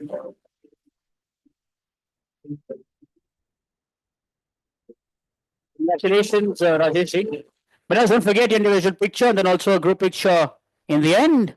Our next sector is financial services and insurance, rank number 4.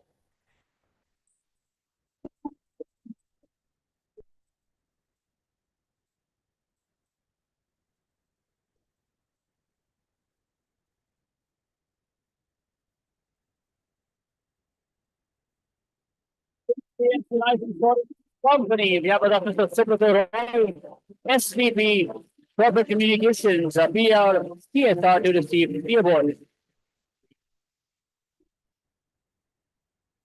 Please.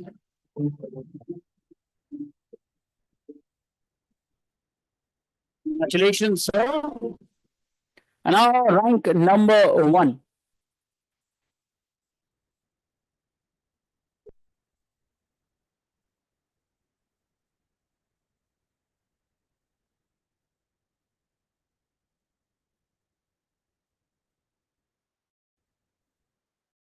Mahindra and Mahindra Financial Services.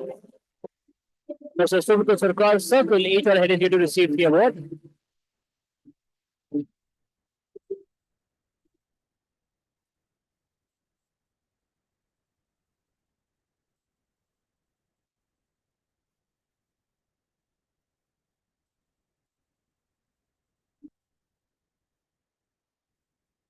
Congratulations.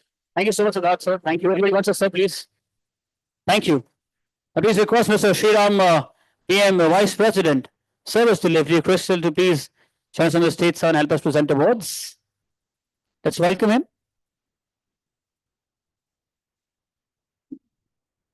Next sector, it's IT and comms, rank number 5.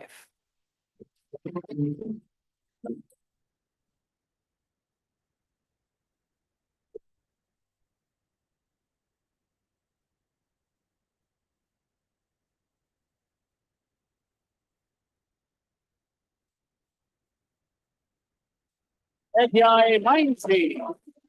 We have Mr. Panish Rao, Chief Sustainability Officer, and also Mr. Surendra Kumar, General Manager and Head Sustainability Governance to receive the award. Please, he's been a constant clapper for all of you. I think he deserves one.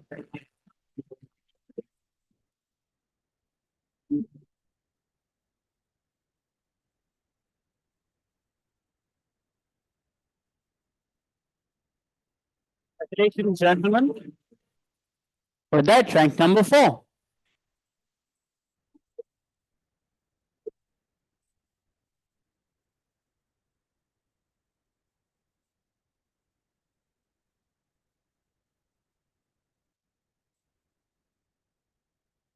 Tata Consultancy Services, Ramadas Mr. Ajay Kumar, lead environmental sustainability, health and safety, to receive the award.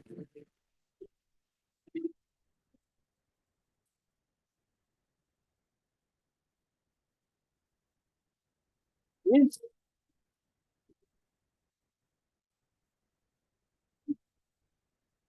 Congratulations, sir. And rank number 3.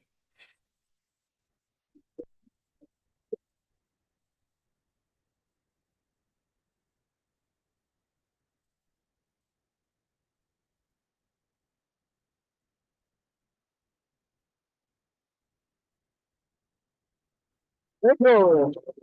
Yeah, with Mr. Sidham Bhadoria, Government Affairs, to receive the award.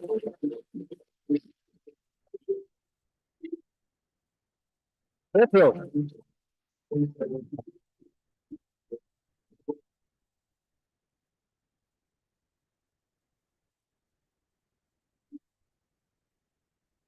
Congratulations. Chaliye, rank number 2.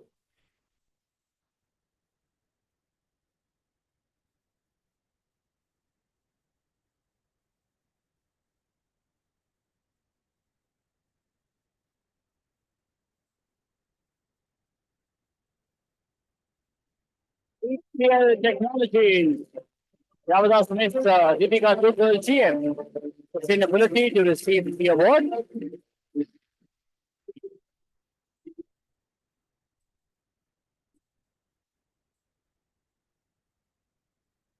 OHL Technologies, everybody. And rank number 1.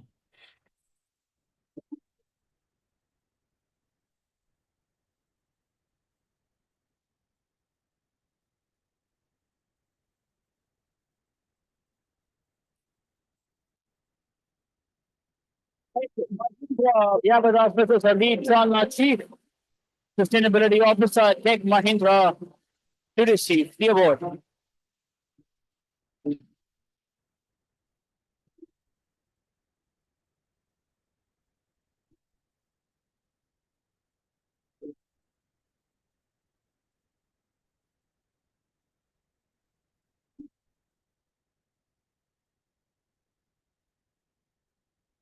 Congratulations.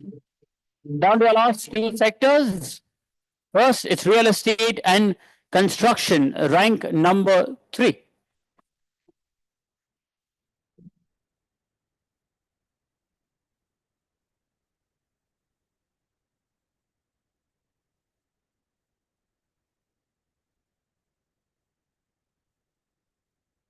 We have with us Mr. Anjay Pathak, General Manager Construction, to receive the award.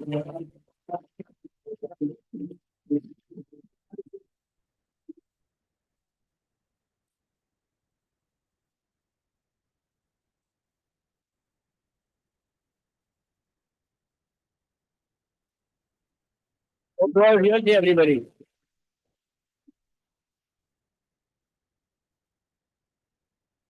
Congratulations. Rank number 2.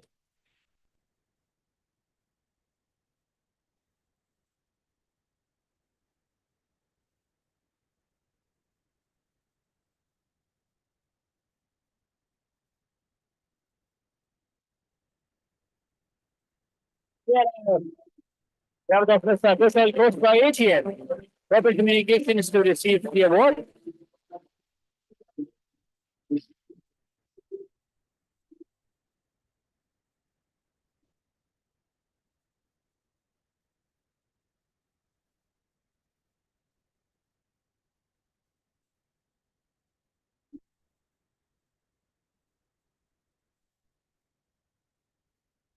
It's investment.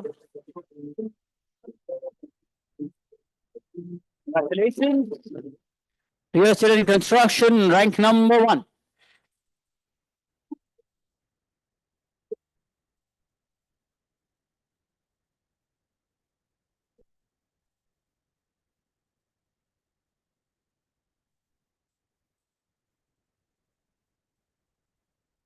Macrotech developers, Vyavada Smith, Mahika Sichodia, Head of Social Impact, Lodha, to receive the award.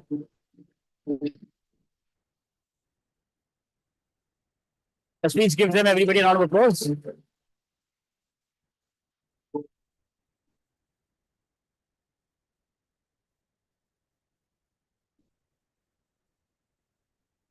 Congratulations, ma'am. And the last sector for today, transport and logistics. Rank number 2.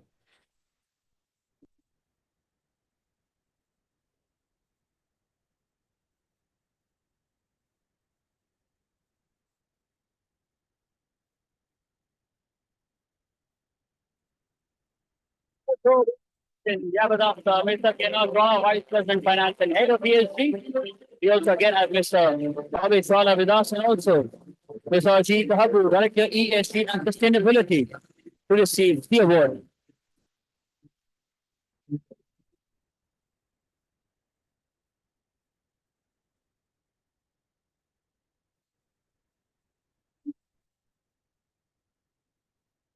Please.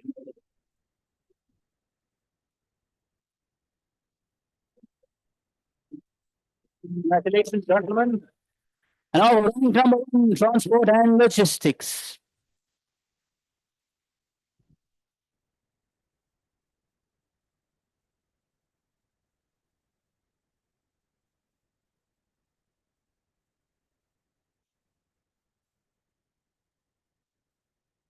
Food Express, we have the office of the Ground Portal Regional Head, North, and also Mr. Charles Newton, Manager of Sustainability, to receive the award.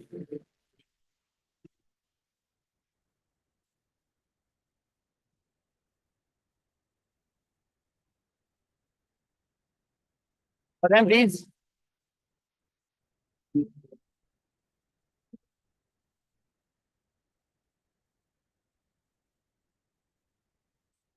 Congratulations, gentlemen. And with that, we come to an end of the awards ceremony. May I please request all of the winners to join us on the stage with their trophies for a group picture.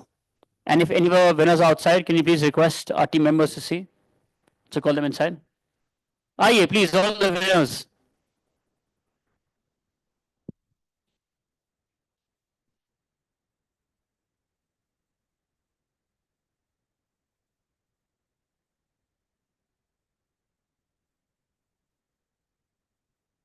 Yeah, I am very sorry. I am so sorry, all of you.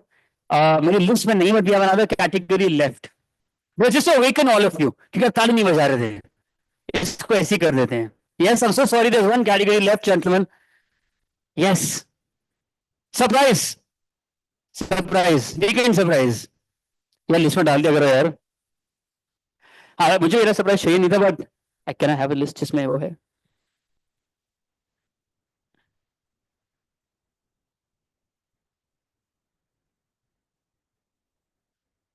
Surely.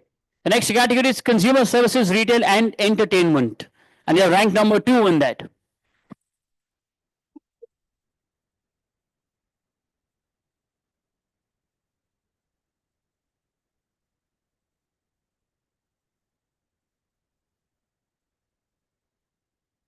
Please give them the loudest applause, everybody.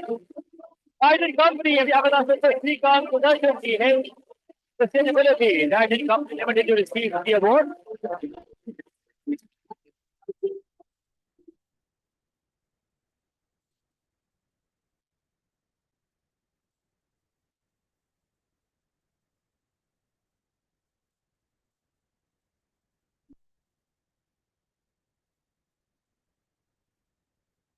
Congratulations, sir. Congratulations to you. Pencil? Abhi. Huh? Done? But now we come to an end of the award ceremony. Please request all the winners to join us on the stage with their trophies for a group picture. Please. All the winners. Yes, with their trophies, please.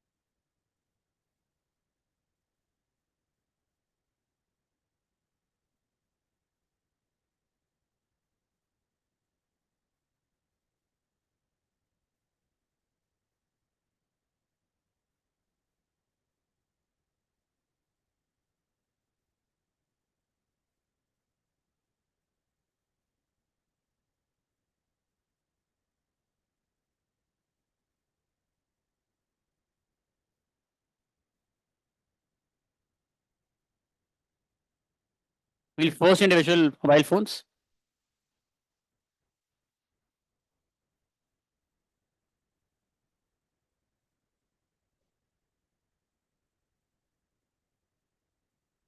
All individual mobile phones done.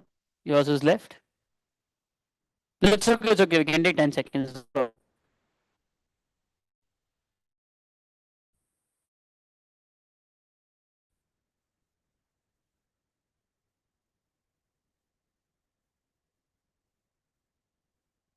Now the center frame, please.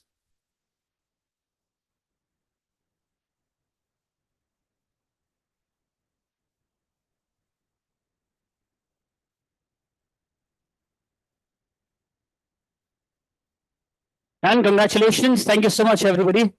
Congratulations.